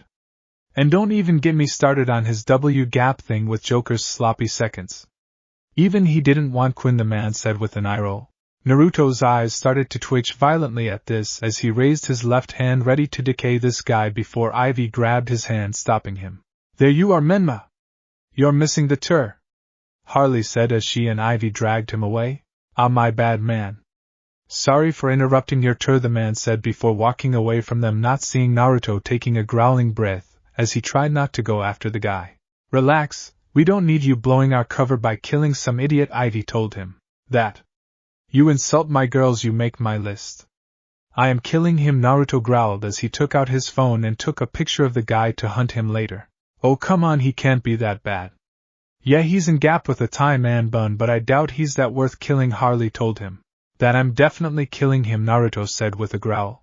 Naruto, calm down. Let's take a calming breath and not kill the random idiot, Harley said.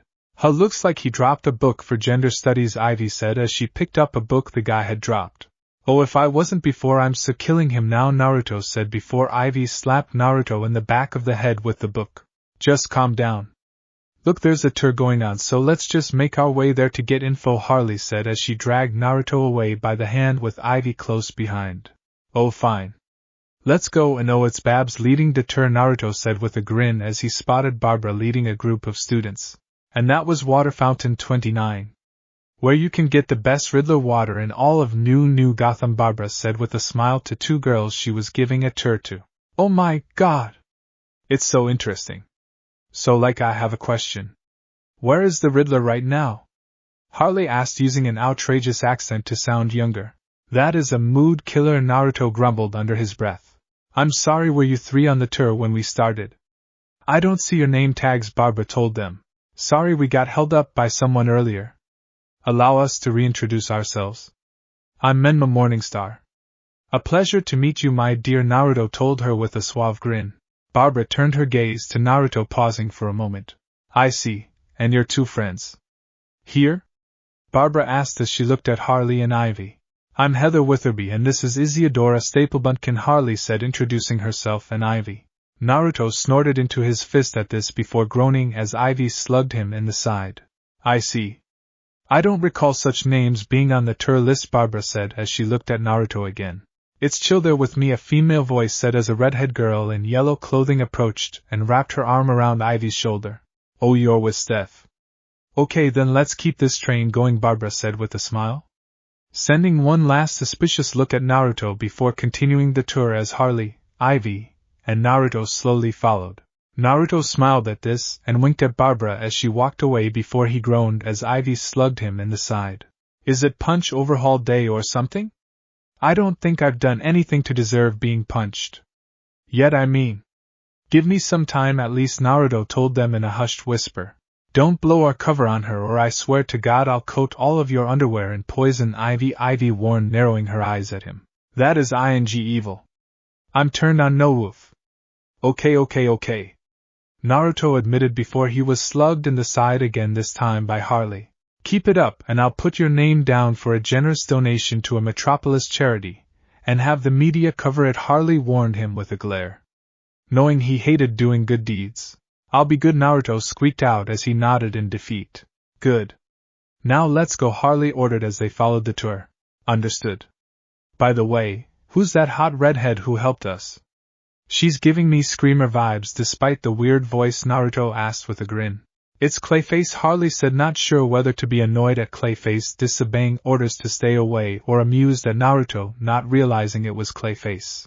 Excuse me a moment, Naruto said with a calm tone before he ran over to a nearby booth which was taking donations for feminist causes before he plunged his head into the donation box and vomited, flooding the box with puke. There's your donation to the cause, Naruto panted out before walking away from the furious feminists. You gap! A feminist yelled. Oh, go do something useful and make me a sandwich, Naruto told them, wiping his mouth.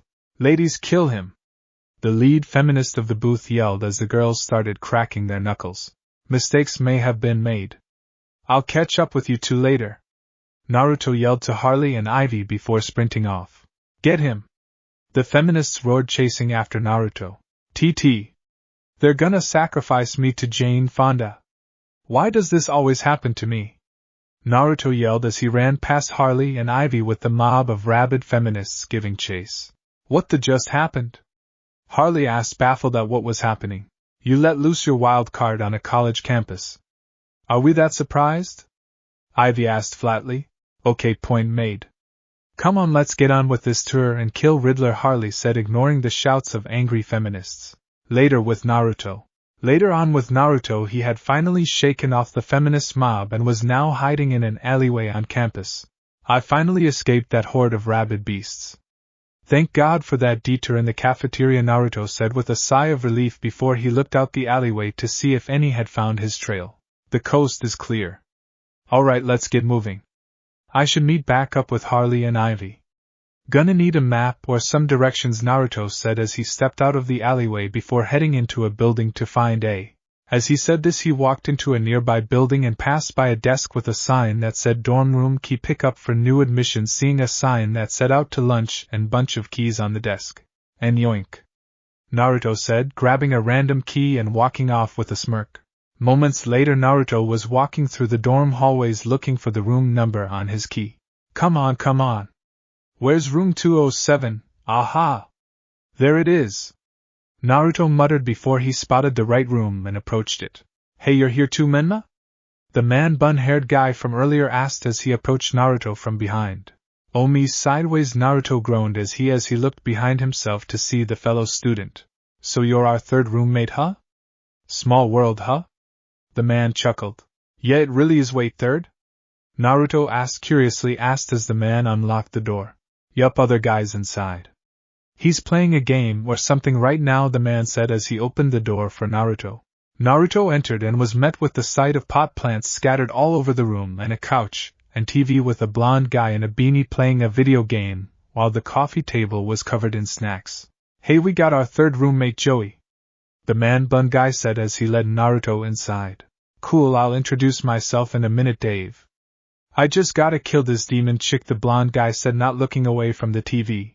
Oh, Baldur's Gate 3, huh? Love that game. It's one of my favorites. Especially that hottie cod. Did you just kill Karlak?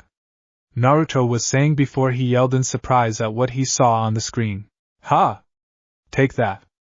My in hell, demon scum! The gamer grinned. Menma, you okay? Dave asked, seeing Naruto shaking in fury. Yeah, I'm fine, Naruto said with a very forced smile as he shook in anger. Oh good, I was worried you were one of those toxic gamer chuds or something. Dave said with a scoff and a roll of his eyes. Naruto's eyebrow twitched at this. I'm cool, he said as he took deep breaths. He wouldn't blow his and the girl's covers. He'd be chill. Moments later. Not 5 minutes later, Naruto threw 2 large rugs that were blood red out of the windows and into the dumpster outside with a loud clang while Kurama sat on the couch, his head in a box of Twinkies. I'm surprised you didn't even use your powers to just end those 2 morons, Kurama said as he looked up at Naruto, his face covered in whipped cream. Too quick. They needed to die slowly and painfully, Naruto said with a scowl. Man bun, I get why did you kill the stoner? Kurama asked curiously. He disrespected Mama K. Naruto growled out. But your mom deserves no respect, Kurama said, blinking at this. Wrong, Mama K. I meant Karlak, Naruto said, getting a blink from the stuffed fox. Who?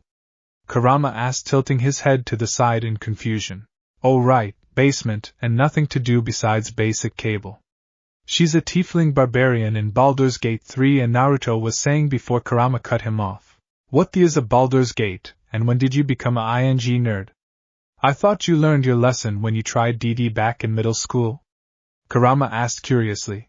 Hey, I didn't know there was math involved. Naruto yelled. That and you accidentally summoned real demons and bailed, Kurama said with a snicker before he shoved his head back into the box of Twinkies. Oh yeah, I forgot about that. Naruto said with a nostalgic chuckle. So this is our place while we are here? Gotta say this is a good upgrade. Flat screen. Snacks. Booze. Pot. The only thing missing is some, Kurama said as he looked around at the dorm room. I have that covered for you, here go nuts, Naruto said as he dropped a plushie of Luna from Hell of a Boss next to Kurama. You do realize only I talk to you and this isn't some Toy Story, right? Kurama asked before seeing Naruto had already left the dorm in the middle of his sentence. Ing, damn it. Why can't I have an actual female to cuddle? Kurama groaned before the door opened and he laid back and went lifeless. Hey Joe, you here? I thought we'd have some fun after getting lit up before the party. And ooh, what a cute new plushie. A young woman with brown hair dressed like a stoner said with a grin as she walked over and grabbed Kurama and hugged him. Kurama rested his head on the girl's shoulder before he looked at the reader and gave a thumbs up. With Naruto. Naruto walked out of the dorm room to meet back up with Harley and Ivy, leaving Kurama alone to continue their job. As he left the dorms to search for them, he passed by an alleyway and felt a hand grab his shoulder before pulling him inside. Oh, the feminists! Find another sacrifice for your eldritch abomination. I heard Lena Dunham accepts Twinkies. Naruto yelled before seeing it wasn't one of the feminists. It was Barbara Gordon glaring at him. Oh. You're not who I expected. My apologies, Miss Gordon. I must have gotten lost on the tour. Is it still going on? Naruto asked, playing up the Menma act. Save it, Uzumaki. You're not fooling me, Barbara said with a roll of her eyes. What gave me away? Naruto asked, dropping the act after a few moments of silence. I have seen you, dumbass. You really think dyeing your hair red was gonna change anything? Barbara asked with a shake of her head. I knew I should have done the fake mustache too, Naruto sighed as he crossed his arms. What are you doing here? Looking for more innocent co-eds to corrupt? Barbara asked as she crossed her arms. Corrupt? That's rich considering from what I recall you initiated the W-gap thing. What was it you said? Bend me over, pull my hair, wreck and bend each of my father's golf clubs over my fat. Naruto asked with a smirk. I was drunk. Barbara yelled, a hot blush on her face. You don't drink, Naruto pointed out with a knowing smirk. I've had a beer. Once, Barbara said with an embarrassed tone. Wonder if drunk you is even kinkier than sober you? Maybe next time I'll bring booze and lick it off those sweater puppies of yours while you ride me, ga. How do you women know how to hit me there so hard? Naruto was saying with a confident smirk before Barbara slugged him in the side. Zip it, you delinquent. Barbara told him with an embarrassed glare. Okay. Look, you wanna get something to eat? Naruto asked. Huh? Barbara said, blinking in surprise. Get something to eat. Aren't you like super smart? Didn't think I needed to spell it out for you, Naruto said with an eye roll. I heard you. I mean, what's your game? Barbara yelled in frustration. No game, I'm hungry and I figured if I'm gonna answer your questions I may as well do it while eating, Naruto told her with a shrug. Fine. There's a small food truck on campus we can— oh frick, it's Harley Quinn. Barbara was saying before she saw Harley Quinn in a fountain beating up the college mascot. Dressed exactly like the Riddler. The water from the fountain rubbing off some of Harley's makeup and revealing her pale white skin. Harley took out a mirror and saw her makeup running. She cursed.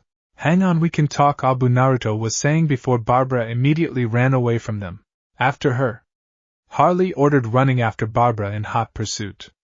Worried the redhead would tell Riddler they were here and ruin their plan. Naruto followed after them and watched Barbara parkour, diving through a truck window and leaping over a railing and flipping over a trash can in an attempt to dodge Harley.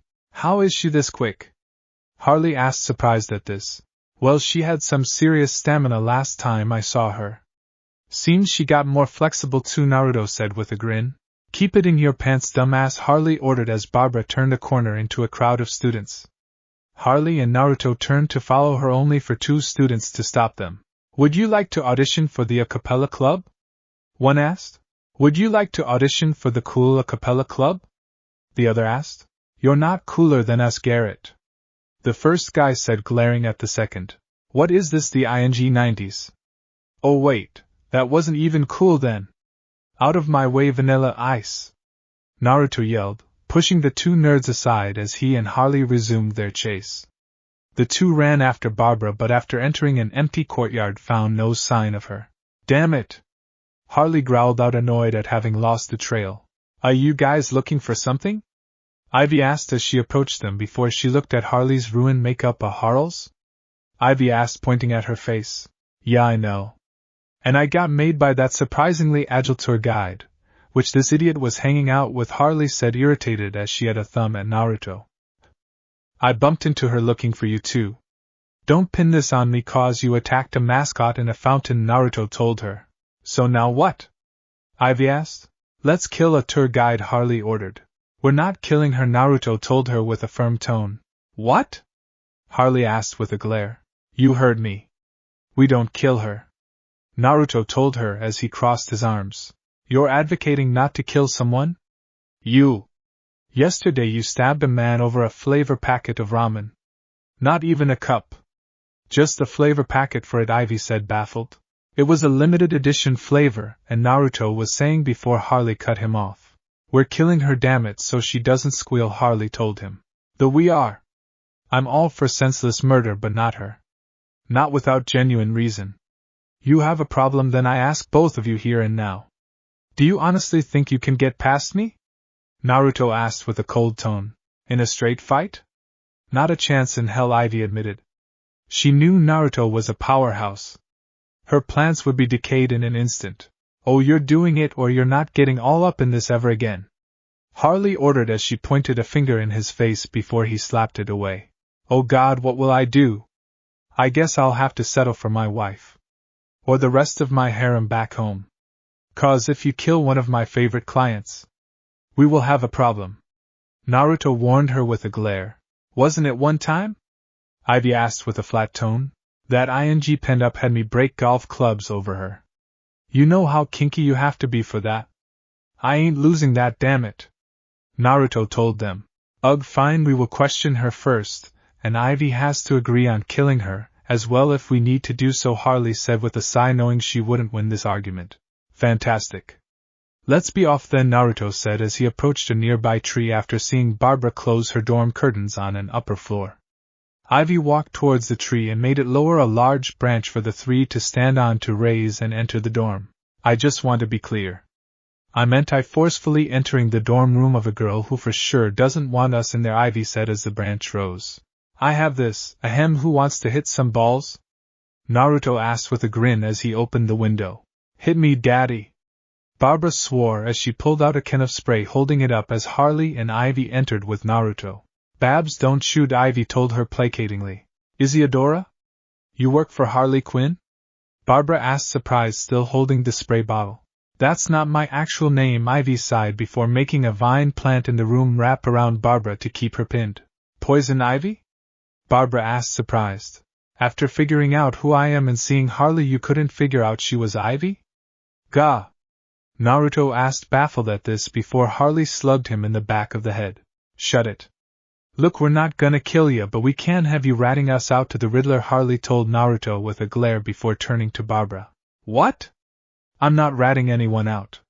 If anything, I want someone to take down the Riddler, Barbara told them. I smell an opportunity to be violent and vicious, Naruto said with a grin. Wayne Box, play party mix and turn it up, Barbara ordered as music started to play. He has ears and eyes everywhere. Look, there's some seriously terrible stuff that's been going on since Riddler took over. Barbara told them as they leaned forward so they could hear her over the music. Like what kind of stuff? Harley asked curiously. Well, we used to have a really good basketball team and all the best players just disappeared. And let's just say it wasn't because they went pro. I mean, they were good for Division 2, but you know, Barbara told them, rambling a bit. Division 2 good, my. They lost by 30 points last game and cost me $30,000, Naruto grunted out. Why did you bet on college basketball? Ivy asked, turning to Naruto. I do a lot of bets you don't know about. For instance, we have a betting pool in Outworld on how Psycho will die on his visits. My money is on Melina killing him and eating him after he says something offensive about women, Naruto said with a casual tone. I'm making a bet later. And what are you saying, Babs? Ivy asked while Harley was dancing to the music. I'm saying students are disappearing, Riddler's behind it, and I want to take him down. If you don't kill me, Barbara told them. And how do we know that the second we untie you that you don't turn us? Ivy asked, now dancing as well. She won't, she's got a wild streak, but she's honest, Naruto said with a firm tone. No offense, babe, we need more than words for this, Harley said with a scoff. Okay, then how about we make a deal? Naruto asked after a few moments of thought, as he had one option here to guarantee trust. A deal? Barbara asked, looking at Naruto confused. Here's the deal, we let you go. You lead us to the Riddler, and don't betray us, and I promise you won't be killed by us, or the Riddler or his goons. What do you say? Naruto asked as he held out his hand to shake. His hand crackling with red lightning, making Barbara's eyes widen. He was doing some type of enforced deal. In her favor. I accept, Barbara said as the vines untangled around her, and she took Naruto's hand with her own in a handshake, which resulted in a surge of power going off as soon as their hands touched. The room shook as their hands surged with power. The energy enforcing and sealing the deal they made as a glowing pentagram formed beneath their feet before fading away. What the? Ivy asked, surprised at this along with Harley. Then now she can't betray us, and we can't let harm come to her, Naruto said with a firm tone as he let Barbara's hand go. What the hell was that? Harley asked Naruto. Little trick I can do. Thanks to my heritage, I am bound to any and all deals I make. I have to honor each one, otherwise will I lose my powers, Naruto said with a sigh. Why is that a thing? Harley asked curiously. Well, if you ask my mom, it's because my dad is a punk. Naruto said with an eye roll. I get it, it's so he has a leash on you, Ivy said with a nod of understanding. Unfortunately, yes. A caveat to the power I have now. But better than the powerless child I was before, Naruto muttered under his breath. You were powerless? Harley asked, having heard that. Moving on. Lead the way, Babs. Naruto ordered with a grin before a door to the bathroom opened up. Fair warning, I'm only wearing a towel. By the by, you're out of lavender herbal essence, Commissioner Gordon was saying as he exited the bathroom wearing only a towel. Naruto muttered out, surprised at seeing the commissioner. Oh hey, I didn't know you had company. Who are these three, Babs?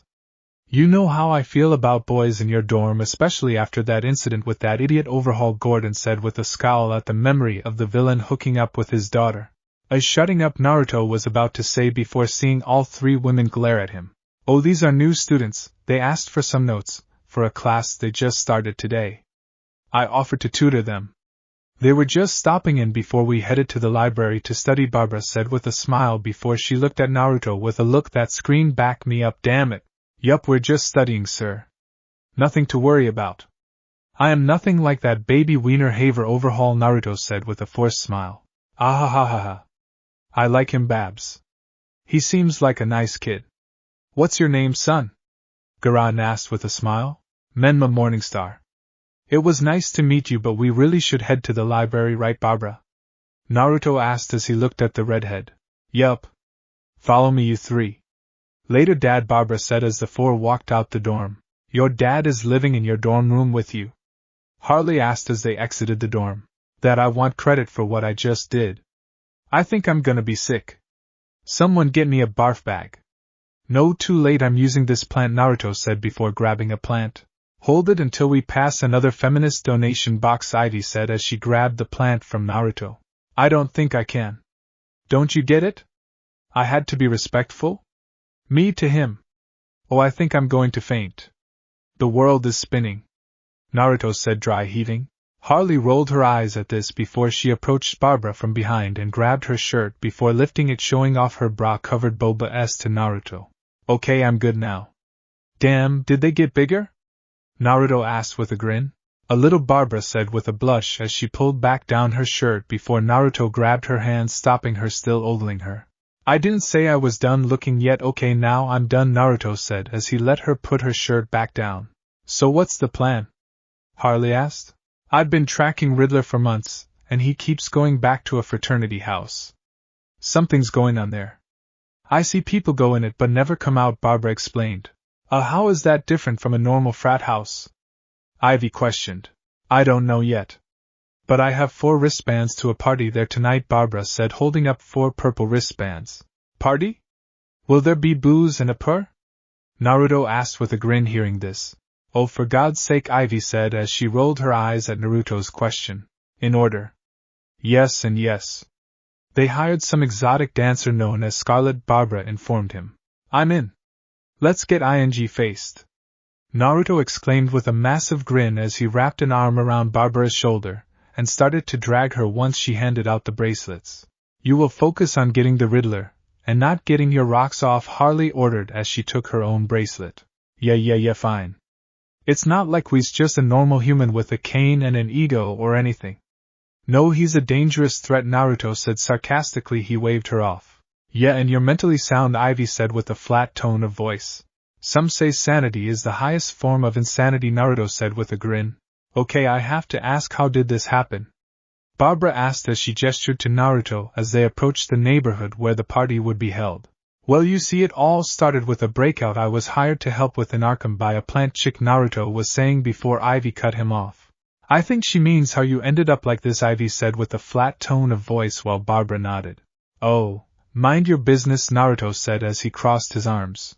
It's not that complicated. Raised by a psychopath villainess and got dumped when he was about to try the hero route and threw a tantrum, Harley said knowingly.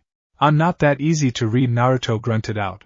You do rampages and petty crimes as way to prove yourself as a villain compared to your mother, who is regarded as a top tier despite her own madness. You run an empire because while you claim you have only an interest in causing chaos, you actually want people to admire and worship at your feet. And all the women and are a coping mechanism because of your relationship issues regarding your mother. Harley said simply. Don't forget the talking to a stuffed animal since he was a kid, Ivy said with a sigh. That's a classic case of lonely childhood. Didn't have many friends growing up, most likely due to his mother's antics, so he had to create his own. Then he shut him away once he started making friends, but started bringing it back out due to his own growing madness. How's that? Am I in the ballpark? Harley asked smugly. You, Naruto grumbled under his breath. Maybe later. Come on, let's get in there, Harley said as they all approached the frat house where the party was being held and being let in once they showed off their wristbands. As the 4 of them entered the frat house, they didn't notice a red glow coming from a nearby alleyway next to the frat house. A glowing red symbol appeared on the ground as a burst of flames shot up, before vanishing, leaving a well-dressed figure standing there. The man was wearing a sharp black suit and had long blonde hair cascading down to his shoulders. His eyes were a striking gold. This was Lucifer Morningstar, the angel Samuel, the Lightbringer, but better known by many as the Devil. Ah, so this is where Naruto made his newest deal. I should have figured it would be somewhere like this. Well, at least it's not a brothel, Lucifer said with a chuckle as he looked at the sight of the party with drunken college students going wild. I said I don't need a ing wristband. You idiots hired me. Lucifer turned to see Kushina in line at the party being stopped by the doorman. Oh, dad damn it, Lucifer groaned out as he spotted his ex-wife. We didn't hire some old crone for the show. We hired Scarlet Herc. The doorman was saying before Kushina grabbed him by his neck. Old? Who the are you calling old, you smooth-brained, limp swizzler? Kushina yelled out with an icy glare. Well, you're in your 50s, so for humans that would be considered old despite your looks, Lucifer said with a slight chuckle. This made Kushina pause before her eyes narrowed. You've got some nerve coming on my turf, you son of a... Kushina growled out as she tossed the doorman aside before striding to Lucifer. What turf? You cause chaos all over the earth just on a whim, though a little bird told me you have been staying in Outworld lately. You get tired of fighting the League? Lucifer asked with a smirk. Oh, please. I can take all of them on with no issues. Kushina yelled with a scoff. Issues or lube? Lucifer asked with an eye roll. Oh, please, like any of them could afford me. Kushina said with roll of her eyes. So there is a price? Let me guess, $2. No, 3. Lucifer said with a smirk. Kushina growled at this as she made her way into the frat house, grumbling in Japanese under her breath as the door closed behind her. That's you right, just walk away. And you know I can't understand you when you speak that weeb language, Kushi, Lucifer said with a tone of mockery before. I'm from ING Gotham.